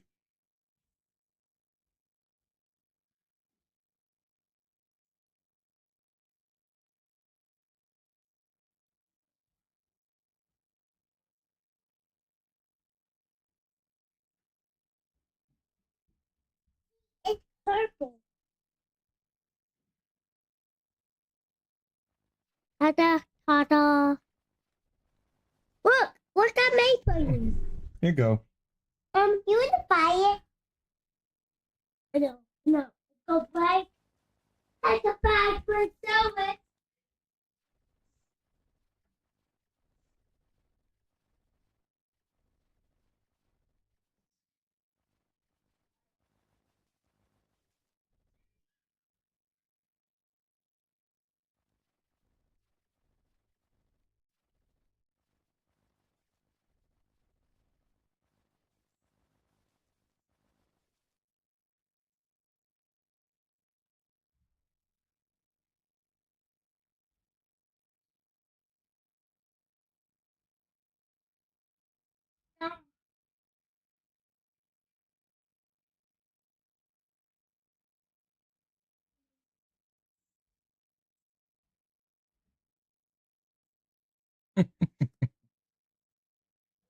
Big electrician. I was gonna show you, but I'm not even gonna And show did you. he actually pass the test or did he do it the right way? Like, I have a lot of questions about that because our families did do it the right way, Emily. But at the heart of this, though, you ask an important question, that part about race, playing the race card. That's just one of the many reasons in a sanctuary state jurisdiction that they want to. I got it. Get the tea. No, you're too little to get it.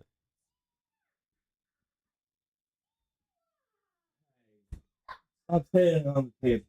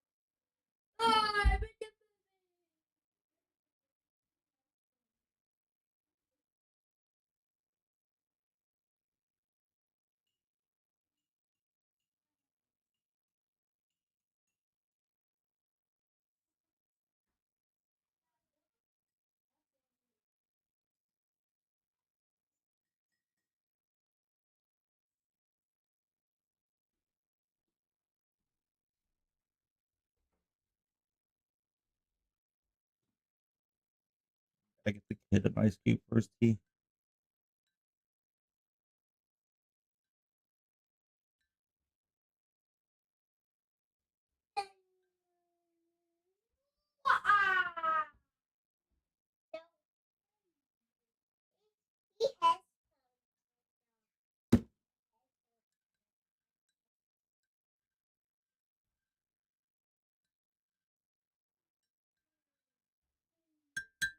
All right, I'm gonna get some ice cubes for the kid, and then Yeah.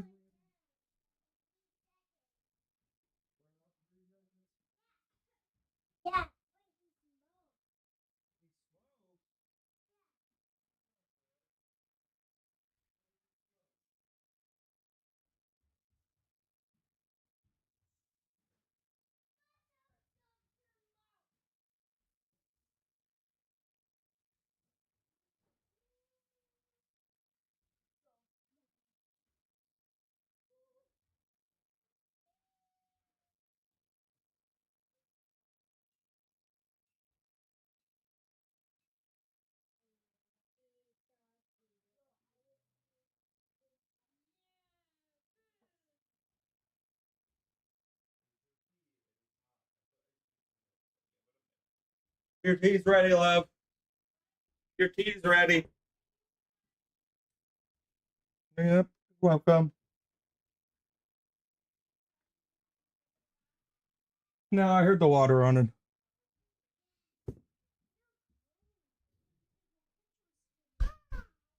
Tonight? It's cold. Well, that's because you're drinking it with the ice cubes. Yeah. Once the ice cubes all melt, it'll be warm. Yeah, they're melting still. All right.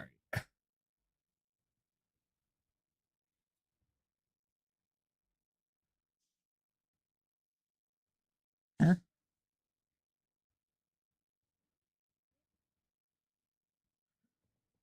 Oh yeah, I saw this. See, I might have tried to say about the Irish Rising. All right, what's happening in Ireland? The fighting I've got Irish. friends there.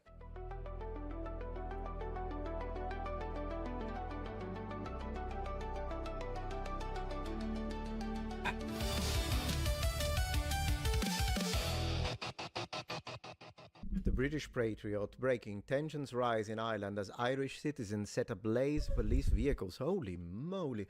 And check passing vehicles for non-Irish citizens. Oh, check. Yesterday, a 10-year-old was allegedly raped by an African migrant. Ireland is ready to erupt. This is horrible. Was this an illegal? Irish Lives Matter. Look at that.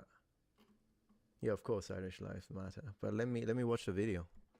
Let's see. Let's gather information about this. Man, why is it always the children? Why is it always the children? What is it with this fixation against children in this day and age?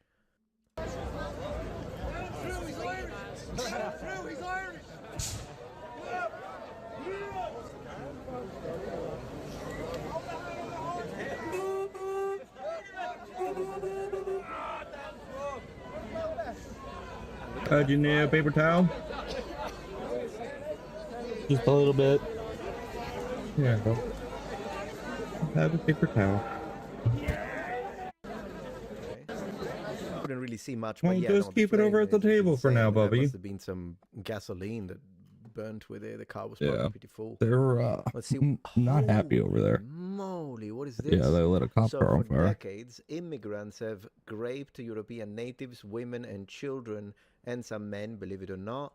The Irish have reached the point of no return. We're all long overdue for that. Good. The politicians need to leave office and be held accountable with the police for facilitating systematic PDF file and grape of their population while protecting the rapist. Okay, so let's watch the video and then I'll present commentary. Let's see.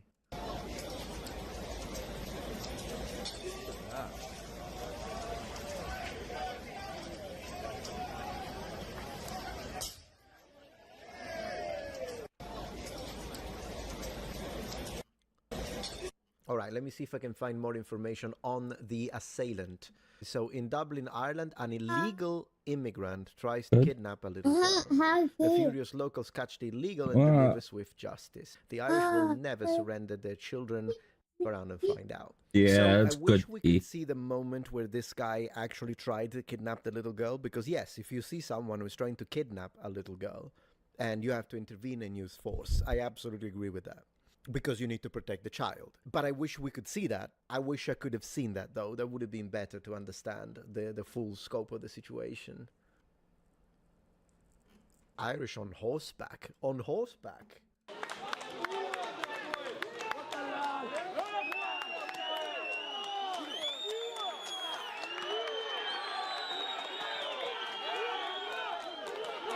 I love the flags.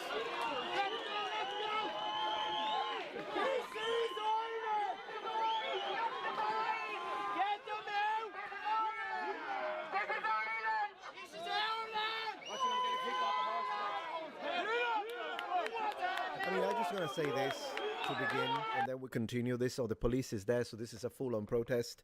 I'm always in favor of protests that are non-violent. With that being said, I do want to underline the fact that the Irish are absolutely right of being mad, because a lot of these European governments, what they're doing is that they are letting illegals stay in the country, and then when these illegals, some of these illegals commit crimes, particularly against the children, then it is on the hands of the government that didn't actually secure the border. Because securing the border and making sure that illegals are not allowed in, refugees being a different discussion, but illegals are not supposed to be there. And what's been happening is that a lot of these illegals, when they do then something like they drive drunk, they're arrested for any other assault, and then they let them go. No, when you find them, you need to kick them out. And so even though it is of course a smaller percentage of these, it's not like every single one of these illegals is a rapist. That would be an incorrect statement.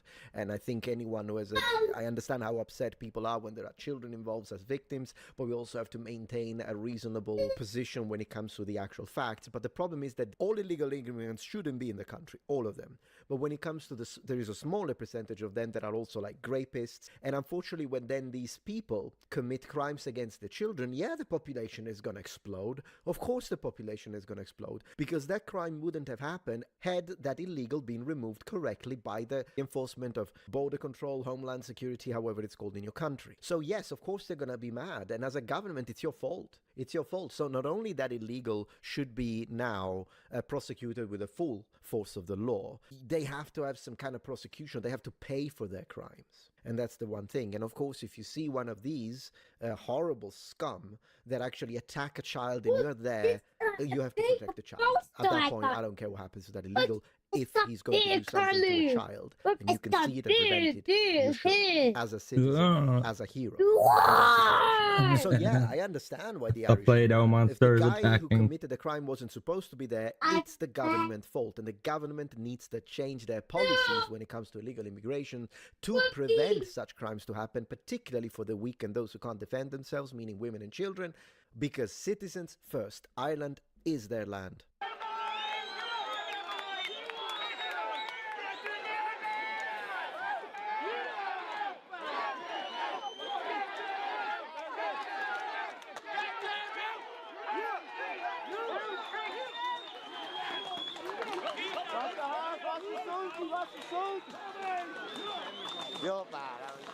Irish determination, absolutely. Yeah, look, if this information is correct, because do remember that you shouldn't just believe anything, everyone, I don't know who this guy is, but I'm just saying, just because you read something on the internet or on X, it doesn't mean that you should automatically believe it. I know it's annoying, I know it's boring, but you have to go and double check it. But if this is correct, okay, let's read it. The absolute degeneracy of the modern West captured in a single scene. An Afghan invader scheduled for deportation months ago sexually A-word a young Irish girl while living in luxury at public expense. The so-called refugee center where he is housed is in truth a commandeered hotel in the heart of Dublin, packed with over 2,000 foreign men of fighting age, clothed and sheltered by the very people they are displacing. Again, if this is true, and this illegal immigrant who entered the country was scheduled for why scheduled for deportation? Just deport them. If you find them and they're illegal, they should be deported immediately. Also, because that's the main problem with illegal immigration, is that you're not doing background checks. When I immigrated legally into this country, the United States, of course, they did a lot of extensive background checks to make sure that I was a decent person, that I had never broken the law, that I wasn't running away from any sort of criminal past, and that I wasn't associated with any groups that could be dangerous to the local population. Am I right? So that's how it works. But when it comes to legal immigration, you can't do that. And so that's a problem, because yes, that specific illegal in that case could be a saint. No way to know. Or it could be someone like this guy, if this is true, that he did it. So it's some kind of PDF file maybe, or some kind of rapist. And that is the main problem as to why these people need to be sent back. And then if they want to come back, and if they are decent people, if they're not decent people and they hate the West, they should stay out of the West. But if they are, some of these absolutely can be and will be decent people, then they need to come back through the proper channels and enter as a productive member of society. That's the reality of this. That's the reality. The state imposed these men, parades their diversity as a virtue, and compels the native population to fund its own subjugation through colonization and slow demographic extinction. I don't know if it's a matter of demographic extinction or to see hard data when it comes to that, but what I do know is that absolutely one of the reasons why they're doing it is power, or specifically voting men, and a power balance redistribution within society. Check what's happening in Ireland. Hotel where a migrant, an asylum seeker that was supposed to be deported. See, it's always this, an asylum seeker that was supposed to be deported. If that's what gets him mad, like, I know people, particularly in the left, they will say, oh, this guy's just a racist because he hates people who are Middle Eastern, or he hates people who are African. And yeah, those exist too. Although then again, a lot of the new racists, guys in the left, you created. Because with this constant pushing of nonsense, you did actually increase the numbers of real racists. I absolutely believe that. But regardless, I don't know. I don't think this guy seems to be pissed because the guy was an illegal who was supposed to be deported and ended up doing a crime. That's not racism. That's fighting injustice. In the country, and a migrant, an asylum seeker that was supposed to be deported, stayed in the country, and a 10-year-old Irish girl that was in state care.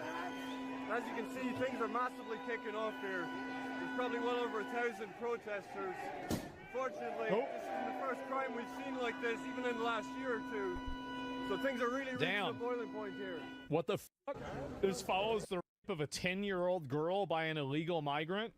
Irish lives matter, oh boy. Man. And this is happening right now. And it will continue to They're happen. hunting illegal migrants? I think that the backlash from the illegal migration is going to be really, really bad. I think that you guys have not even seen the opinions that people really have yet.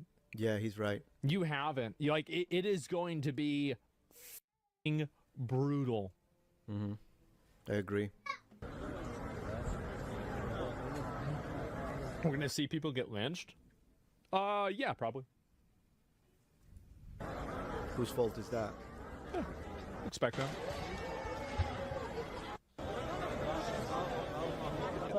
I don't think that a lot of people realize how many people in these countries have just completely lost their minds and have become increasingly and extremely furious that their countries have allowed in a bunch of people that they are not allowed to really criticize or complain about because of what they perceive to be political correctness. Yeah. And those people are, in their minds, given free reign over the country and not held to a standard that they think they should be held to.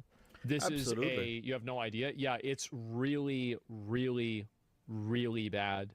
I agree with him. At the end of the day, we are now living in a society where our morals are so upside down that people give more importance to a mean word and fighting mean words over the rape of a child or the mutilation of children, depending. But the mean word, you're supposed to be nice. And I think that what's going to happen is that once there's enough of those people together, they will elect a person that agrees with them. I agree. That's what's And gonna when that happens, it's going to be really, really bad. And I genuinely mean that. It's going to be a horrible thing. And I think that it's been engineered by the current government. What a mess. The EU needs more Trumps.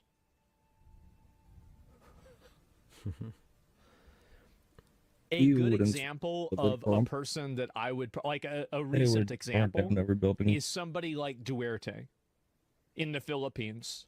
What was Duarte's solution for the drug Kill 'em. dealers? Hang in the street. Just kill 'em. Okay, well, you've got drug, just shoot them. There it is. Kill them all. That happened very recently. So before people go and say, oh, well, it can never happen again because, of history and the, previous, authoritative leaders like Hitler or Mussolini or Franco or, Pol Pot or somebody like that. No, guys, Stalin. No. It can happen so fast and so easily. Yeah, absolutely. Honestly, something needs to be done with these anti-European governments in Europe, and it is happening. At the end of the day, all of one this extreme absolute will happen. nonsense of waves There'll be and one waves of extreme or the millions of other. migrants, while at the same time attacking people's beliefs, attacking people's religion, meaning Christianity, while at the same time calling you an Islamophobe if you even dare to speak. All of this nonsense, calling on everyone a racist, everyone a Nazi, everyone a fascist, but then you laugh. Then you have shooting of Charlie Kirk and people laugh, even though a second ago they said they were the party of love. When all of this thing happens, all of this thing that is happening is producing more and more people who will go to the extreme of the other side. And then more and more governments will be far right. So even though before, when you were dealing with people like me, you would have had someone in power who was moderately right-wing, maybe center-right. Now, the far right is going to be everywhere. That's what's going to happen. Good luck with that. If you appreciate my content so far and wish to help ensure my ability to continue to tell it how it is, regardless of any possible backlash, please support this channel on Patreon. Any support helps me and my team of academics keep the channel strong and gives us the means to fight back against the political rewriting of history. Stand with us, form the wall, defend the truth.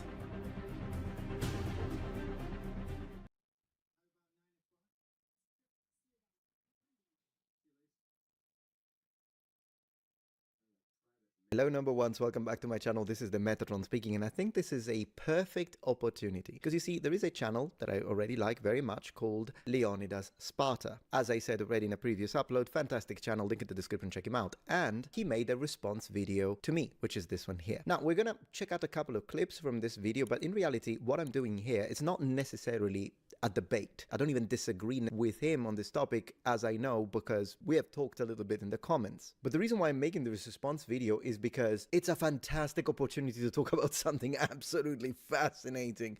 Two topics that I love to bits: late Bronze Age cavalry, whether it existed or not, spoiler alert, it did, and the Trojan War and its historicity. So massive thanks to Leonidas Sparta for this opportunity, and let's jump right into it. This one's going to be interesting. Metatron versus Dr. Ditch himself. I was quite excited to see that he finally brought Roll Kanidyke up. A good friend of mine and a friend of the channel, you've seen him before. Excellent historian.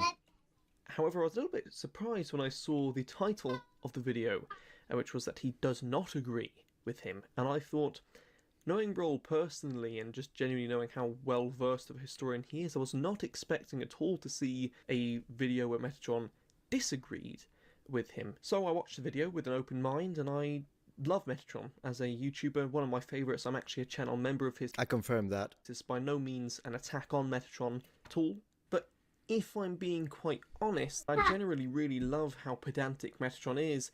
I think that he was a little bit too pedantic in this case and often disagreed. There is no such a thing. With Roll a little bit unnecessary.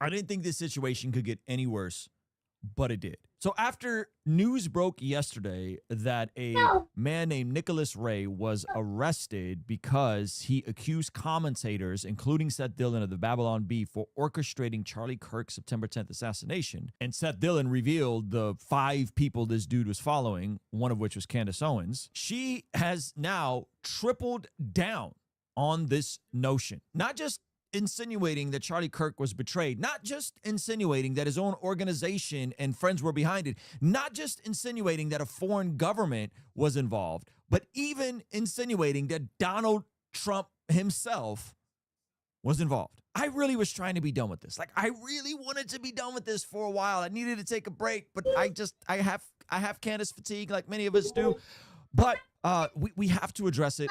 And the deeper concerns I have here with the way she's thinking, how it's affecting her audience, and those of you guys that watch my channel as well, and why I think it's just poison, and how it's going to affect everyday people's lives. So Candace Owens didn't just release a tweet. Now she is doing a video from her sabbatical, where she's supposed to be taking some time off, tripling down on this idea that Charlie Kirk was betrayed, and by everyone. In terms of where we are, and to take a breather and really process everything that happened with Charlie and what it kind of means in terms of where we are. And I think it is a circumstance where we just know.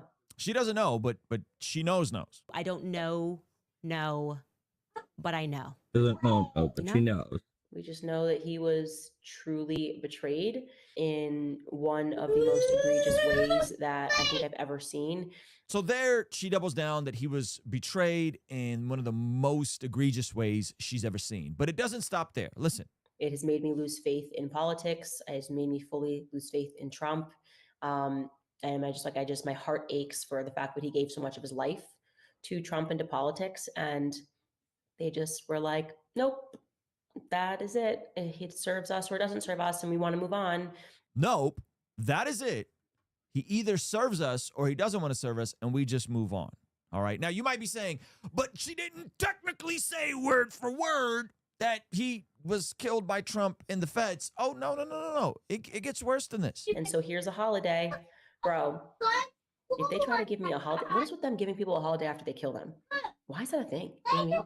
Like, oh, Martin Luther King, what about this holiday? What about this boulevard? Anyways, let me knock it off. Like, they're going to give Charlie Kirk a boulevard. They already did. They did in Israel. They gave him freaking boulevard. It's like, as soon as they give you a boulevard and a holiday, they definitely killed you. They definitely killed you. Who is she talking about? Who's the they? She's talking about Trump, the federal government, and apparently Charlie Kirk has a boulevard in Israel. I didn't know that. But apparently there's going to be a traffic circle in the city of Netanyahu will be renamed in Kirk's honor. So every single one of us has to ask ourselves the question, what is she saying here? What is she saying here? Not what is she technically saying here? What is she saying here? That he was betrayed by Trump, that he was betrayed by people closest to him, that he was betrayed by everyone, according to her. What is she getting at? Okay, there's no question. They killed you. There's no way. That's like their signature thing. It's like that's what they do. It's the Fed signature. It's how they sign off after they murder you. So like holiday and a boulevard, and it's never on a nice side of town either. Like Charlie Kirk Boulevard is not going to be. She is ballooned out of her mind. I don't think Candace is ever going to get her own boulevard or her own holiday. In a moment, I'm going to explain why this matters so much, how it's impacting people negatively, how all of this is connected, and in my opinion, antithetical to someone that is professing to be a follower of Jesus. But before we get there, I got to let you know that there's only a day left to shop our Among the Pagans collection. This is our latest collection based on 1 Peter Chapter 2, verse 12, which says, live such good lives among the pagans, though they accuse you of doing wrong, they may see your good deeds and glorify God on the day he visits us. Perfect for the Hallows Eve season to represent who you ultimately belong to and what you're called to do here. So if you don't have something from the collection, be sure to pick it up right now. BlessGod.co, link is pinned up. Sorry, I don't have steaks to sell you. You got to get into the Charlie Kirk legacy. I am pretty fired up about that, and I'm pretty disgusted at a lot of stuff that I'm learning. And before we do that, I first want to throw it to Riverbend Ranch, because I've been speaking a lot about Riverbend Ranch. They have fantastic steaks, really the best that you will have, Black Angus beef. But this is a collection that helps us do what we do here. Another way you can help us here if you can't afford to buy something is make sure you're subscribed and you hit that like button. Now, I'm no fan of Elon Musk and Sam Altman, but you got to hear what she said regarding them being hybrid robot demon people. Check it out. I'm telling you, I don't even think these people are human. Like, I look at Elon Musk and Sam Altman and Peter Thiel, and I'm pretty sure they're hybrid. You know what I mean? Like, they just look like an Apple software that I should be able to download at night, you know? Like, my phone's getting an update or something. It's something in the eyes. Like, I don't know. I'm like, I know I'm human, but I don't know if I stabbed you if you bleed, you know? I'm not going to stab them. But I don't know if they bleed all the way. I think a battery would fall out. You know what I mean?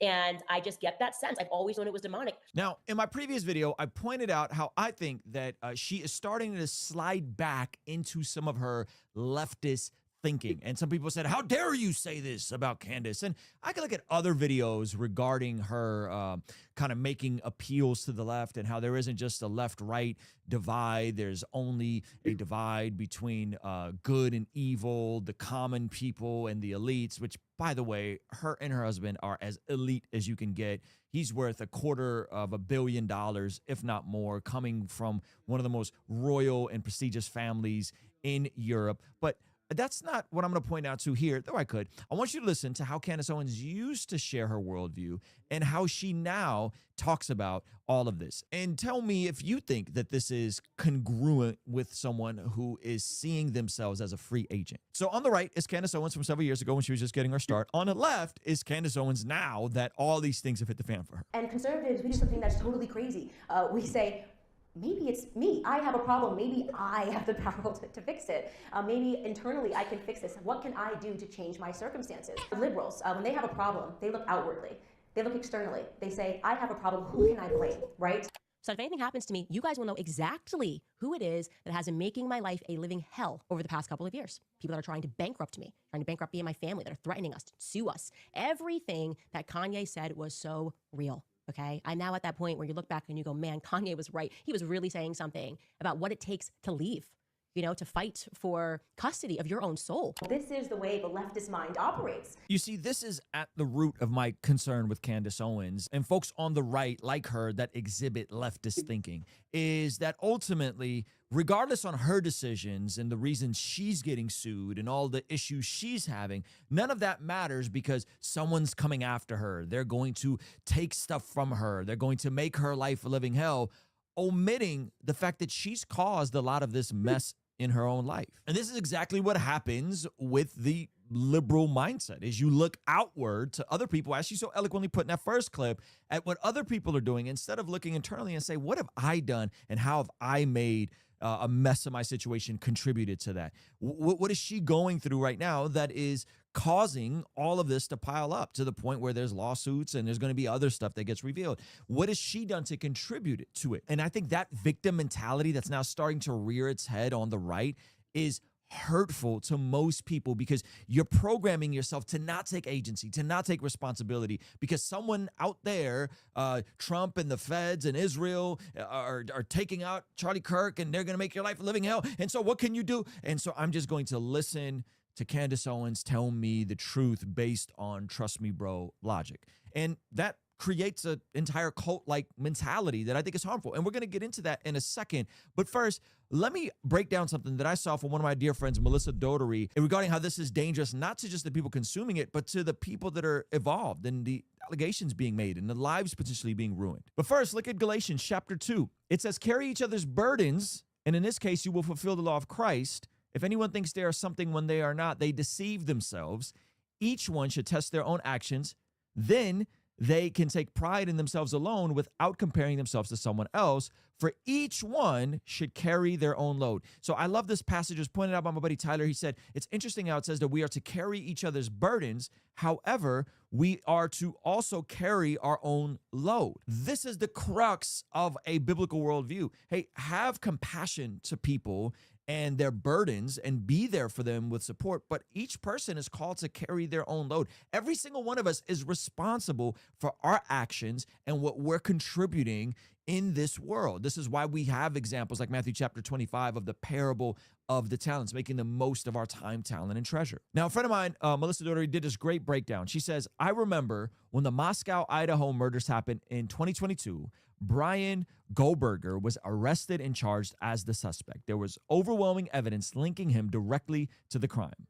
And later, he confessed to the whole thing. During this time came a TikTok psychic named Ashley Gillard.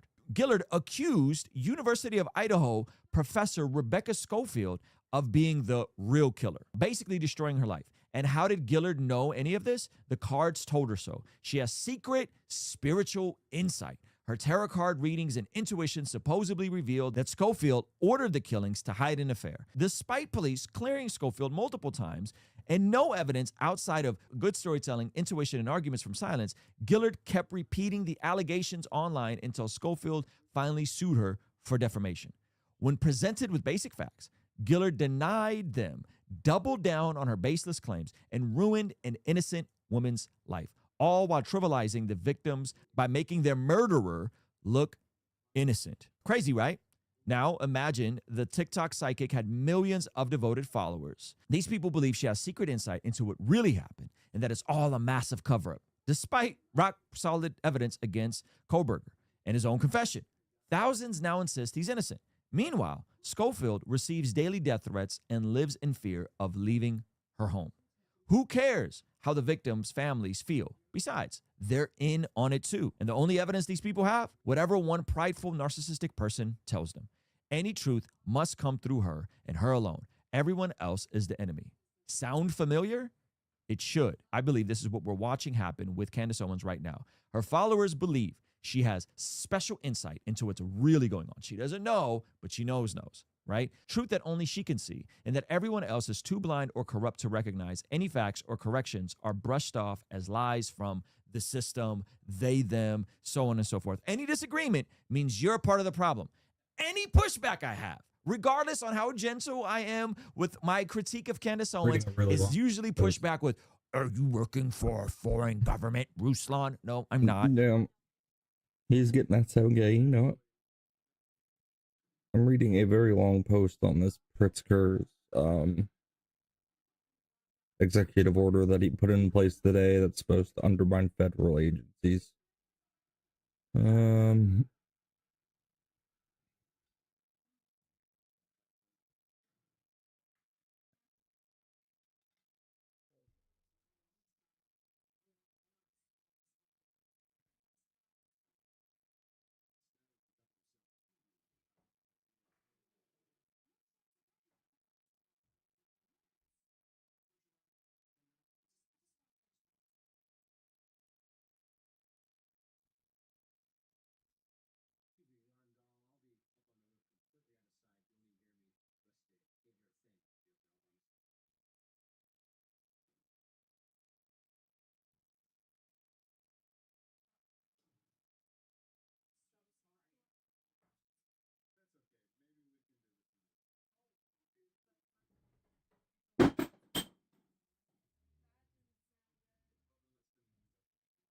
You okay? That's good.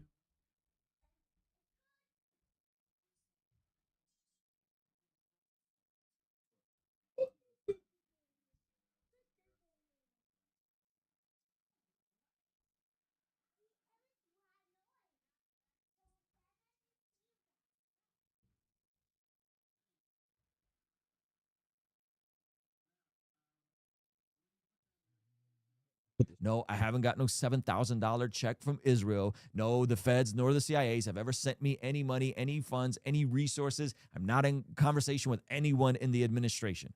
So no.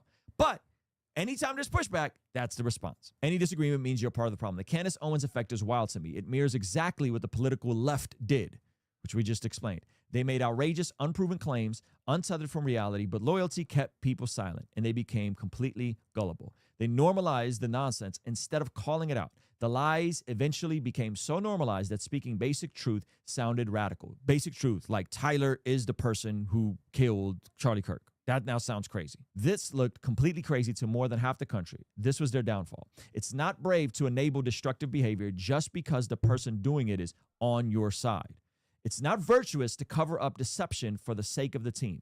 That's how moral rot happens. When people convince themselves that protecting the brand matters more than protecting the truth. This is the essence of cover-up culture. The left did this under the banner of inclusivity and compassion. Now the right risks doing it under the banner of loyalty and courage, or, as some of you guys left in my comment section, unity. Let's just be unified. No, I don't have anything to be unified with Candace Owens or Nick Fuentes on. I'm sorry. Or I don't care what Matt Walsh says. I don't care what Brett Cooper says. There's nothing to unify on. But I say true courage is holding even your own side accountable. I encourage everyone to pray for Candace Owens. I'm starting to genuinely wonder about her mental health. And I'm starting to wonder about the mental health of her supporters. I'm starting to wonder, is she creating a cult? I saw this video put together of how cults are formed. First, you convince people that no one else can be trusted. Then you declare yourself as the only reliable source of truth. And then you convince your followers that questioning this reliable source of truth is a threat to truth itself. If I'm being honest, that's how a lot of you guys who are on Team Candace sound in my comment section. But take a look for yourself. Suspect on the list. What do you mean we're trusting the feds? Like, since when are we doing that? And trusting the feds. Don't question anything. I don't really trust these feds, right? I'm like, no, we don't trust the feds. And since when do we trust the feds? Trust us, we're the feds, bro. We don't trust the feds. I don't trust anybody. I don't trust anything right now. Okay, I trust absolutely nothing. Mia writes, we need truth, and I trust only you right now. Thank you. Aravic writes, you're the only voice I fully trust. Trust me. Trust me. Rose writes, no matter what videos I've seen from people on the left or right calling you crazy, I call it fake and gay. I have my full support. Truth is all that matters, and Christ is king. Yeah, here is the thing. People know truth when they hear it, okay? You know truth when you see it. Charlie's neck indeed did stop the bullet, without question, okay? And this is going to dispel a lot of theories that are out there, and I'm telling you this 100%. Charlie Kirk was shot from the front. and the bullet did not exit, nothing is making sense at all. It has not made sense from the very beginning, okay? And that's because the feds are involved. I'm grateful that you guys trust me to be your voice. They didn't recover a bullet from a 30-06. This didn't happen. He was shot with a completely different kind of gun. Trust me, Obviously. bro. We can only trust the feds. Tell us what happened, right? We can't trust Yeah, them at all. I information only have a program. platform because I keep telling the truth. You know, if I had lied, I wouldn't have She earned your does trust. lie There's every old day. footage of Tyler Robinson that is now circulating from a car accident that he had. Tyler certainly refers to it as his car, not his vehicle. As I get into the intersection, being pulled, there was a vehicle in the lane.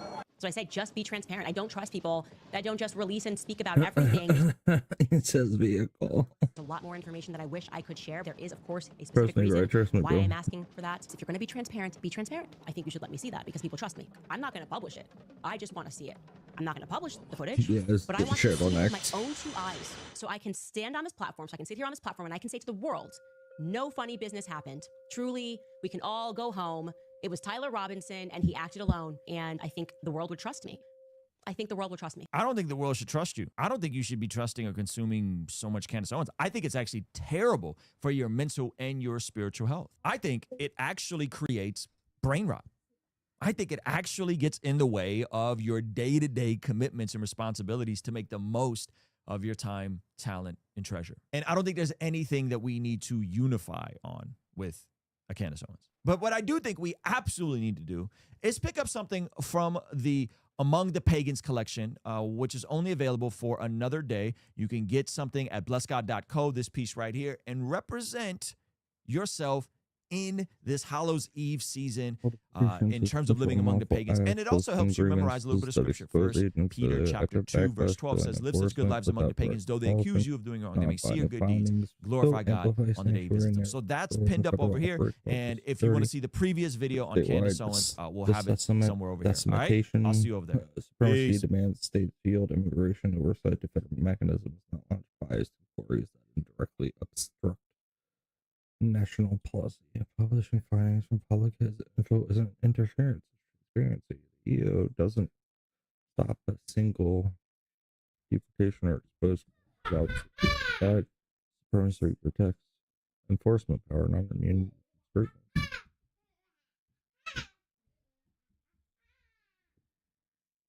What?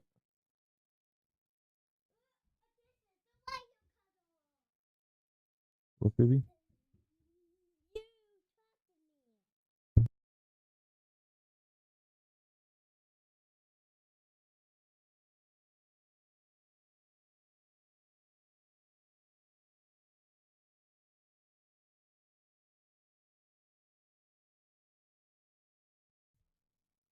By transparency via commission, presuming unlawful acts, eliciting grievances that frame routine deportations as suspect, fueling opposition without neutrality, publicizing operational details from public records, even non-classified. Hey! Keep your voice down or I'm gonna beat your butt.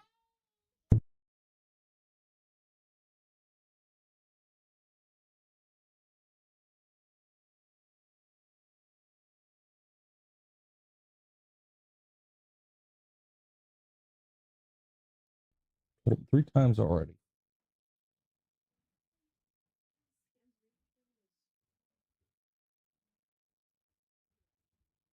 The supremacy clause shields federal immigration authority from state-led scrutiny that indirectly obstructs national policy execution.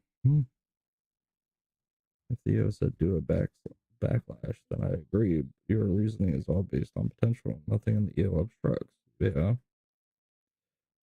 Preamble directs commissions to investigate.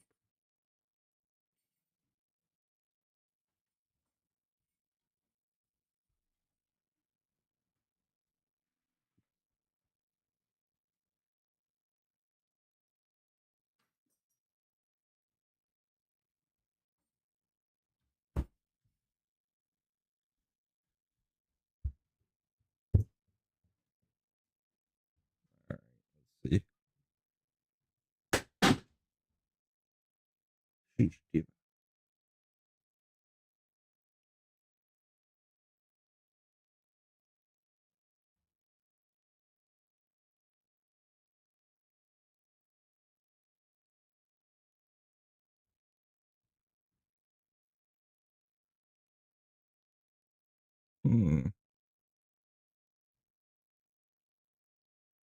Yeah, EBT classes going wild.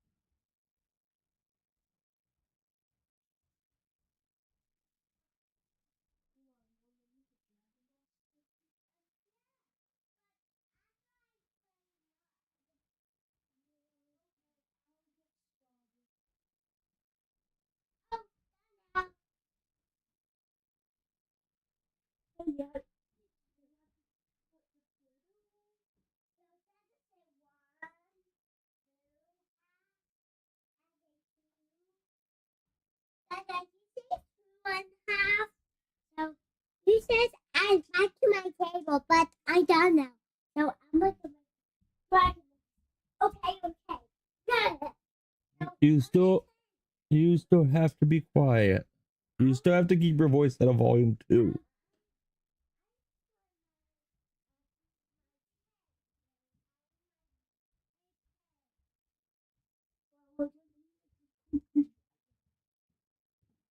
Yes, you could. I don't know.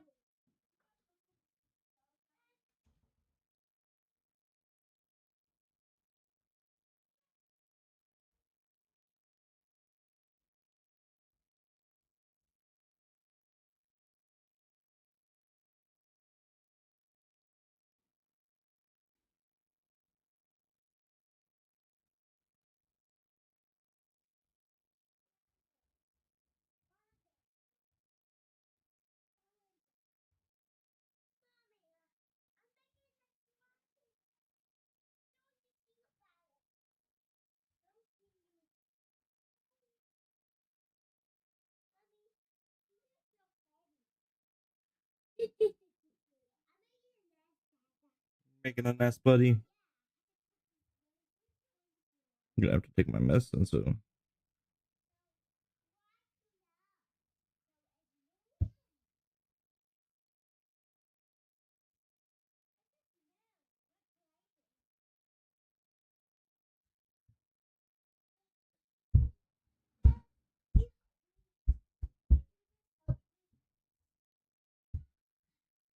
Look, I got the blanket. Alright, good evening folks, it's Enforcer Matt, and welcome back to another Short War video, and today we have very big news out of Ukraine, going Russia, on in and Ukraine Venezuela, and let's and jump right into Venezuela? it. This morning, Russia has declared that the new sanctions against their oil industry is an act of war by U.S. Careful, officials, Bubba. and they vow to escalate strikes in Ukraine dramatically. We've also heard wild news that both India and China have begun suspending Russian oil purchases amid fears of U.S. sanctions, and predictably, this has caused Russian stocks to plunge yet again. We've also gotten very big news that American B-1 bombers are currently en route to Venezuela as Maduro orders his air Don't think defense about to what, full Bubba. readiness on the coast, and some expect strikes could begin very soon as Yeah, the White breathe and House calm is down. also set to make an announcement about Venezuela Were soon. you getting frustrated? And also, Venezuelan elite have been spotted fleeing the country on their Why? private jets. So something is about to happen. So we have What do you very need big help news with? I thought you today. were waiting for And let's Gabe jump to into do our this first with. post, which goes to open source intel. What do you want And me to right here, do? this is our biggest post of the day. Right now, we're hearing that B-1B bombers with the call signs BAT-21 and You want BAT-22 over top of that have departed blanket? from Florida, flying through the Bahamas toward the Caribbean, and they are supported by 3 KC-135 tankers, the main 11, 12, and 13, and their route suggests a possible approach toward Venezuela. So right here you can see this is a picture of the B-1B right here, and these are very potent long-range bombers that the U.S. has in its arsenal. So right now we're hearing that 2 of these are on their way down to Venezuela, so we might be seeing maybe a training run with this, or this could be actual strikes that's about to take place in Venezuela today. Right now we simply don't know, but I am hearing rumors that the strikes could take place today, and we are seeing that the White House is set to make an announcement very, very soon that I'll get to in just a second. So this is a whopper piece of news, and we are watching this extremely closely, as today could be the start of strikes against Venezuela, but right now it's uncertain. So watching that very closely. But moving into our next post Where do you here, want to do it? this one goes to Context Network. We've also got I'm gonna sit down. You're acting like I need to be standing. You're acting like I shouldn't have walked away. I'm there in the middle of the floor. You stop me to talk about that.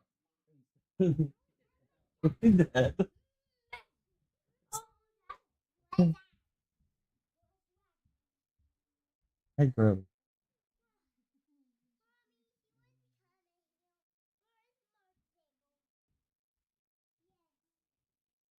Hey, you. Tired. I was asleep. But Eli woke me up.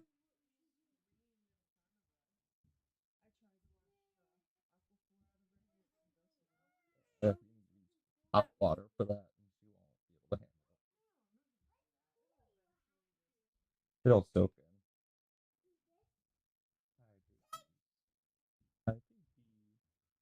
I love it. Hi, Savannah.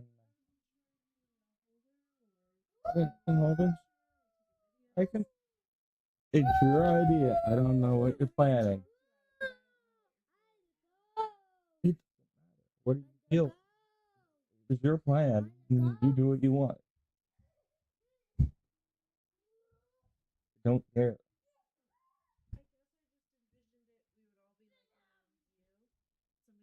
Oh. Okay. Okay. Take a look at it. I can't do that while I'm streaming.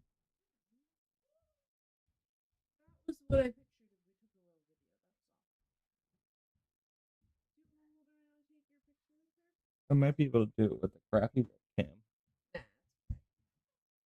Actually, yeah, I can do it while we're streaming. I'll be right back.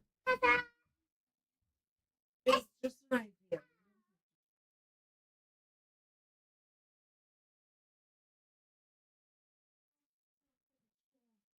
Yes. Mommy, it's nothing. Oh, it's looking so big. Taking it off. So I just take it off. Whoa, Eli, you okay? Yeah.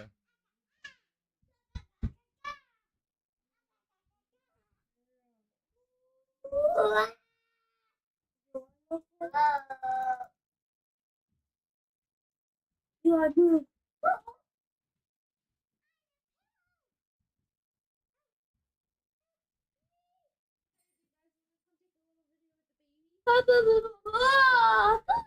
Eli, we're gonna take a video. Should I get the other chair? Ta-da! Hold it. Okay. What? It's your friend. Give it to me. Aww. Eli, get over here. Yeah. You want a video? Hold that, baby.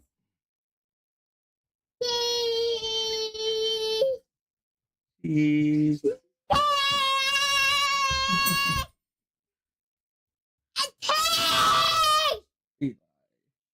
3 months.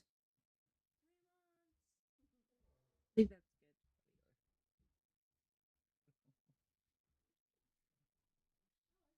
good. She's so cute. Do you want me to take your picture with her?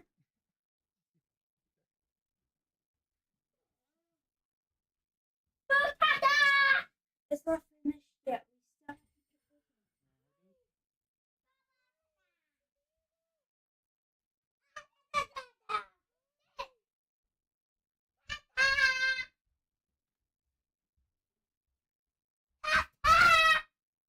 to This one she started to like.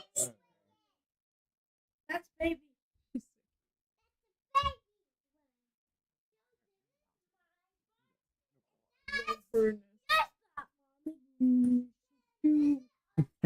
Always.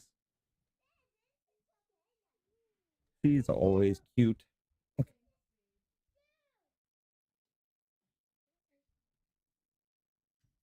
Now where's the saved up folder?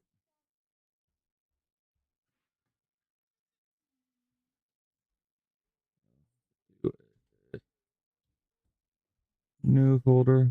Were you trying to give me my phone, buddy?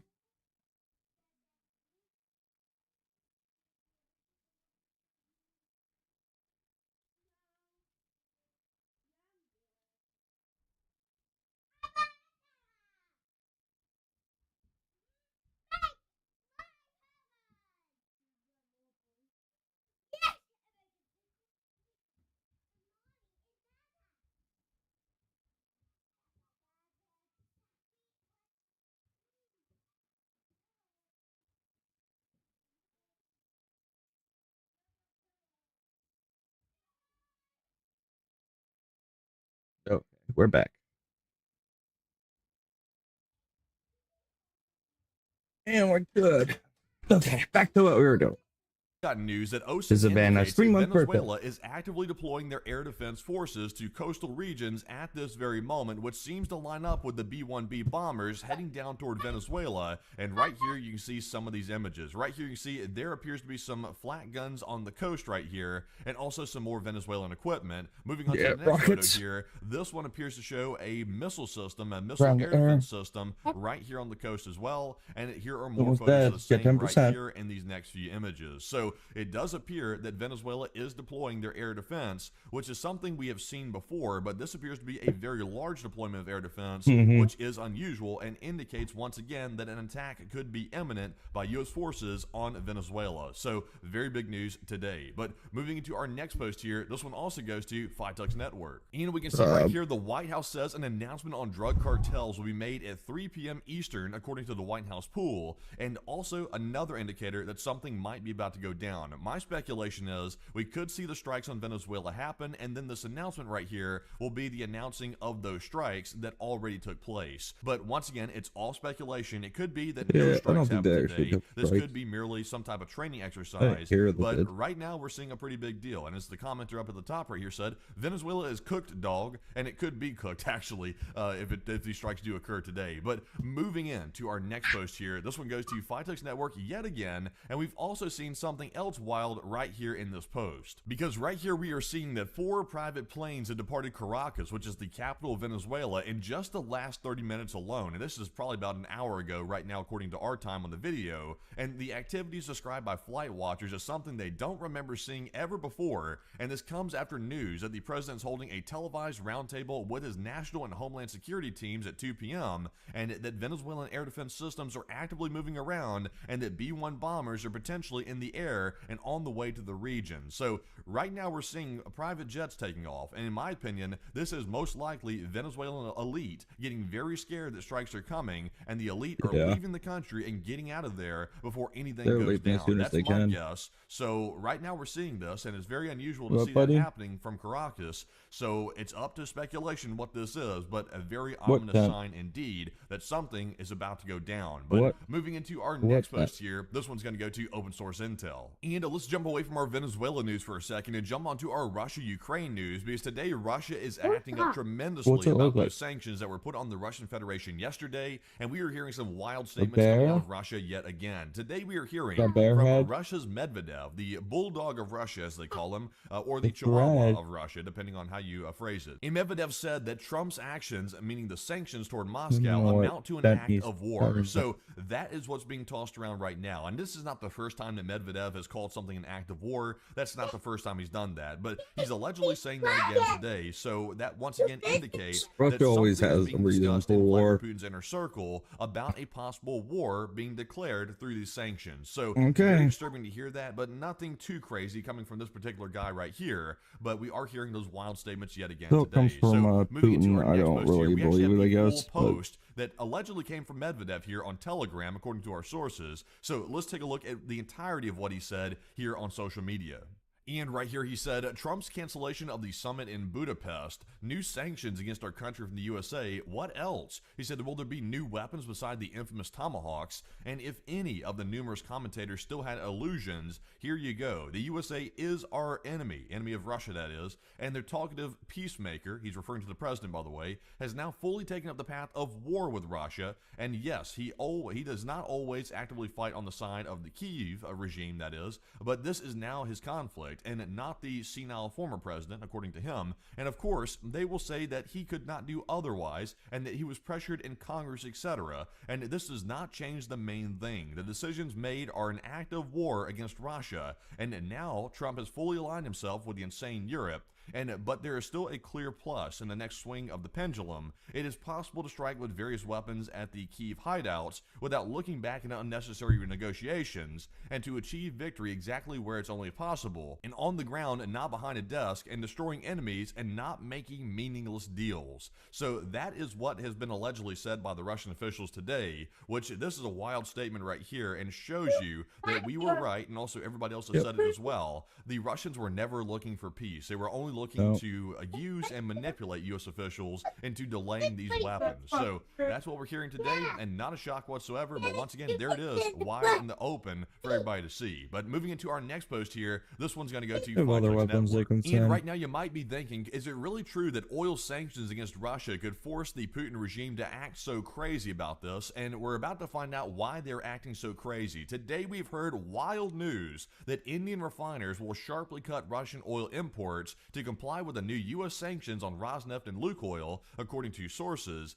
and the move could help India secure a trade deal with Washington and ease the 50% tariffs on its exports. So it sounds like India might actually be cutting back tremendously on the Russian oil imports, almost down to zero, according to what we're hearing right now. So that is a huge blow to Russia. India was a major importer of Russian oil, and it looks like that could be going away very, very soon, according to what we're hearing right now. So that is definitely a cause for panic for Russia, because that is one of their main markets that they sell their energy products and oil in, and they're about to lose that, according to what we're hearing. But that's not all. We have a bigger story right here in our next post, which goes to Five Tucks News, and we have heard that Chinese state oil majors have suspended purchases of Russian seaborne oil after the U.S. imposed sanctions on Rosneft and Lukoil, Moscow's two largest oil companies, according to other sources. So another huge blow to the Russian oil industry. And now we can see that not only Indian sources are not buying the Russian oil like they were and might actually eliminate it entirely, we're also hearing that the Chinese state oil majors might do the exact same thing, and we have heard that they suspended seaborne purchases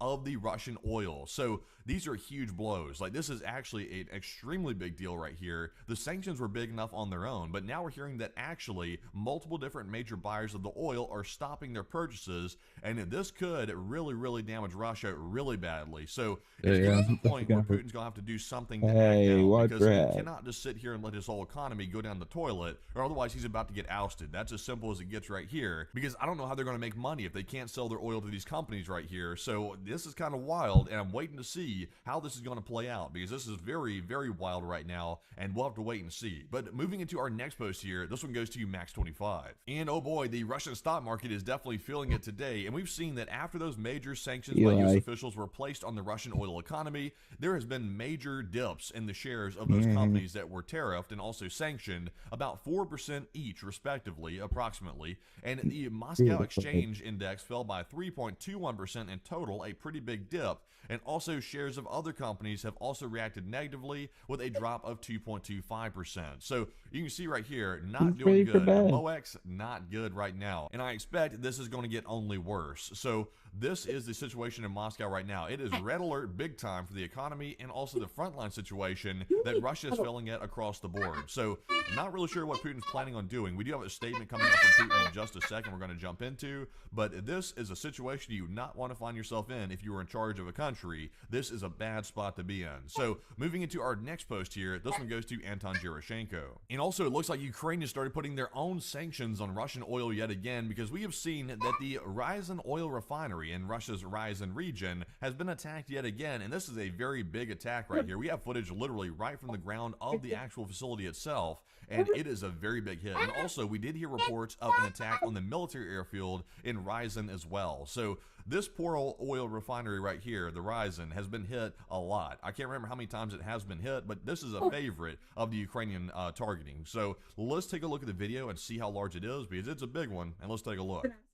And there it is right there. It is burning down, and it looks like it was a direct hit right in the middle of the refinery equipment right there. So that is a potent hit. And look at the smoke everywhere. I mean, it is just like orange, like everywhere. The smoke's filling the sky. The light is lighting it up. It is like daytime out there with how bright that is. So wild to see that. Once again, Ukraine's putting their own physical sanctions on the Russian oil, and it looks like they are getting hammered today. So Putin surely is in panic mode, and I'm sure he's furious. But moving on to our next one here, this one goes to Tendar. And speaking of sanctions, we've also seen that just in time, the EU Council has adopted today the 19th sanction package against Russia, and it targets the Russian energy and finance sector, as well as the military-industrial complex. And the Council is also strengthening control over the movement of Russian diplomats across the EU, and taking further measures against those responsible for the abduction of Ukrainian children. So really, Russia's getting hit from all angles right now. And now we're seeing the 19th sanction package of the EU, and we're hearing about all kinds of different things that got sanctioned here, but the Russians claim it was only like toilets and bidets and things like that got sanctioned. Well, there was more stuff that got hit. So another sanction package coming from the European Council. So another big piece of news. But moving into our next post here, this one goes to Status 6 military and conflict news. And what is Vladimir Putin thinking? That's the big question right now. What is he thinking? Because right now he's in panic mode. So this is the statements from President Putin today. He said, it appears that the Russian-U.S. summit will be postponed. He's very observative. But also Putin said Budapest was suggested by the American side during a telephone conversation, and it would be a mistake to approach the summit without preparation. Also, the U.S. is trying to put pressure on Russia with new sanctions, but no self-respecting country does anything under pressure. And we spoke with the U.S. president about the impact of the situation with Russian oil supplies around the world on prices, including in the United States, and also Russia's response to potential strikes with Tomahawk cruise missiles on Russian territory would be very serious, if not overwhelming. So I'm sure everybody can tell. Yeah, I'm serious, Eli.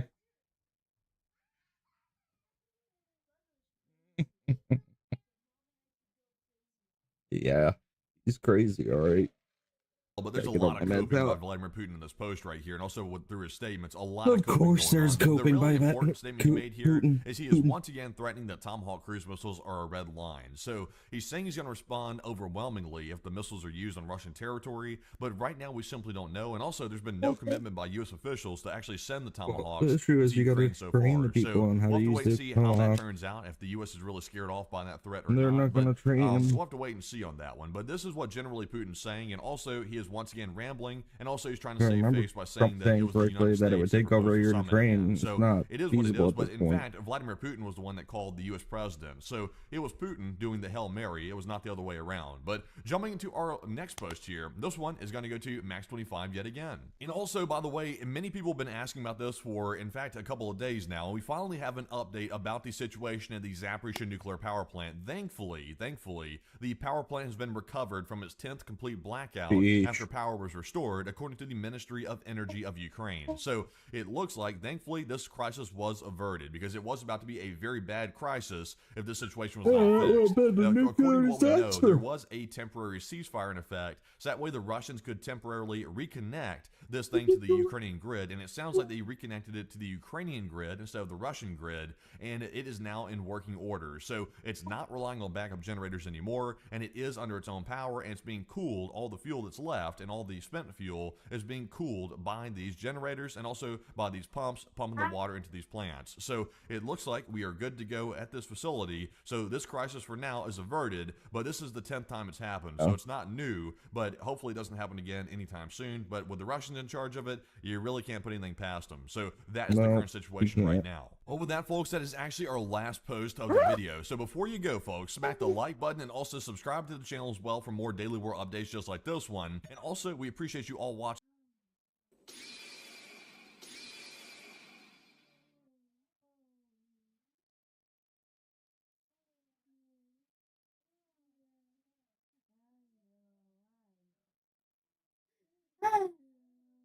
For today's daily cancellation, it seemed appropriate to spend some time checking out the content that's being produced over at MSNBC, the cable news station that is about to be canceled due to its extremely catastrophically low ratings. By my count, we have only about 3 weeks left before MSNBC is removed from the airwaves, replaced with something called MS Now, which will also inevitably be canceled soon afterwards. So out of a morbid sense of curiosity, I decided to watch some Morning Joe, their marquee program that's lost about 50% of its audience since the election. They're apparently less popular than CNN's morning program, which no one has ever even heard of. In other words, morale is probably very low and dropping fast over at Morning Joe. And that may explain why, instead of producing compelling segments, they're just pulling up random New York Times editorials and reading them out loud. Watch. So, Molly, you have a guest essay out in the New York Times this morning, your new place of work, entitled Democrats Need to Chill About the Electability of Women. You write in part, the specter of 2024 and the reign of Trump terror that has followed has Democrats on edge. Nowhere is this more apparent than in the governor's race in New Jersey. Representative Mikey Sherrill, the Democrats' great on paper centrist nominee, is ahead in the polls, but still being second guessed. One of the biggest problems facing Mikey Sherrill's bid for governor may have nothing to do with Mikey Sherrill and everything to do with a certain pundit class miasma about the supposed unelectability of women. After all, this is a party that has run 2 super competent women for president on its ticket, and they both lost against Mr. Trump. One of the Democrats' 2025 big bets is on the national security mom. There's also an off-year election in Virginia where Abigail Spanberger, a former House member and CIA officer, checks similar competent centrist boxes. Both are being asked to save the party while simultaneously being questioned about their electability. That's code for how sexist is the electorate. That's sad. Well, it is sad on multiple levels. First of all, there's no logic whatsoever in that hysterical, rambling wall of text that she just read. We're told that Trump's administration is a reign of terror and that a woman named Mikey Sherrill is the victim of misogyny, even though she's attracting large crowds, leading in the polls to be the next governor of New Jersey. I've never even Somehow this qualifies her as a victim of sexism, all because some unnamed pundits are questioning her electability, which means, of course, that every female candidate from now until the end of time will be a victim of misogyny. And secondly, somewhere in there, I heard the phrase national security mom. This is a phrase that should never be uttered by any human being in any context. It makes no sense, for one thing. It's a phrase that's intended to empower and lend legitimacy to some of the dumbest women we've allowed to seize power in this country. That includes women like Nina Jankowicz, the buffoon who made songs about how the government should censor conservatives online. It also includes Victoria Nuland, who oversaw the war in Iraq, the overthrow of Ukraine's government, pretty much every other disastrous foreign policy decision in this country's recent history. It includes CNN analyst Juliette Kayyem, the imbecile who recently tried to claim that the guy who shot up an ICE facility had no discernible political motivation. So these women are all national security moms, and the world would be a much better place if every single one of them had stuck to just being a mom instead of getting involved in national security. But the MSNBC clip does not stop there. Somehow it becomes even more embarrassing and pathetic for everybody involved. Watch. You can't take anything for granted, and you can't dismiss it. There is some misogyny that is in the election that needs to be confronted. It really is incredible when you have Abigail Spanberger, Mikey Sherrill, her background, all the different jobs that she has held in the military, and also like Alyssa Slotkin. I mean, my God, these women are incredible, and to them I would say fight, because we need them. Trump.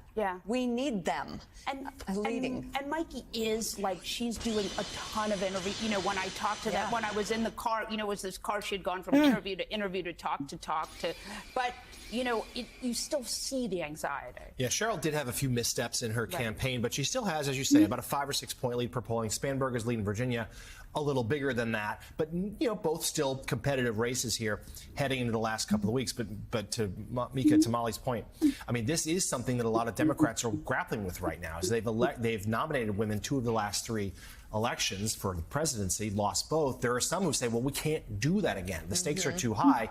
But of course, that does fall into the same misogynistic trap. Other countries have no problem electing women.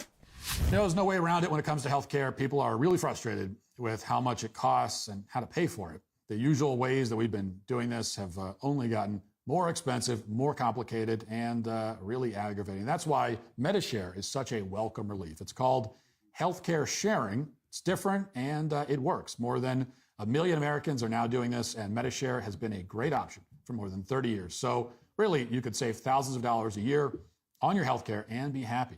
Imagine that. If you've heard about it and you want to know more, there are 2 easy options. Go to Medishare.com/Walsh.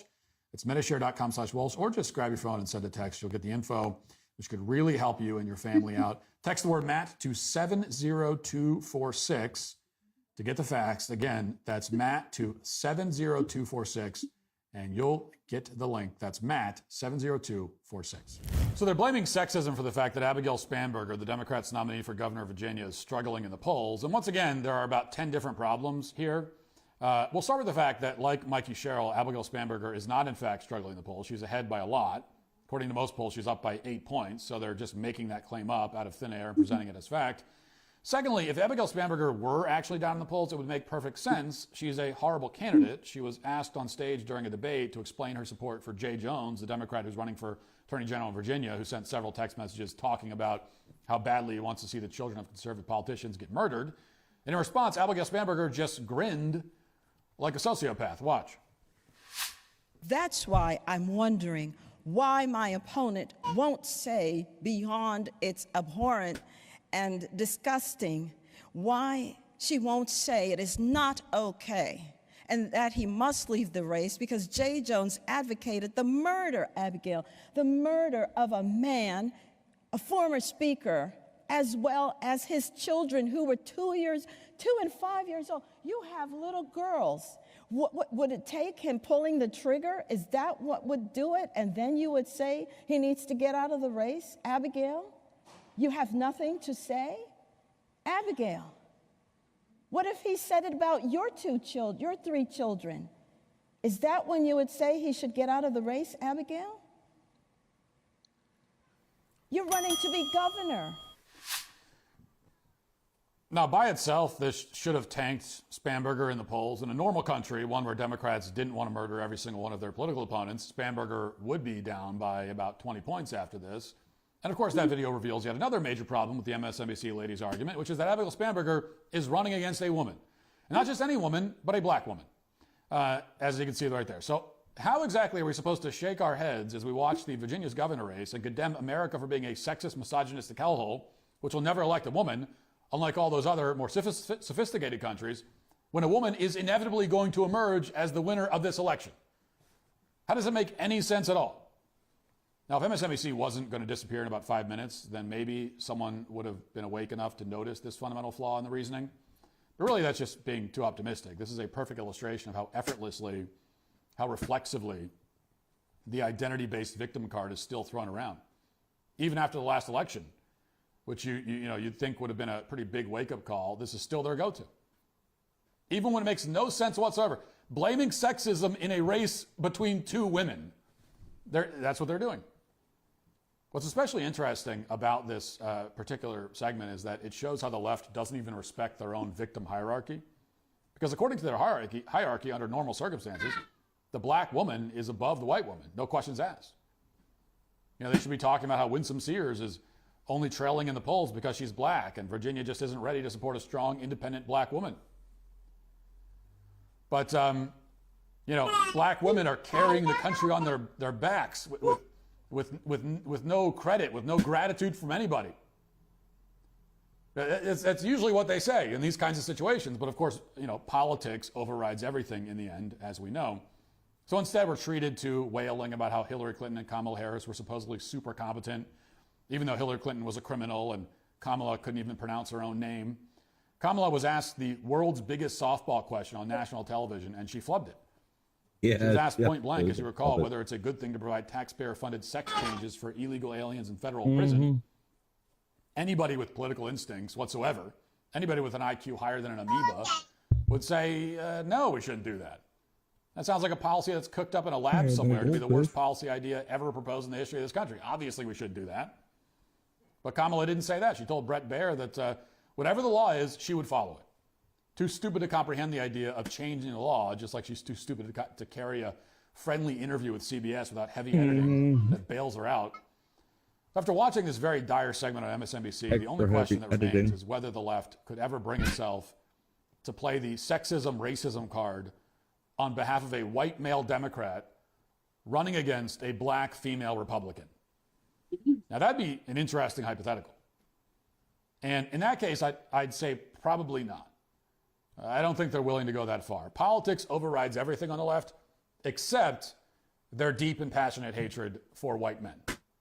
Some bridges are just too far to cross. MSNBC would rather die out completely and fade into nothingness than come out in defense of a white man in that scenario. And what do you know? In just a few weeks, that's exactly what's going to happen to MSNBC anyway. All 10 of their viewers will have to go online to read dumb and incoherent New York Times op-eds about sexism because MSNBC won't be around to read it to them. The endless identity politics simply aren't keeping the lights on anymore. And after watching this extremely grating segment, it's not hard to see why. And that is why what is left of MSNBC, which apparently isn't much, is today canceled. Hey, YouTube, thanks for listening to the show. If you'd like access to my full show with no ads, you should go to dailywire.com and use promo code Walsh to get 2 months free on all annual plans. See you there.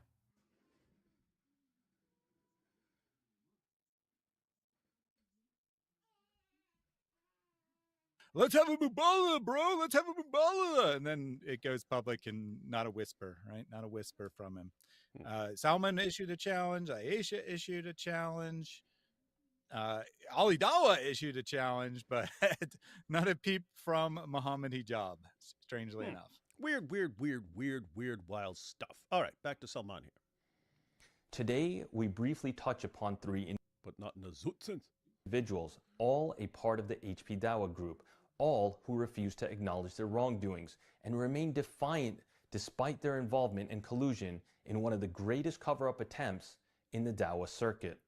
I want to preface by saying, these are just the three that you have already come to know about, but trust me, there are more to come.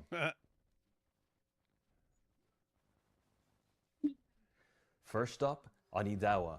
That's funny, when you put it on the screen, I thought, first up, Ali Dawa. And then he said it. That's awesome. After being exposed with his deceitful attempts to dupe the public, colluding with Muhammad Hijab and team to attack Sister Aisha, and even getting caught red-handed presenting a maliciously fabricated and photoshopped screenshot with the purpose of framing the sister, he has disappeared. His videos defending Muhammad Hijab came to a standstill. And what about the questions we asked with the assistance of the public? Well, he has refused to answer them and instead chosen to go hiding in the shadows, not trailing far behind his captain, Muhammad Hijab. But there's something I want to share with everyone today. He wants you to think that he has no time for this and doesn't want to deal with it. But deep down inside, this has been burning him, eating away at him. Deep down, it is killing him. Yeah, it is. And even though you have the people who will just blindly go, you have the people who don't care, right? So I suppose you have some people somewhere stupid enough to still believe Mohammed Hijab and Ali Dawa, that they're telling the truth. I'm sure there's some tiny minority who are like that. Most of their fans, I'm sure, are just, they don't care. I don't care what you're doing. I don't care what you're doing with these women. I don't care if you're lying. I don't care what you're doing. We're totally fine with it. But I have seen tons of people, like over the months where we were covering this, calling them out. And Thaddeus, does it seem to you like their numbers are down? Like their numbers have been dropping? They seem like that to me. I don't pay like close attention to their views or anything, but I do know that Ali Dawa went to Speaker's Corner almost every single week for the last 5 years, 10 years. And he went the week the scandal broke and hasn't been back since. And someone recently asked him why he doesn't go to Speaker's Corner anymore. He said, oh, it's a waste of time. Yeah, it's a waste of time, right? That's why you spent 5 years at least of your life going there almost every single weekend. And then the scandal breaks and suddenly you don't want to go anymore. Very strange behavior. And that 1 week he did go, he got confronted and he got embarrassed pretty hard by a Muslim, I will say. A Muslim who also is a regular at Speaker's Corner confronted him and said, why are you covering up for Mohammed Hijab? And he's like, I was Islamically obligated to because, and then he just made up some complete nonsense, humiliated himself, and he hasn't been back. Although he did go back. You remember his argument? Yo, we got the square. Yo, oh, true. It He don't went back even once. be a triangle. That be two different shapes. Yet this proved that Christianity false, isn't it? That is true. He made a special exception for God Logic and went that weekend. But otherwise, that went well for him. He's just been appearing at random pop-up locations around London instead. Instead of going to Speaker's Corner, he just goes to some random spot, doesn't announce it in advance where he's going to be, and then just tries to talk to random people on the street. Common Dawa tactic, go to where people don't know who you are or don't know your arguments or don't know anything. But even there, he was confronted at least once because he chose to publish the video. So he's probably been confronted more than once by someone saying, hey, aren't you the guy who supports Bhutta? Oh, yeah. And he's like, no, that's a Shia thing. Yeah, we believe in Mishar, not Bhutta. Yeah, guess what? That's basically what he's admitting to in this video, isn't it? That it's totally correct. Hey, yo, I went to his channel and checked, and I was just basing this on like every time like an Ali Dawa video pops up somewhere, I'm like, doesn't he have 1.3 million subscribers? How is he not getting more views? So anyway, I'm on his most recent videos from 2 days ago. He's got a video called "They're Coming for Them," 15,000 views. 15,000 views. Now for a regular YouTube channel, 15,000 views would be a lot of views. For someone with 1.3 million subscribers, that means his people are not clicking on that video. One before that, it had Myron Gaines in it, so it's a bit more popular, but 51,000. Before that, he's got all these hijabis on there, and it's 66. Then before that, Tommy Robinson, a Tommy Robinson video. Ali Dawa going after Tommy Robinson. That should be something big. 45,000 views. Again, this would be a lot of views for most channels and stuff. But once you're in, like you're like 1 million plus. If you're getting the views that would be decent for regular channels, but you should have a monster channel, that means some people are losing interest in you. Isn't that weird? Yeah, I did some analysis at one point on Ali Dawa specifically. I don't think he really has many loyal fans. He's very dependent on sensational topics, on clickbait, you could say. Yeah, Hijab has loyal fans, but not Ali Dawa. And it's weird. I've never understood Ali Dawa, like people like getting tons of subscribers. Like I don't get it. He sounds like a leprechaun. His arguments are like the most idiotic. Like with hijab, the me strong, me humiliate you. I get that. I get why that's like impressive to people who think that way. Ali Dawa, I'm like, you can't look to him as like this super tough, strong guy humiliating the kuffar. He doesn't debate. He did one like semi-informal debate with AP and was like having a dude feed him grapes in the mouth, like the weirdest thing I've ever seen in my entire life. And I've seen some weird stuff. But anyway, yeah, I don't know what to do, man. All right. Creepy stuff. I want to ask about Ali Dawa. I saw that debate with him and Avery in the UK, and he had those like puzzle pieces, and I'm like, I don't know. This is something I don't understand, and I try to explain this to people. I'm like, if we're buying into religion and we're believing in God, and God is way beyond our comprehension, right?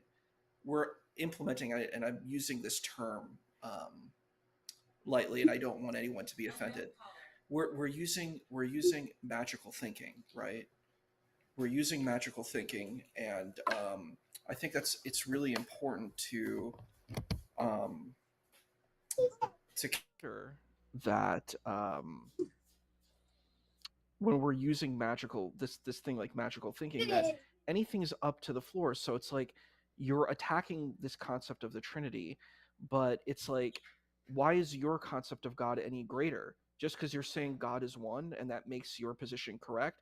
Like it's a very it's a dishonest approach, I would say.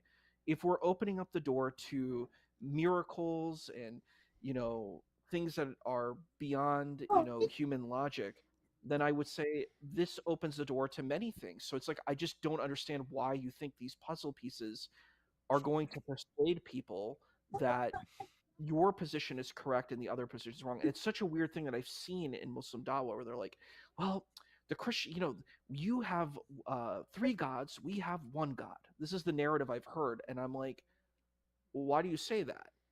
I said, do you understand how God operates? Like, are you the kind of expert on this? And if you're not, then why do you have so much ego and hubris to come and say that this other person's position on God is different? It's like, it's something I can't fathom or understand. And maybe y'all can explain that to me, but I don't get it. It doesn't make sense to me. I'll make it make sense. This is a square. This is a triangle. Something cannot be a square triangle. Now you get it. Now you get it, Isa. Now you won't be confused anymore about the power of Dawah. He's cracking under the pressure, and he's feeling the heat. Not just from me, but from the public. There have been many people leaving comments on his videos only to find themselves being blocked and their comments deleted. This man has been obsessed. We all witnessed his obsession with Muhammad Hijab, defending him by all means necessary. But brothers and sisters, I'm afraid to share today that his obsession did not stop with hijab. It is now with me. It is an obsession fueled with anger, with rage, and desperate attempts to get back at me personally, to get under my skin, to try and invoke a reaction. And from one aspect, he has succeeded. He did invoke a reaction. It is one filled with a feeling of sympathy, feeling bad for how he continues to humiliate himself. Despite going quiet in the public sphere on this issue, he has continued to text me directly.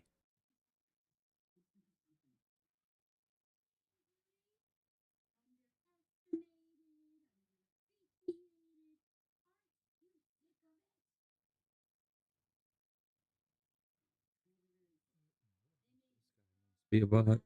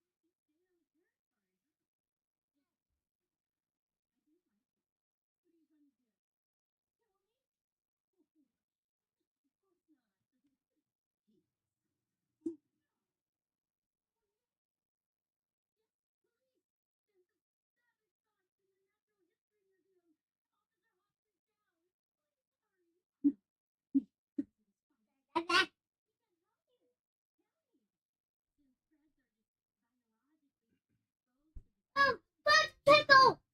My back! Mamdani is admitting that no amount of acceptance, no amount of welcoming and tolerance will ever be enough for these people, for the invading hordes. Doesn't matter what you do, doesn't matter how much you open your arms and welcome them, it's never enough. It is never enough, it's never good enough. And to be clear, this is the official position of Mamdani's entire campaign, which is why Mamdani's closest allies are saying the exact same thing. So let's take, for example, Mehdi Hassan, the former MSNBC host. Now, Hassan doesn't have an actual audience. His show is typically pulling in fewer than 40,000 viewers in the key demographic, which is much, much less than I would get if I let the inanimate fish in the background host the show. Okay, if we just had the fish cam, if the only thing we had on the show was the fish cam, we would clear 40,000 views easily. There it is. So in lieu of attracting an audience, Mehdi Hassan has attempted to spend his time attacking Americans and Christians on behalf of socialists like Zohran Mamdani. And to that end, here's Mehdi Hassan's latest argument. Listen to this. I think that if you can play church bells, you can pray the call to prayer. We are as American as anyone else, and don't take any BS from it. Gonna have to get with the system. Go to the bathroom.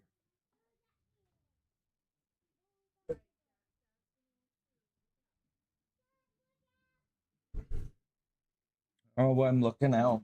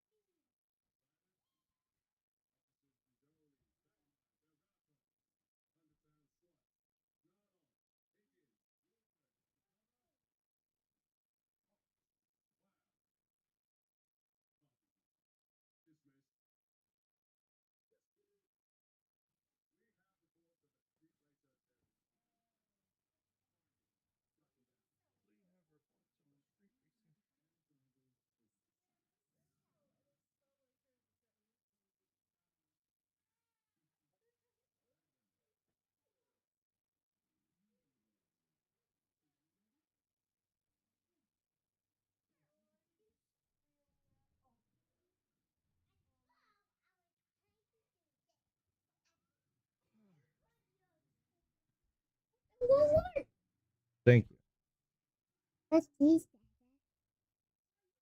for cutting glass. Oh.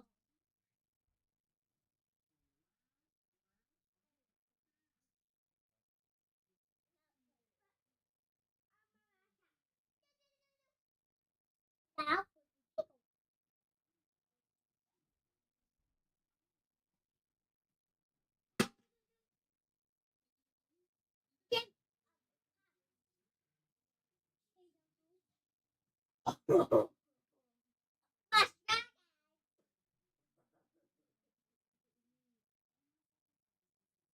Oh my God! I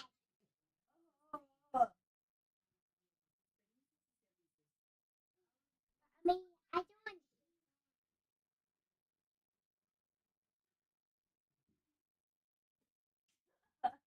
don't. You are my dragon. Go, go, dragon. Go.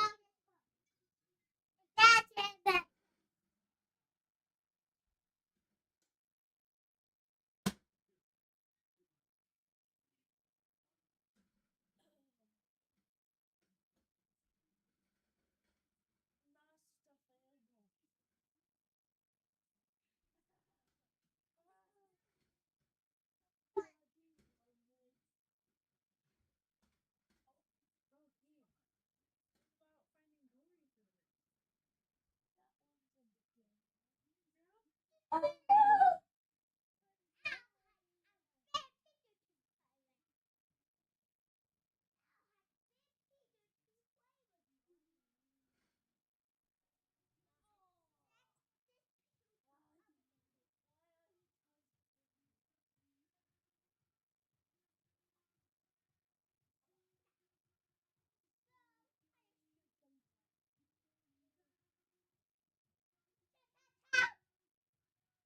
Oh, that's it. No, no, no.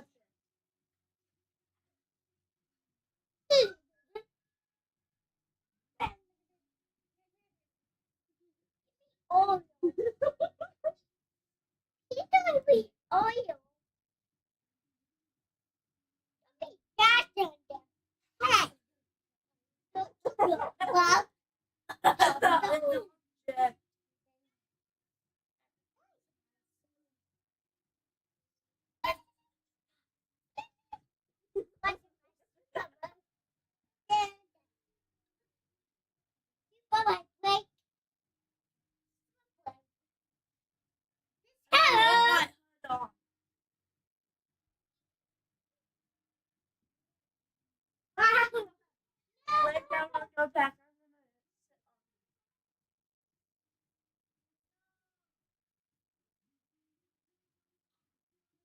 Well, before. You buy my super waves. So,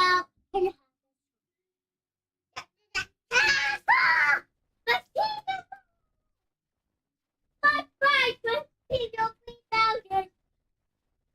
Now I just have be able to get it.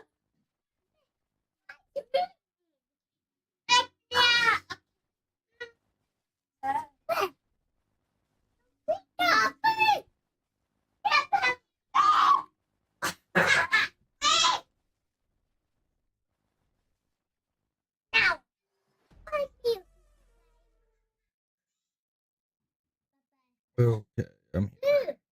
I want Mario, Mommy. I want Mario.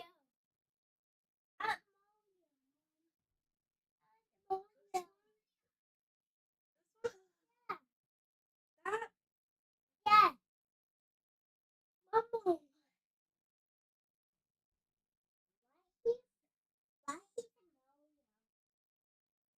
What? What? What?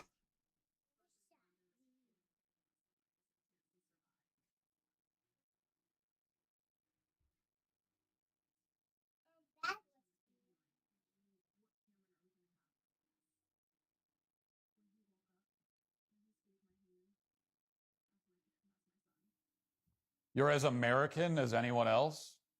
Really, Mehdi?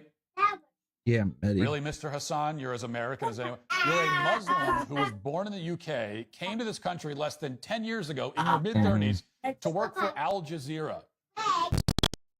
Okay, is there anyone who seriously thinks that Mehdi Hassan is American at all, much less as American as anyone else?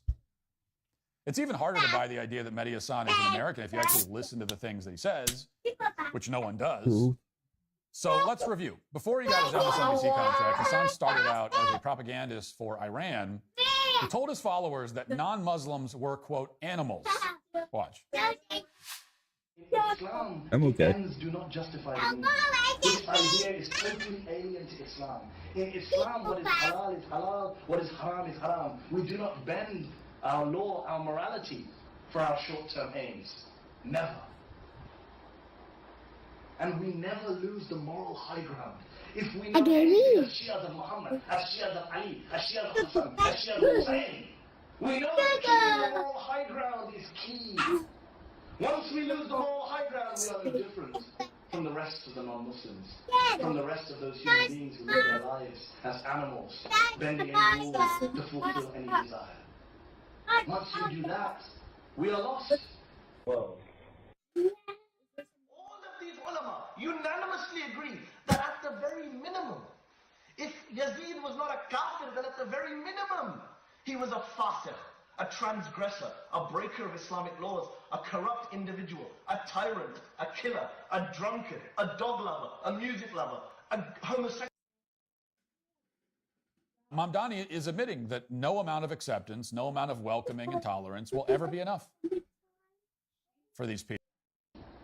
Once we lose the moral high ground, we are no different from the rest of the non-Muslims, from the rest of those human beings who live their lives as animals, bending any rule to fulfill any desire.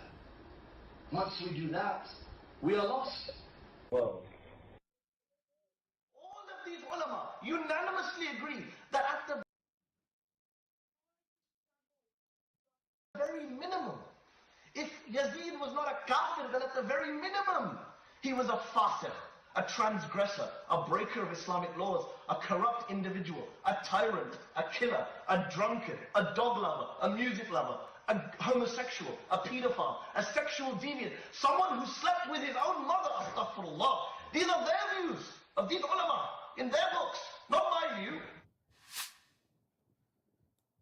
You know, this is just how Americans talk, according to Hassan. Mm-hmm. He's just as American as anyone else. This is as American as apple pie. This is what down-home, average, blue-collar Americans say. Yeah, you hear it at any 4th of July barbecue. People comparing Christians to cattle, calling us animals, ranting about music lovers in the same breath as pedophiles and people who sleep with their own mothers. They're all morally equivalent to the average American. Nothing more American than that. Apparently, it's also as American as apple pie to berate white people, who, you know, are the vast majority of Americans, including the people who founded this country. There was not anybody with the last name Hassan at the Constitutional Convention, okay? There were no Hassans dying on the battlefield in the Revolutionary War. Not a single one. There were only the kinds of people that Hassan despises, even as he tries to co-opt the country that they created. Hassan, of course, has made millions of dollars in this country disparaging white men and women. Most recently, after the 2024 election, here's what he tweeted. Good job, white men and women. You know, blaming them for Kamala Harris's defeat. So he comes to a country founded by white people that's mostly made up still of white people, and then he attacks them, invoking their skin color in the process for not voting the way he wanted them to vote. He just got to this country 5 seconds ago, and he's already saying, well, this should have gone the way I wanted. No. Who the hell are you, Mehdi? Who are you? Who cares what you want? Imagine if I went to Uganda or Nigeria and tried something like this. Imagine if I ran for office, lost, and then wrote on social media, nice going, black people. You really got some internalized black supremacy going on, don't you? You know, I'm just as Nigerian as anybody else. Now, in that scenario, how long would I last before they stoned me to death? 10 seconds, 20?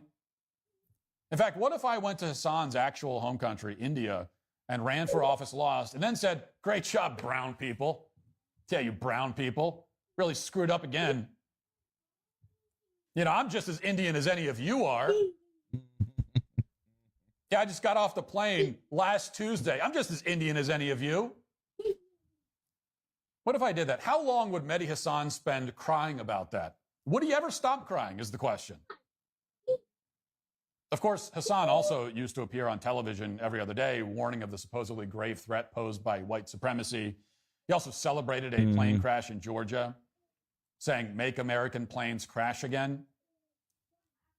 This is the person we're supposed to believe is as American as any Christian who can trace his lineage in this country going back to the Revolutionary War. Just as American. Just as American as any American who doesn't hate white people, who actually wants our civilization, our system of government to succeed. This is the person who we're supposed to take seriously when he compares church bells to the Muslim call to prayer, which happens many times a day, starting around 5 a.m. and sounds like this.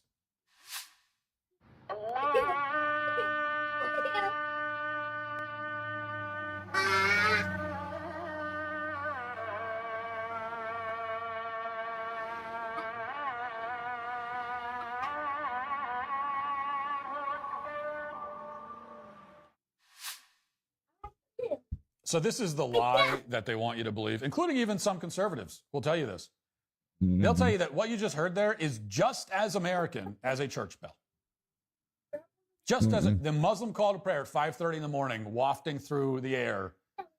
Just as American as, you know, a good old American small town with the church bell going off at noon. That's what we're supposed to believe. And we all know that it's not true. We all know that it's not true. And the thing is, even if the call to prayer wasn't so obnoxious and so obviously disruptive to the lives of everybody living nearby, in this case it's in Dearborn, still doesn't matter. And even if church bells also rang at 5 a.m., which they don't, it also would not matter because there's still a very good reason to say that in this country, church bells are acceptable in every city while the Muslim call to prayer is not. And that reason is this, okay? Christianity built this country. Islam did not at all, in even the slightest way. Islam has nothing to do with America. If Islam had ceased to exist 300 years ago, this country would not have lost a single thing. There is not a single good thing about our country that we would not have if not for Islam. And if you doubt that, then go ahead and give me an example of the great gift that Islam has given to this country since its founding. Give me the example of the thing that if Islam had ceased to exist 300 years ago, we would not have in America. Go ahead. I dare you. Mehdi Hasan, I dare you. Go ahead, name one thing. Go ahead. You can't. And you know, that's why we can have our church bells, Mehdi. We earn them. This is our country. It is not yours, Mr. Hasan. Any actual American would understand that concept very well. If you want to hear the Arabic call to prayer 5 times a day in every neighborhood, you can go to one of the other 50 countries in the world that are into that. And by the way, if you want to hear church bells instead, most of those countries would not be nearly as accommodating. Now, when I made this point on X, Mehdi Hasan responded with this. He said, quote, 1 in 3 of the slaves who built this country were Muslims. They were here long before the Walsh family arrived. You know that if you studied history, but I know MAGA has an issue with studying. Oh, and I'm guessing you don't count slaves as people or Americans. So, and by the way, he followed that up with another tweet claiming, again, that Muslims are more responsible for building America than the Irish. So, as you can easily have predicted, Hasan responded with just layer upon layer of lies, just absolute delusion, heaped on top of delusion. So for one thing, this country, just to be clear, was not built by slaves. It wasn't. Much less the handful of Muslim slaves owned by the 2% of Americans who ever had slaves to begin with. The Industrial Revolution is what made this country wealthy, and it was spurred by the invention of technologies like the steam engine, the coke blast furnace, not the cotton trade or the slave trade. In fact, cotton exports accounted for roughly 5% of the overall GDP of the United States prior to the Civil War. 5%. So these people that say slavery built the country, 5% of the GDP built the country. Give me a break. There's a reason we became a much, much richer country once we abolished slavery. Not only did slavery not build the country, it actually held the country back, if anything. And again, if the handful of Muslims picking cotton in the fields had never been here, it would have had no impact on the country at all. Okay? The vast majority of infrastructure and industry in this country was built by the labor of free men. Okay, this country was built by free men. Every Muslim country on the planet, on the other hand, had slavery for exponentially longer. They relied on it exponentially more than the United States ever did. Which is why Western countries had to shut down the Arab slave trade by force. Look up the Africa Squadron sometime. We had a whole unit of the U.S. Navy from 1843 to 1861 devoted to suppressing the slave trade along the coast of West Africa. The Arabs clung to slavery like a fat kid holding a donut. They refused to let it go. It was such an integral part of their culture, and still is in some Arab countries. And by the way, the slave trade in Africa was extremely wide-ranging and global in nature. This is one of those stories that isn't taught in school, but it's absolutely true. In the 17th century, Barbary pirates from North Africa raided several towns in Iceland. Yes, Iceland. And they went into Ireland also. Thousands of people were captured, transported to North Africa, and sold into slavery in places like Algiers. Many of the slaves died. Actually, by some estimates, more than 1 million European Christians were enslaved by Barbary pirates and slave drivers from the 16th century to the 18th century. Here's why I bring that up. Number one, okay, if you're a Muslim, you got no room to be lecturing about slavery, none. Number two, Mehdi Hassan, let me ask you this. Given that we had 1 million white European Christians who were enslaved in the Muslim world for 200 to 300 years, would you say that white Christian slaves built North Africa? Can we say that white Christians built the Middle East? Why not? Answer that, Mehdi. I want you to answer that. Did the 1 million white slaves build the Arab world? If a few Muslims in the cotton fields built America, what can we say about the 1 million whites enslaved by Muslims in their countries? What do you think, Mehdi? What do you think? Now, this is a rhetorical question. Of course, Mehdi Hassan is a British Muslim who came here less than 10 years ago, so I don't expect him to know anything about my country. And he doesn't. He is as vapid and clueless as his non-existent audience would suggest. He has neither the integrity to tell the truth nor the intelligence to lie convincingly. He has come to this country to live off of the fruits of the labor done by people he despises. He's as ungrateful as he is useless. He's exactly the kind of immigrant that we should not allow into this country, a spiteful, lying, self-entitled brat with nothing to offer the country but demands and accusations. He's a bad person, although not a bad American, because he's not an American at all. Thanks for checking out this video. If you'd like to listen to my full podcast on the go, you can check out the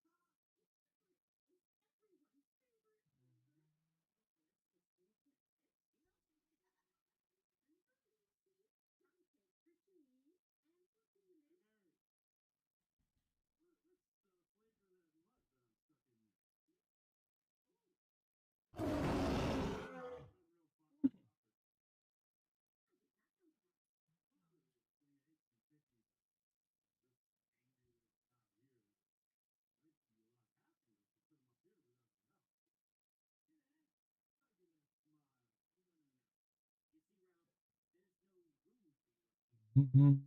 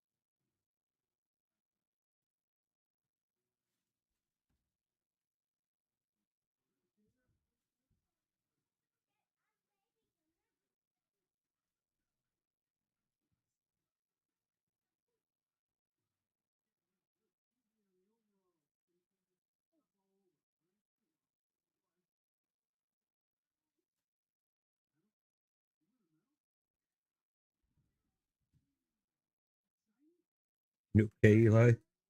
No, don't. Yeah, don't stand on that. Thank you for the follow, Razor. Yes, that's how you pronounce it. Don't take the meds so I can talk now.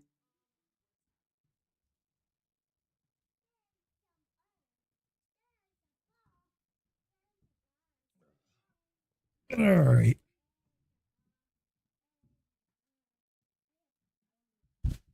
Mean tweets. People tweet me all the time. Oh yeah, did I mention NBA? Did y'all hear about yet? this? This was wild. So I'll pull this up. This just happened a little bit ago, right? This was crazy. So I woke up a little while ago and I just barely saw this. So NBA legend Chauncey Billups, Heat's Terry Rozier arrested as part of an FBI gambling probe. Like this is something that like a lot of Just like saw that. mafia shows have, where it's like they talk to like some like some pro player is looking to get money or to get something done by like a syndicate. And so, they have a group do something for them, but then the group says, okay, well, if you do that, you're going to have to, at one point or another, in the future, you're going to have to miss that ball, right? You're going to have to, like not hit that free throw or something like that. And so, like, that's how it happens every time.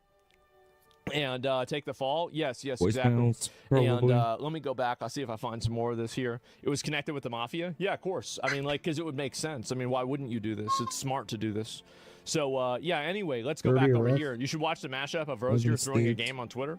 Red Well, anyway, I'm going to look at nationwide it. takedown. Holy So, cow. this guy was betting on the outcome of the games of NBA. Well, let me look at this and we'll see what all this is.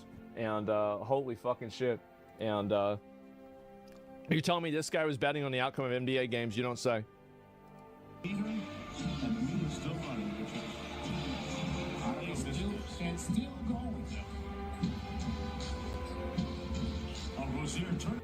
Wow. Yeah, he's throwing.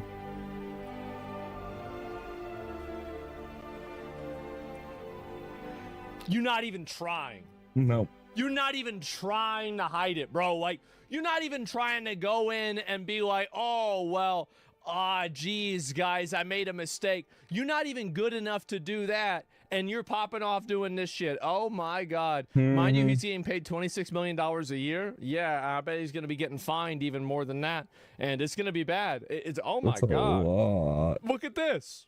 of trouble. Who is this guy? Oh, Wow. God. Oh, man, I tried so Having a hard and tough night. failed. Oh, jeez.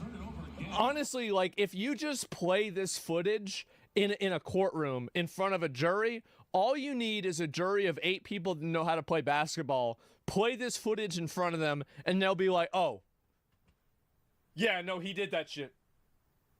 Yeah. Yeah, no. Yeah, no, for sure, he did. Yeah, definitely. Guilty. Oh, yeah, turning it over again, right? So this assumes it's happened before, too. Rozier off the DHO, and he turned it over. Turn it up. No way. No way. That's just a mistake, Terrible. right? It's not a big deal. Rozier with the 9-1-1 comes up short. And the coach doesn't Bro, pull these him. guys had an imposter on their team. Yeah. That's insane. This guy's throwing the games like crazy. Oh, my God. Guilty, as Uncle Ruckus would say. Yep, that's right. It makes you question why things is professional sports. I mean, I do think that sports And betting, it's I mean, this is purpose. my outlook on it, right? Legalizing sports betting, I think that, I mean, like, ask The yourself the worst question, mistake they ever has did. it been a net positive or a net negative on society that now in the U.S., every single sports event, because here's the thing, right, is like there's such a massive industry of this. Like there's a gas station I went to, and they even have slot machines that they're Yeah, I playing can't believe at the they have gas station. Like slots at gambling is now, I our think it's getting a local lot gas bigger. station I now. think the reason why gambling is getting so big now, I'll tell you the reason why. It's We're because just a lot of sitting there people have no spinning hope the and no wind. money, and they want to just put their money and their hope into something, and for them, that's going to be gambling. They just want to Yeah. put they want to do something and find some way that they can get excited for the future, right? That's everywhere in Vegas. Maybe it is, right? But like that's basically it. It's getting worse. It's everywhere in and, the they don't US understand now. statistics. No, they don't. The sole exception of horse racing, it's so based. I mean, with this, I just feel like sports betting is so prolific now, and you have kids getting involved in it, etc. Is so basically Portland Trailblazers head coach Chauncey Billups has been charged in an illegal poker operation tied to the mafia. Well, this isn't even about Miami Heat guard Terry Rozier was arrested in separate but related betting case. Yeah, bro, like, and this is them talking about it right here. Individuals such as Chauncey Billups, Damon Jones, and Terry Rozier were taken into custody today. Former, current NBA players and coaches. Wow. What you don't know Damn. is that this is an illegal gambling operation and sports rigging operation that spanned the course of years. The FBI led a coordinated takedown across 11 states to arrest. So they are, bro. See, this is what I was saying. Like, if they want to get you, they will get you. Over 30 individuals today responsible for this case, which is very much ongoing. Individuals sending them all to Valhalla, man. That's it. Yep, they're gone. And bad boys for life, not for a while. But don't they already get millions? Yeah, they do. Jeez. But you know what's better than 26 million? 27 million. And so Yep. that's what happens. It's tracking real threats like NBA Without players doing and betting anything. coaches, underage children being trafficked. I mean, I guess this is just somebody that wants to complain. I mean, obviously, like the betting and shit like this is obviously bad, right? It's obviously bad. And so here it is. We'll state some of the obvious things. ESPN quickly pulls their sports ticker off the air that included an ad for sports betting ESPN Bet while reporting on the FBI's NBA coach on a gambling probe. Right off the bat. We live in an entirely different atmosphere. So you got ESPN Bet right there? When it comes to sports gambling, then certainly those of us, Shefty and I, and some Yeah. of the older people at the table, grew up in this business being around. Sports gambling was always something that was completely It's under the table. It's something that you do like you talk to a guy through like a bar, bookie. like a door with bars on it, and like you hand over the money, he hands you the money. It's like one of those things, right? But like now, it's just apparently it's normal. Yeah, The you bookies, always yeah, talk to the exactly. bookie. shadows. It was something that leagues Yeah. stayed far away from. It was Yeah. something that networks like ESPN would stay far away from. Those days are obviously long behind us. Mhm. You hear a lot about legal sports gambling on this show. Oh, yeah. The Bussin' Boys, obviously sports You gambling hear a lot about it, yeah, because there's an ad for it on the screen right now. is a huge part of what you do, so we put those all out there Yeah. as a preamble because it might be in the back of people's minds, and we acknowledge that this is a different time and place. It's gone. However, there Maybe is a fine line, not so fine, there is a bold line that obviously has to be drawn between legal sports gambling when it comes to the public and anything that might infiltrate. Well, you're rigging the game. I mean, like, it's not that complicated. That you Yeah. can't have people that are betting on the outcome of the game that are playing in the game. I mean, No. like, really, I mean, do we really can't. need to have this spelled out? It's pretty fucking the obvious that it's code. going to cause problems, right? into locker rooms Yeah, and duh. into teams, and we all knew it was going to be a complication as this became more Of and more prevalent course. within the world Of sport. course. Yeah, We'll sure. state some of the obvious things Yeah. right You guys off can't the bat. think We 2 live in an feet in front of your entirely nose. different atmosphere when it comes Yes. to sports gambling than certainly those of us, Shefty and I, and some of the older people at the table, grew up in this business being around. Sports gambling. Yeah, no, he right. I mean, like, there it is. The game was rigged from the start. What's also insane, the NCAA just made it legal for student athletes to gamble on games. What? That's insane. Like, that actually is crazy. Like, the amount of gambling and shit that people are doing. 6 people charged on Thursday with turning professional basketball into a criminal gambling operations by using Yeah. insider information to place unlawful wagers. Bro, like, this guy is just not good, man. Yeah. Oh, gone. Trust me. Trust me. Yeah, there you go. Right, smart. And it wasn't Brizzy. I don't know who this guy is. I'm not really a big basketball guy in general on this, but how illegal basketball. sports betting actually works, how crime works. You've Probably got another guy watching Jack. this here. 2 notifications: NBA guys are being arrested for illegal sports betting. So that's basically what happened, right? And I'm really glad to see that this is happening. I think it's probably a lot worse than you would expect it, but yeah, there it is. A little degeneracy makes the whole world degenerate, maybe, right? But you think betting? Do you think online betting should be illegal, including sports betting? I think that if you want to have betting services and things like that, they should be centered around things that are meant for adult audiences, right? So, like, for example, if you go and you are, like, into gambling or betting, I think, okay, yeah, like, I don't like it. And, like, in a perfect world, like, this is what my perspective has always been. I don't think anybody should ever gamble on anything. I think gambling is bad, and it's destructive. So never gamble, never do this, never get into any of it. All that being said, all that being understood, I also want to say that people are going to do what they're going to do, right? I mean, like, nobody should be able to drink soda either in a perfect world. Like, so I don't want to take away somebody's what they do, but I think that, like, whenever you involve, like, especially minors, like kids that are watching sports, like, is it really good for them to be watching all of this, like, sports gambling ads and everything whenever they're trying to, whenever they're, like, 12 years old, right? They're like, oh, I want to be just like this. And, there's so much of an aspirational value placed on professional sports in America that I think that whenever you combine the aspirational value that the sports have in America with having kids being groomed into the culture of now sports, which includes gambling, I think that you are I'm not even going to say by abstraction, you're directly grooming kids into wanting to gamble and wanting to, wager money on sports, right? And so that's it. What was conflict of interest? Yeah. Do you think gambling is sinful, but like tobacco? Sinful is a religious distinction, right? I mean, is it? So that's up to somebody who's like a priest or the Pope, right? But yeah. Disagree. We should allow gambling that uses our skill. If the game has stakes in mind, it will be so much competition in the game. Well, like, I understand that. I understand why people think that, but at the same time, you can't. Like, I mean, do you guys think that sports gambling has been corrosive for like the last 8 years that it's been legal? Because I think it has been. I definitely think it has been. And so anyway, let's go back. I'll see if I can find a few more of these here and look at it. But yeah, I did see this happen, and I'll see if there's any more information about it that I missed out on. Yeah, it's been corrosive. It's been bad in general, right? And so I don't really know why anybody else would even be talking about this. So this take is about everyone who gambled at NBA and sites and allows it. Yeah. And all the FBI had to do was follow me on for years. I knew Chancey Billups and Terry Rozier were gambling years ago. Terry Rozier had no props listed all day, was never listed on an injury report. His props get listed late, and then he plays the first quarter and is ruled out for the rest of the game. Surely something shady is going on here. This random guy, this random NBA Andy, is sitting here calling this shit out for years. Nobody wanted to listen, but he was right.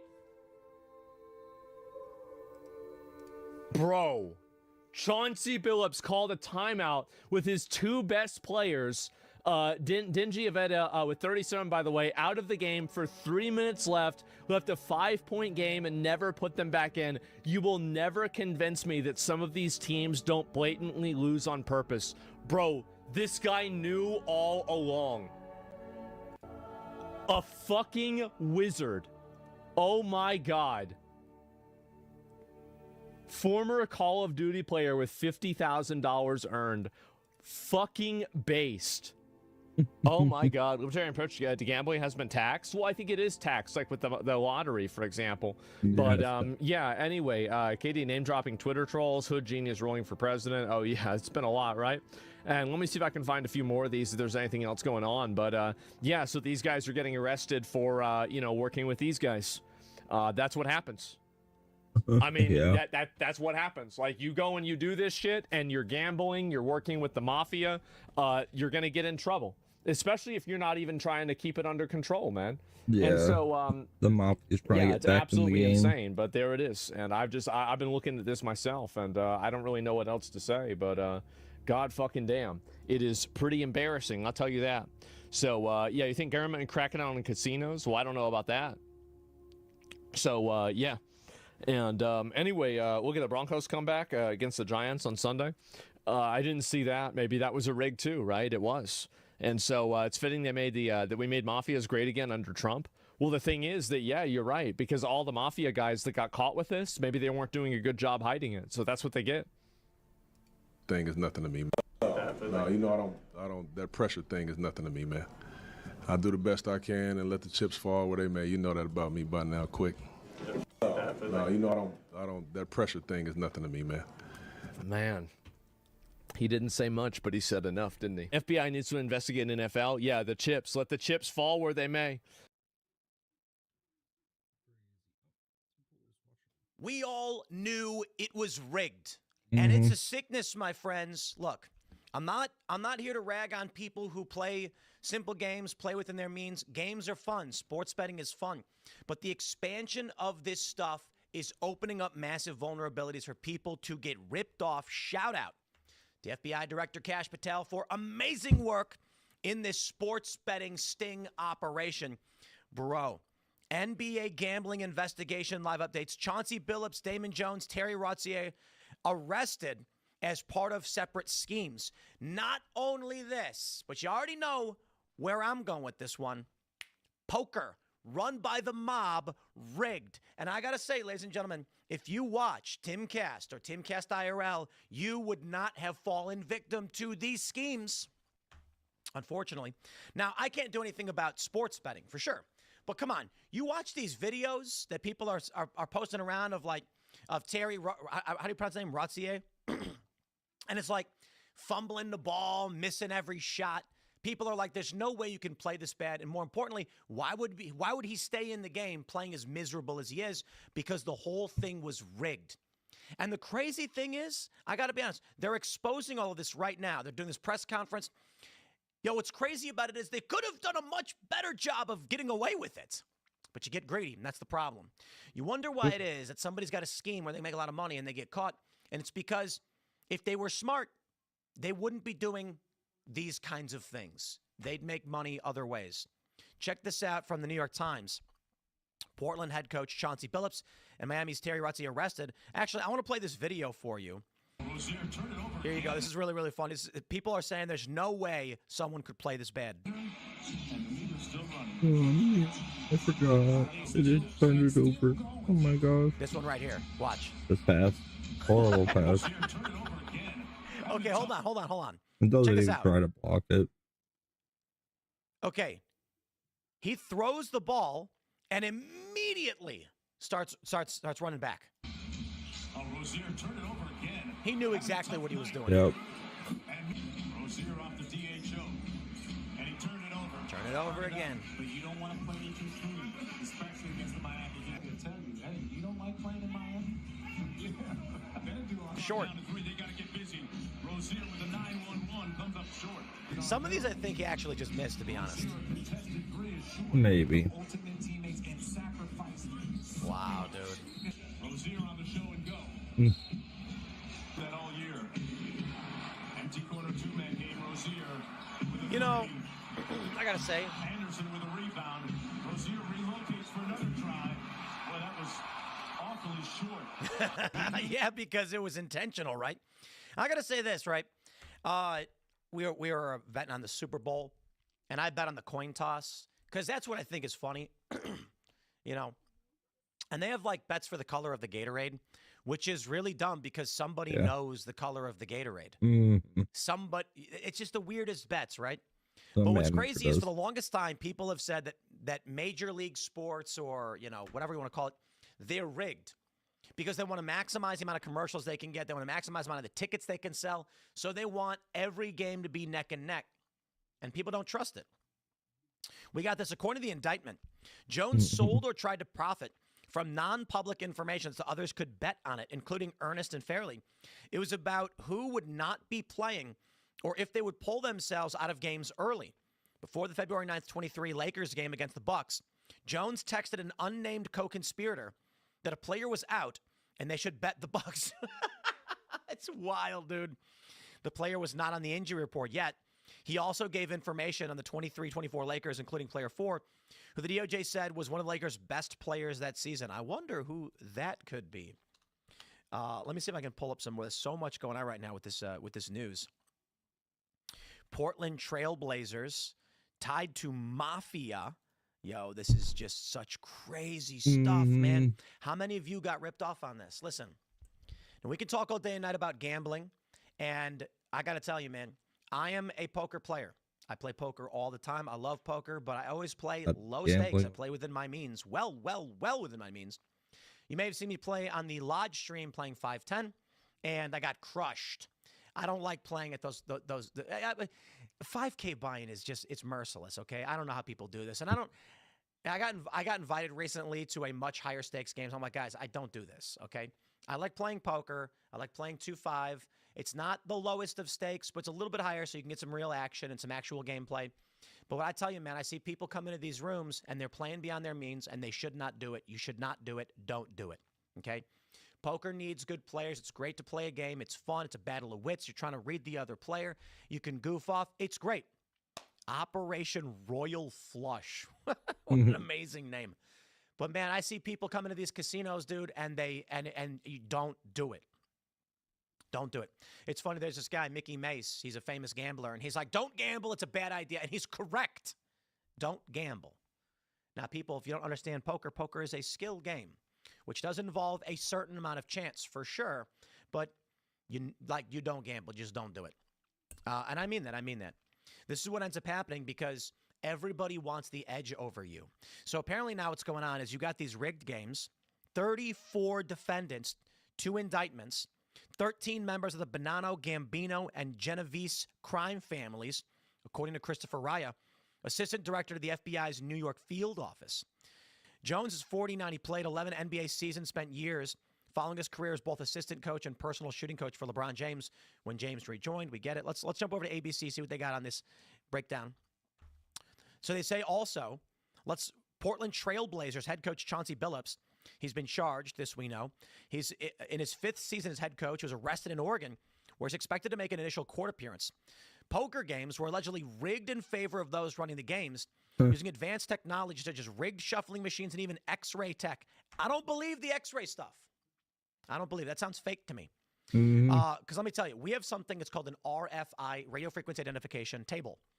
We have playing cards that have chips in them. Yeah, they're really thin chips in the cards. So when you're watching Hustler Casino Live or the Lodge Poker streams or the World Series of Poker, they'll deal the cards to everybody. They'll look at them, and then instantly on the screen, it'll show you what cards they have.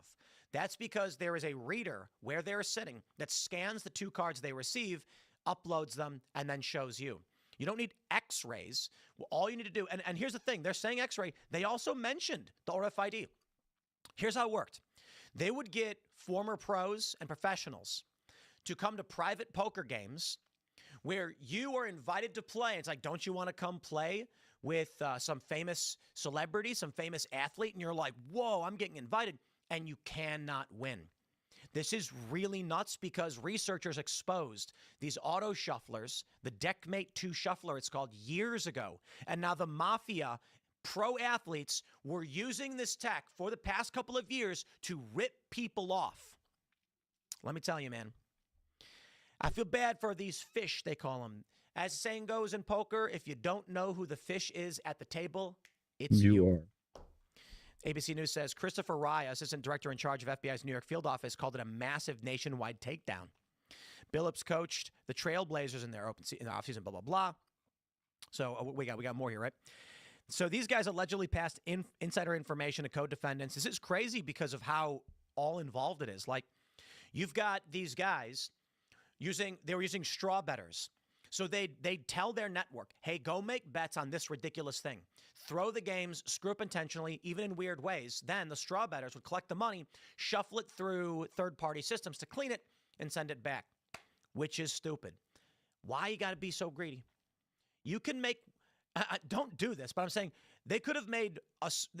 you know what? That's the problem. They're greedy. They want to heist. They want to rip people off. You could live like a king, sports betting, with insider information where you're never going to get caught.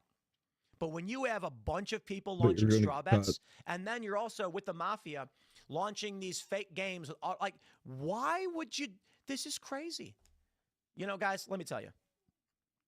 If you are running a poker room, and they're illegal in New York so long as you don't take a rake, you can have private poker games. They got these really beautiful penthouses, and people love to play. They play high stakes, the toots of millions of dollars. You go to a guy who's got decent net worth and say, we got some pros who are playing a game. Why don't you come hang out and play? You don't need to rip those people off. You don't need to cheat. You can just be good at poker and you'd win. That's what's crazy. You're inviting unskilled players to a game where you're enticing them to come with athletes. All you got to do is have some good players at the game. You're going to win. It's a skill game, hands down. Most of I consider myself to be a winning player, but I don't play like crazy numbers, so it's a couple $100 weird. I have my down. I sometimes I'll leave down, but usually I do fairly well at low stakes. You got to understand people, I guess. You can be good at the game and you can win money. Go to any poker room, sit down, and you will see guys that have massive stacks of chips, and you're like, these guys know how to play the game. They know who they're targeting, and they know how to win. That's why people play. It's crazy that these people got so greedy. They say last year for Toronto Raptors, Jonte Porter pleaded guilty to wire fraud, received a lifetime NBA ban. Let me show you this stuff, guys. This is a video from Wired. This is what's his name? Andy Greenberg, is that his name? Why his name's not on here? Why aren't they putting his name on here? I think that's his name, but they don't show his name. So anyway, a couple of years ago, is this the same article that they're linking on themselves? Because there should be an article for this, right? A couple of years ago, these researchers at DEF CON, the hacking convention, figured out how to use what's called a Deckmate 2 shuffler. So let's start from the beginning. All casinos, almost all casinos, don't hand shuffle cards at all their table games, blackjack, poker, etc. Table games and social poker are very, very different games. So that's why people don't understand. They think poker is you sit at a table and you're playing against the house. No. Social poker, we call it, is when the house will have a dealer. They take a rake. Either it's called time rake or it's pot rake. That means they're either taking a piece of the money out of the total pot in the middle, or every half an hour you pay a fee for the dealer for their time and for the casino. Very, very different games. There is a company called, I think it's Shuffle Master. There's a couple different, and they make the shuffling machines for a variety of different games. You'll sit down at a blackjack table, and there's a big black box, and they put a stack of 6 to 8 decks in it. It goes in, shuffles them all up, spits out another stack. They put it in the shoe. You play blackjack. Some casinos, like the one near me, they actually do hand shuffle as well. These machines can be programmed to order a deck any way they want. But typically when you're dealing with a regulated casino, you don't have to deal with it. Casino makes money. They don't need to rip you off by rigging the machine because they're already ripping you off by you gambling in the first place. So they can hand shuffle blackjack cards. The games are all rigged in their favor, and everybody knows it's called the house edge. Do you want to play against them? You can choose. So here's the thing. These companies also make something called a Deckmate. This is a social poker shuffling machine where you can take a deck of cards like this that we actually have here. These are PVC cards. You stick in the machine, and it will automatically shuffle them. Then it spits out, so you put in one deck, it spits out the other. The dealer will cut it and deal it out. The reason why they do this is to prevent card tracking and card manipulation. Let me just tell you how ridiculously easy it is to stack a deck using rudimentary tricks. One of the most basics is just card tracking. And so you can see the ace of spades on the bottom. You can do an overhand shuffle, do it really, really quickly, and then you can set it up so that your third card, of course, is going to be your ace of spades. Very, very easy tricks to pull off. And you do this because you can stack the deck. Bro, I'm not even good at this stuff. But there are pros that can rig it. So you look up Jason Ledaney, I think his name is, one of the best card trackers in the world, in my opinion. Hand shuffles rigged. So what they do is this. You buy the shuffle machine. You put the cards in. It shuffles it. You can't see it, right? Then the dealer will cut one time and deal the cards out to prevent cheating. However, the company came out with something called the Deckmate 2. And this, again, a lot of people are saying, like, what is all about, Tim? What does that have to do with the sports betting? This is actually what they're accused of doing in this story. That's why this is so crazy. So Wired did this cheating thing with, let me play a little bit for you.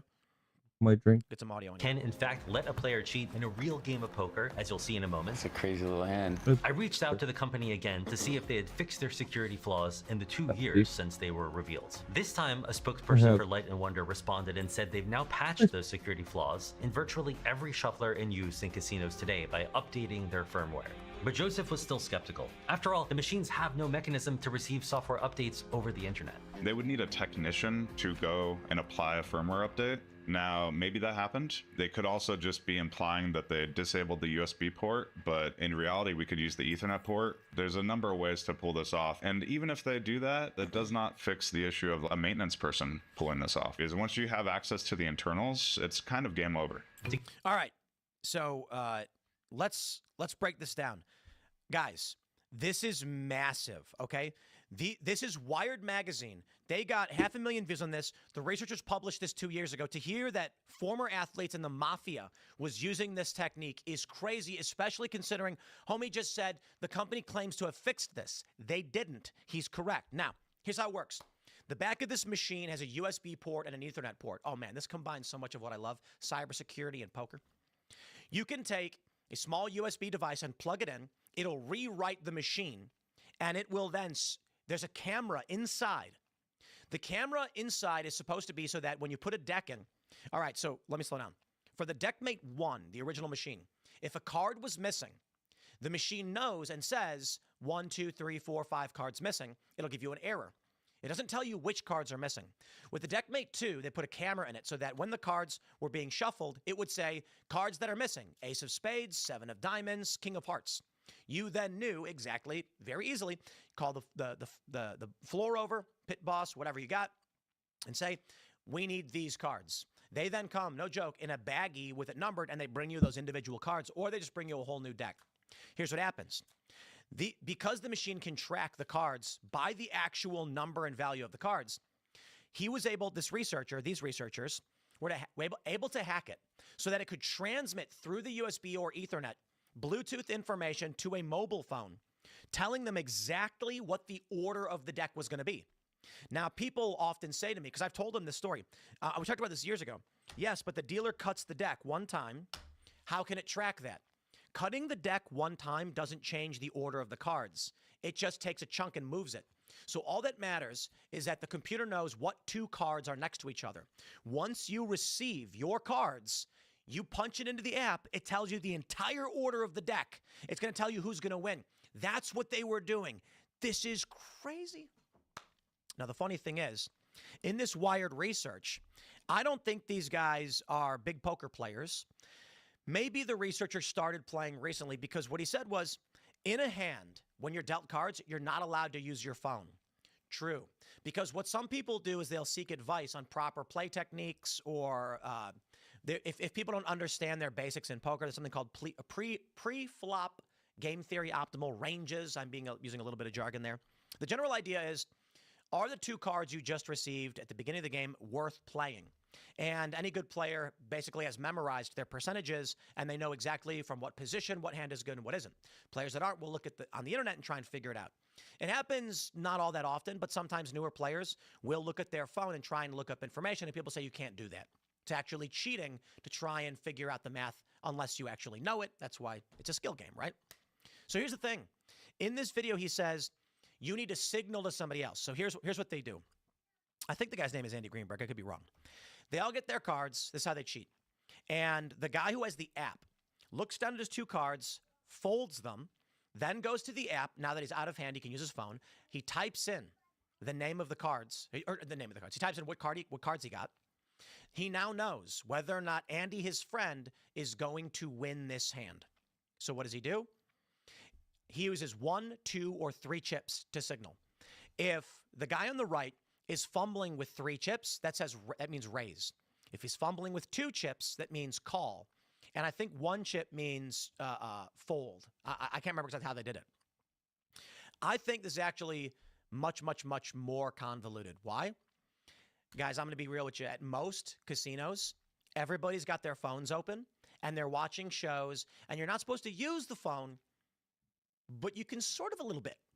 So here's what would happen, in my opinion. If you were sitting at a table and someone had hacked one of these Deckmate machines, it would transmit the data to a third party. What you then have is people wear headphones at the poker table all the time. They're wearing headphones, and then here's how the original game was supposed to be played. The cheating. Someone sits at a table nearby on their phone. The machine sends them the deck order, but they don't know the cut. The person sitting down at the table can be wearing Bluetooth headphones, and they can look down at their cards, and they can use code words to transmit the information of the cards to the person on their phone. Or, even better, the person can look down at their hand, and if their hand is playable in any meaningful way, even if it's not very good, just playable, call the bet or raise or whatever When the flop comes out, that information is public to anyone, which means someone sweating the table can just type in the flop. Boom, they know exactly who's going to win. And then they can say over the AirPods, you're going to win or you're going to lose. Or you'll be strong until the river, but they'll win. You can try and bluff them out, things like that. This is basically what was happening with these former pros in these mafia-run games. Now, here's the best part. Years ago, we talked about this on Timcast IRL. When the research was done, I had been telling people, I've mentioned on this show, and I know, a lot of you are like, this is where the news, cybersecurity, and poker intersects. Just throw skateboarding on top, and bro, you've got me captured. I had been saying, the Deckmate 2 machines have been compromised, and you don't know if you can trust them. And there have been a lot of people who have said something seems fishy about a lot of these games. Here's what's really sad, I got to be honest. At these games that they were doing in New York where the mafia was running, ripping people off, the reason why I said you don't need to use this machine to cheat and rip them off is because anybody who wasn't aware that was happening is a bad player as it is, and you don't need it. Let me explain something. I was in Florida. I was playing at a casino, and within 2 hands, I realized there were 3 people running a game. And so I got up and left because I'm not stupid. And if you're a good player, you get it. If you've played enough poker to where you have even a moderate level of skill, we can call this, some people call it ABC poker, where you play strong hands and it's just very rudimentary. Oh, look, I got ace king, I'll make a bet. Then there's something called game theory optimal. But if you know the basics of it, you're likely going to spot a con right away. So most of you who don't know, I'll explain how this is a wild story, at least in my opinion. So let's say, I'll tell you my story. I sat down at a table. The first thing you want to do if you're really trying to win money and be good is you don't play for at least an orbit or 2.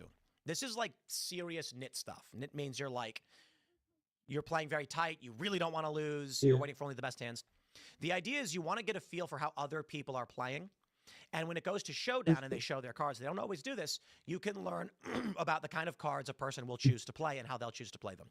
This will allow you to play more effectively against them when you understand what they're doing, which is why a lot of top players say never show. No matter what happens, if you don't have to show your cards, don't. So that means if you win the hand by the player folding, you muck your hand. It just slide it away so nobody can see what you had. I sat down at a table, and instantly, I noticed something interesting. There's a guy here. So you have 9 players at a table.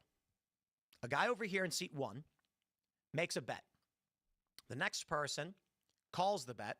The next person jams all in instantly, which is it's not super weird. Seeing it happen one time is no big deal, depending on the amount of chips that a person has. Going right from a $20 raise to a $300 all in, I was like, wow. The only problem, every single time, you'd see the player in seat 1 make a bet. If nobody between players 1 and like 6 would call, player 6 would not jam all in. Then it would go around, and this kept happening. What they were doing was it's running a table with a squeeze play. Here's how it works. You sit at a table and you have your friend you want to be between you and you. So there's 9 seats. You want seats 1 and maybe seats 5. That way, half the players are between you on one side and half the players are between you on the other side. As the dealer button goes around, what one of the players will do running the game, and you can do it with 2 or 3 people, is you will open the pot, it's called, by making a bet. So it's a 1-2 game. It's a $2 initial bet. You will say, I raised to $20, which is a little high, but not super uncommon at these lower stakes tables. Your targets are in between your friend and you.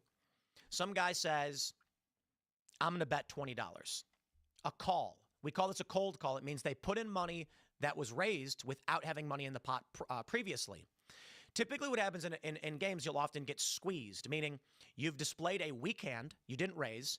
I feel like you're weak and I can scare you because I'm in a later position, so I'll raise against you, hoping you will fold, and we'll go only what's called heads up, me versus one other person.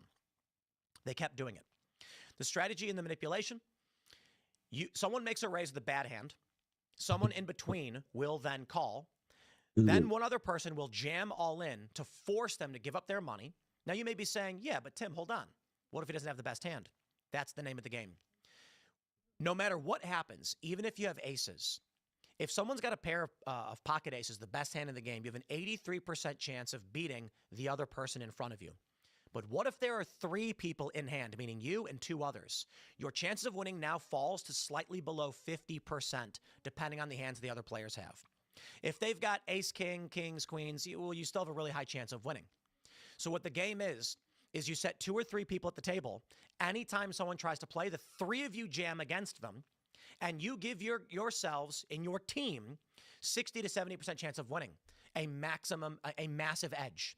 Now, you won't win every single hand, but you'll win almost all of them. Your team will. Then at the end of the night, you split your money. The point is, any reasonable player with skill is going to recognize these cons. If I sat down at a table and I noticed that people of moderate skill were pulling off ridiculous hands, were calling stupid bets, I'd say, no. I ain't playing this game no more. So let me give you examples that pertain to this mafia stuff, and then we'll wrap this one up because I could go on for a million years about this. There was a famous hand between 2 people at Hustler Casino Live. It spawned the name of a hand called the Robbie. This guy had 8-9 suited, which is it's a nice hand, but it can lose to a 10, a jack, a queen, a king, an ace. It just typically won't, and the reason why is he bets with 8-9. He gets what's called a good flop. The first 3 cards come out. I believe he got an open-ended straight flush draw, giving him tremendous odds to win the hand. The other player, this woman, had one of the worst possible hands you can imagine, Jack 4 offsuit. However, the jack is a higher card than a 9. So if that's all you had, she'd win, right? Well, how the hell do you make it to the end of a hand of poker betting hundreds of thousands of dollars with a hand that bad? It made no sense. So when it went to showdown and he had missed his draw, meaning all he had was a 9, she flips over a jack high. It's called a jack high hero call, and she won. Instantly, people were like, no way that's possible. Because if you had jack 4, you have no pairs, you have no chance of drawing, you can't win the hand, your equity, it's called, your chance of winning is single digits, and someone that's 100 grand, you fold. Unless someone's feeding you information so you would know you'd win no matter what. If you were an inexperienced player, you wouldn't realize why that's suspicious. But if you're a pro, you'd know right away that's impossible. So with this mafia game they were running, if you sat down at the table, if I sat down at the table and this player called, I made a massive 3-bet, we would say, and they called with a middling hand and ended up winning, I'd say, okay, hold on there a gosh darn minute. Now, it's not impossible, but if this happens more than a handful of times, I'm walking away because you're playing the odds. And if for some reason the odds are against you, you stop. That's at least what you're supposed to do. Now, I don't want to rant too much. Obviously, I love poker, and this is combining, as I mentioned, all the things that I really love. This is really crazy. I'm not a big fan of sports betting. I'm not a big fan of casinos. I play Magic the Gathering. I like playing strategy games, and poker is a simple way to do it. But excellent work to the FBI. Amazing takedown of these illegal games. It's great for the game. It's great for NBA. This means that you guys know your games aren't going to be rigged because they're taking out these nasty dudes. I'm going to wrap it up there. Smash the like button. Share the show. Stay tuned. We got more to come throughout the day. We'll see you all in the next segment. Throw the book at him. You never know. We'll see.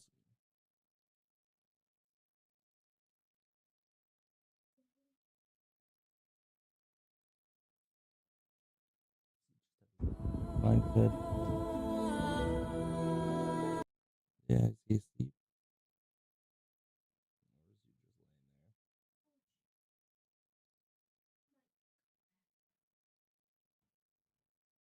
What, you would go to sleep too?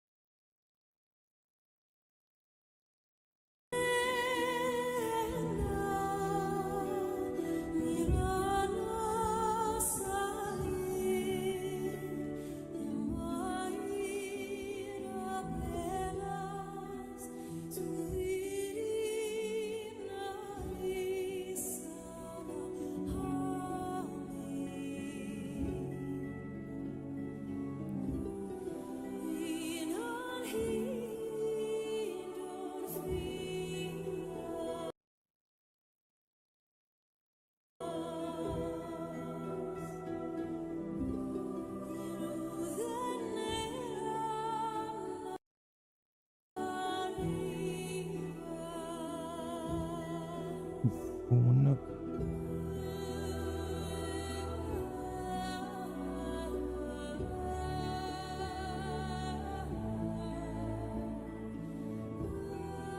figure of the knight is certainly one of the most iconic of the medieval era, shrouded in a sort of charm that still persists to this day both in literature and cinema.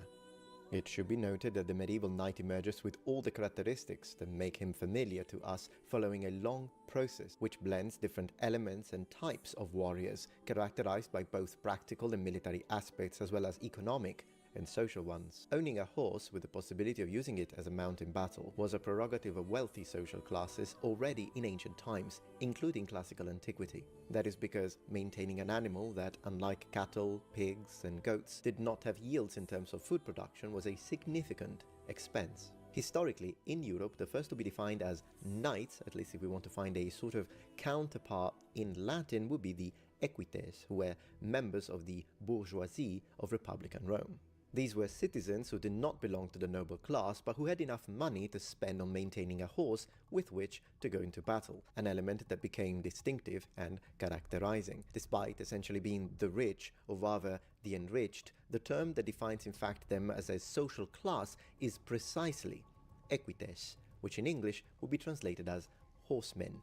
From a purely functional perspective, it should be noted that cavalry did not play a predominant role in ancient armies. Just like light infantry, cavalry served as support for heavy infantry, which was at this time the true queen of the battlefield. Skillful use of cavalry certainly enabled victories in battles, as demonstrated by strategists such as Alexander the Great and Hannibal, but only when it was employed, like other specialized units such as archers, slingers, skirmishers, in support of rank-and-file infantry. In other words, shock cavalry or heavy cavalry charges are a later development, and we'll get there. So, how did cavalry work exactly in the classical period? Well, very often Western cavalry forces until the 1st century BC behaved as reconnaissance troops, attacking enemies on the flanks or from behind, used to pursue a routing enemy, or were tasked with engaging other cavalry forces, avoiding direct confrontation with heavy infantry and preferring to harass them with javelins, or even acting as mounted infantry who would dismount to fight in battle. An exception to this would be the cavalry of the Macedonian world, whose frontal charges with a long two-handed lance, which were possible precisely because they were executed strategically in concert with the maneuvers of the phalanx infantry. Perhaps not coincidentally, from an ideological perspective, the hetairoi,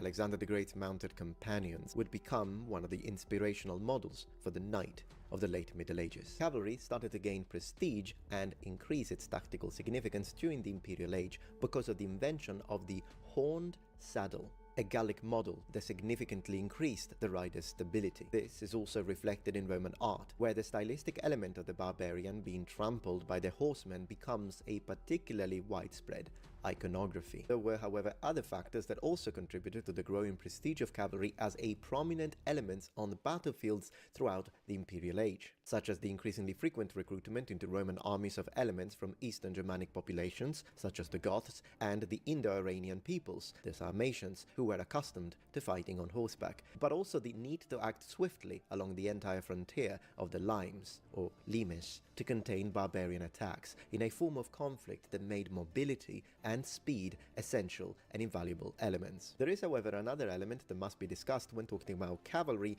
in the Roman period, and that is the adoption of a heavy cavalry model inspired by the Persian world, so-called cataphracts, a word of Greek origins that the Romans would have called, in Latin, clibanari. These could be considered to some extent the ancestors of heavy cavalry of the Middle Ages. In the transition between late antiquity and the early Middle Ages, due to the civil changes taking place in Europe that saw the dismantling of some of the previous structures of the classical world and the re-emergence of social relationship imbalances with an archaic flavor still present in the Germanic world, the figure of the mounted warrior increasingly coincided with the private militia and personal guard of this or that illustrious personality, and the first to fit this description properly were those called bucellari, literally biscuit eaters, named after the bucellatum, the soldier's bread, or hardtack. These were fighters equipped and paid by a noble or a high official to act as their retinue, and, if numbers allowed, even as a personal army, who usually enjoyed superior training. As we continue our journey through the ages, exploring the beginnings and evolutions of the figure of the knight, we could say that the bucellarii are conceptually the foundation for the subsequent mounted fighting units that would establish themselves under the Carolingian world. These knights, who were effectively close to monarchs and nobles thanks to the royal gifts of land holdings called benefices, which they would receive in exchange for their service, eventually became nobility themselves when the Frankish king, Charles the Bold, made these lands hereditary by decree. We could say that by definition, being part of a monarch's or high-ranking noble's retinue, as well as fighting on horseback, are the two elements that would characterize knights in their definition during the early Middle Ages. Now let's have a look at the word knight and its etymology. The Anglo-Saxon world would use the word Knecht to define what was both a new social class and a military corps, while the German world would use Knecht, from which modern English knight derives. Knecht becomes Knecht, Kneicht, Kneit, knight. The original Germanic root has several meanings, from young man, boy, to servant, but should be understood in this latter meaning: someone who serves, who is subordinate, who is bound to someone else, namely the king or a noble. Curiously, we find the term in the name of another type of fighter between the late Middle Ages and the Renaissance, the Landsknecht. Land, Knecht, one who serves the land. The French-speaking world would instead use the word chevalier, from cheval, horse, and in Germany Knecht would gradually be abandoned during the late Middle Ages for the form Ritter, person who rides, a rider.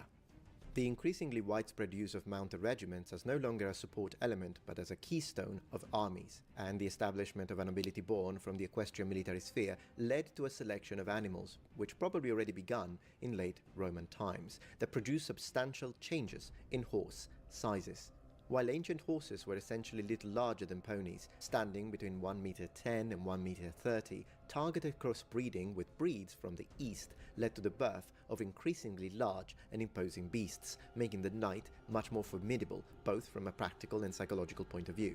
And from a functional perspective, the introduction of the stirrup, probably arriving in Europe with a Mongol origin between the 6th and the 7th century AD, which was adopted by the Franks around the 8th century, must have further contributed to the establishment of the knight as a model warrior, a shock impact factor, although contemporary military historians largely agree that its contribution has been exaggerated by historical literature of the 1960s. It is in fact possible that while the stirrup undoubtedly made horseback riding easier, its use, at least during the early Middle Ages, must not have been as revolutionary as the invention of the horned saddle that we discussed earlier when it comes to the ancient times. At least according to the sources, its primary function seems to have been not so much to maintain stability, but to mount the horse easily, as evidenced by its Latin name, transcribed in Greek characters in the strategikon scala, which means ladder. Yes, the ancients called it a ladder. I probably now, will. If we want to look for a fall specific asleep. battle that kind of marks the moment in which cavalry becomes more important in Europe as a main component within military strategy, of course we could think and go all the way back to the Battle of Adrianople, but I think the most fitting example would be indeed the famous Battle of Hastings of 1066. That is because if we look at the Bayeux tapestry, however it is pronounced, when we look at the Saxons and the Normans, sometimes they're almost virtually indistinguishable, and the one thing that sets aside the victorious Normans over the Saxons is the fact that a huge chunk of their troops is in fact mounted. They focus on cavalry. But as we continue our journey deeper within the medieval period, that's when specific type of technique called la lance couchée, or the idea of putting your lance underneath your armpit, and a stronger focus on impact cavalry will make use, a good 250 years later, of the invention of the stirrup, maximizing its potential. And as we continue into the late Middle Ages with the advent of plate armor, the lance in rest will further strengthen and solidify this fighting technique, maximizing the impact force on the target. As we discuss all of this, one thing that we have to discuss is how effective cavalry charges are against infantry. What's important to say is that cavalry doesn't always trump infantry, and it is in fact a matter of training. With that being said, it is absolutely true that at least until the late 13th century, infantry formations that would be disciplined enough to remain compact in the face of a heavy cavalry charge rarely existed, due to several factors that also involved the psychological sphere. Since the time of the bucellarii, the mounted warrior was well trained, First, because the noble took care of his subsistence, then because he became noble himself, while infantry units of the early medieval period were increasingly made up of poorly armed and unmotivated conscripts. A massive shift when you think about it when compared to the Roman era, particularly when it comes to very professional and heavily armed infantry units, the citizen infantry. We will not see that level of professionalism all the way up to the modern period. This is a phenomenon that established itself at different times in different areas, but beyond some notable exceptions, usually relating to Northern Europe, see for example the Saxon Huskarls at Hastings, who were infantry but simultaneously elite troops from a high social class, we can increasingly consider it a norm for a fair portion of the Middle Ages. On the contrary, knights were better trained, also because that's what they did. It was their profession. At the same time, they didn't have to go farm the land. They had a lot of time to focus on training, which sculpted their physiques, increased their martial prowess, their effectiveness. Not to mention that due to the fact that they were low nobility, usually a knight would be wealthy, which means he can be better armed, with more effective equipment, which would be, of course, costly and protective. On top of that, being noble meant that they ate better. Nutrition is also an important aspect of the effectiveness of a soldier in battle. They consumed more meat more often, they were therefore on average taller and more robust. A single knight must have appeared on the battlefield as a sort of invincible tank, impervious to blows, and at the same time, deadly. If you're enjoying this video so far, please take a moment to check out my Patreon page. With as little as a $5 support, you can help us ensure that we can continue to produce high quality and high researched content. And at the same time, you get access to polls, extra videos, unlisted streams, and much more. Thank you so much.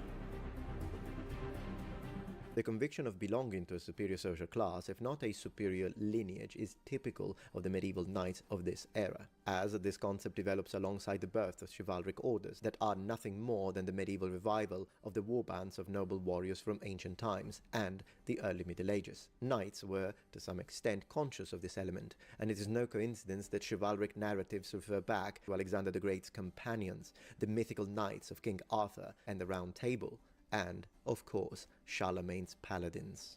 It is, however, also important to underline that oftentimes when we say men-at-arms, even though we imagine, once again, low-level, low-tier, improvised infantry units that are poor and can just pick up a couple of spears, maybe there is a billman, maybe a helmet, perhaps a piece of mail underneath or on top of their gambeson.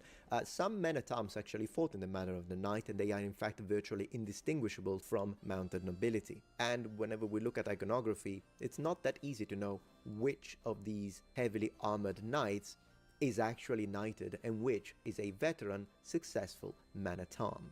The chivalric orders of the late Middle Ages formed by progressively incorporating various elements tied to religious narratives, and when they didn't go as far as to present themselves as genuine armed monastic and priestly orders, as a member of the upper class, the knight must also embody superior ideals, which in the Middle Ages could only be inextricably interconnected with Christianity. The rewriting of the memory of military brotherhoods like those of Britain and the Carolingians, taken as models, whose characteristics became increasingly linked to themes of faith, such as the search of the Holy Grail or the defense of innocent from pagans, would prove functional to the growing opposition between the Christian West and the pagan Baltic world, but even more so with the Muslim East and Spain.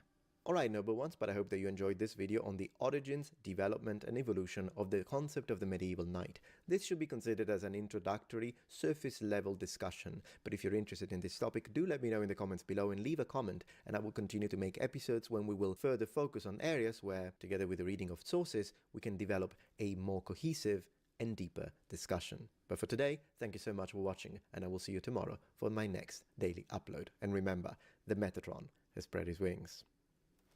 Goodbye.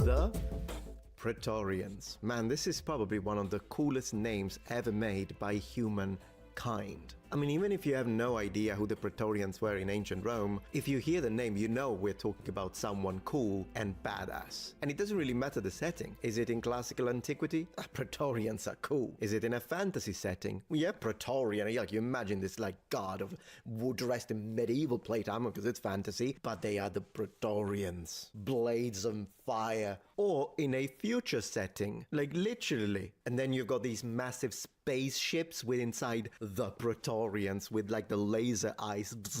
It doesn't matter. Praetorian equals cool. Can we all agree with that? Now, after saying that, but do you know who the actual Praetorians were? Well, maybe some of you will know that sometimes they could be referred as an elite corps, military guard, specifically bodyguard of the emperors. Sure, but there still is a lot more we can say. When were they created? How did they originate? What sort of equipment were they wearing? How did their ranks work? How much money were they making? Well, have a seat. I've got a lot to tell you today. Well, first and foremost, who founded the Praetorians? Well, this is where we get a little bit into a debate, because some people could say it was the first emperor, Octavianus Augustus, or Octavian, who actually created the elite military corps as we understand it. Other people might say, no, the way they actually are in their fullest definition, it would be Tiberius, so the second emperor. And we'll dive into why some people think one way and some people think the other. But then again, there is a very, very strong connection also to Scipio Africanus and specifically his campaigns in Spain. And that's just looking at it from the perspective of modern historiography, because if we have to look at it from the perspective of the ancients, well, then we have Plutarch, Dionysius of Halicarnassus, and Titus Livius actually tell us that the founder of the Praetorian Corps would be Romulus himself. We'll get to that. So let's review each of these connections one by one.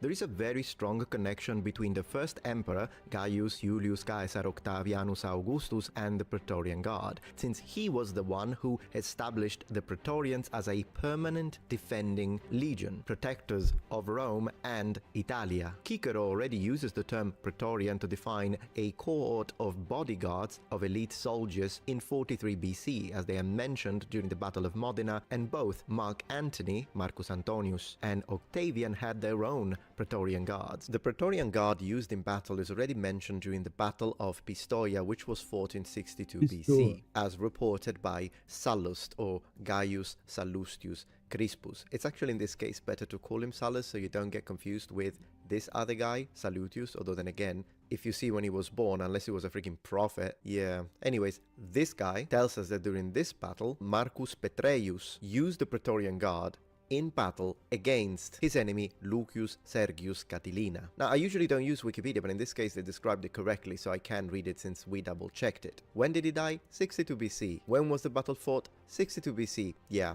he died during the battle, but check this out. On the day of the battle, Antonius gave operational command to Marcus Petreius, an experienced lieutenant, who broke through the Catilinarian center with the Praetorian cohort, forcing Catilin's men to fight.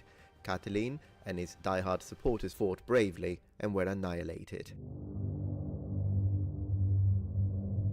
So already before the establishment of the empire, and therefore the first emperor, we know that we have these elite cohorts. Although then again, when I say cohort, do remember that Praetorian cohorts function differently from regular legionary cohort in the sense that normally a Praetorian cohort is made of 1,000 strong. And the Praetorian Guard that were defending Italy at the time, how many did we have? Well, we have numbers that mention up to 8,000 soldiers, but already by the times of Emperor Octavian, Tacitus mentions 9 cohorts of Praetorians, which would be 9,000 men, while Cassius Dio mentions 10, so 10,000 armed. What's special about this first century Praetorian Guard under Octavianus Augustus is the fact that where these soldiers would originate from, because, you know, he had very specific rules and regulations as to who could become a Praetorian and where they would be stationed. So to start in order, who could become a Praetorian? Well, under Augustus, you had to be from central Italy, specifically from the regions of Latium, Etruria, and Umbria. So all Praetorians under Augustus were Italians. Also, of these 9 or 10,000 men,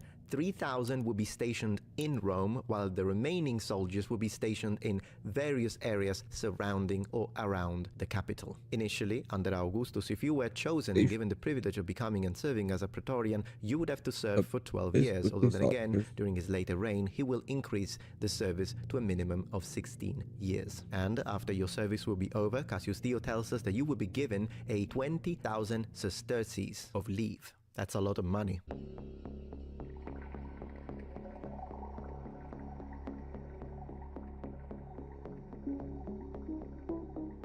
Regardless of all we have said about Augustus, the reason why some people and some historians consider Tiberius to be the one emperor that should be connected to the Praetorian Guard the way we understand it, so Praetorians per se, is because he was the one that would consolidate them. In other words, he is the one who deployed all Praetorian cohorts within the capital, also building specialized Praetorian barracks, or Castra Praetoria. We are told that this was done, of course, in order to avoid the problems coming with fragmentation, compartmentalization, and the idea that a military body that is unified would be a lot more effective to deploy quickly. But one thing that is important to underline is that Tiberius made this move under the counsel of a specific historical personage that we should discuss, Seianus. Seianus was, at the time, the Praetorian prefect. So the fact that he wanted the Praetorian Guard to be unified and consolidated into one single point was not just to make it more reactive and therefore more effective on the fields of battle, but it clearly was also to increase the political power of himself and the Praetorians. Now, the reason why Tiberius decided to play ball with that is because he could also benefit from it. It was mutually beneficial, politically, socially, and economically. In other words, with the Praetorian Guard consolidated under his command through the Praetorian prefect in Rome, Tiberius ensured military pressure on the city, controlling the masses and increasing his power. Now, one more thing that has been proposed by a French historian is the idea that the Praetorians were connected to Tiberius because of his birth sign, meaning the zodiac sign connected to the emperor, Scorpio. Now, since this has to do with the sort of symbolism that we see on some of their helmets, maybe I'll talk about it specifically on a later section of this video dedicated to their equipment and armor, so do watch until the end.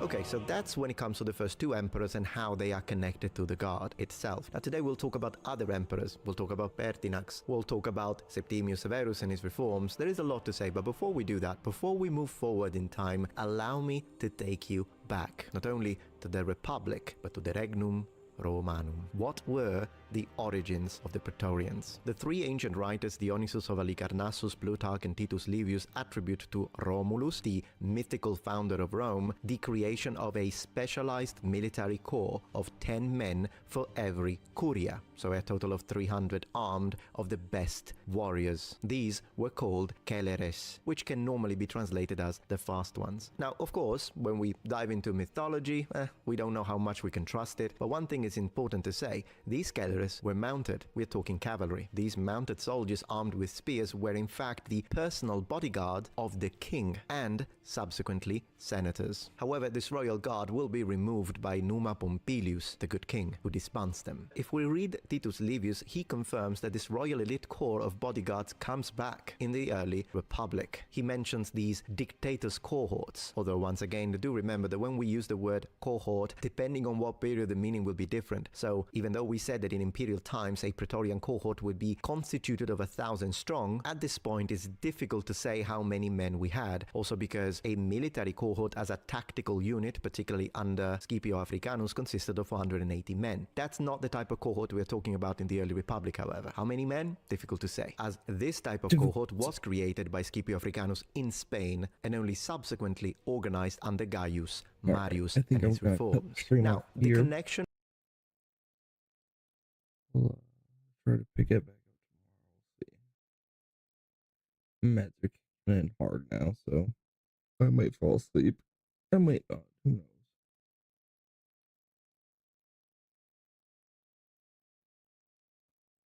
But anyway, thank you everybody for tuning in. And hopefully I catch you tomorrow. God bless and have a great night.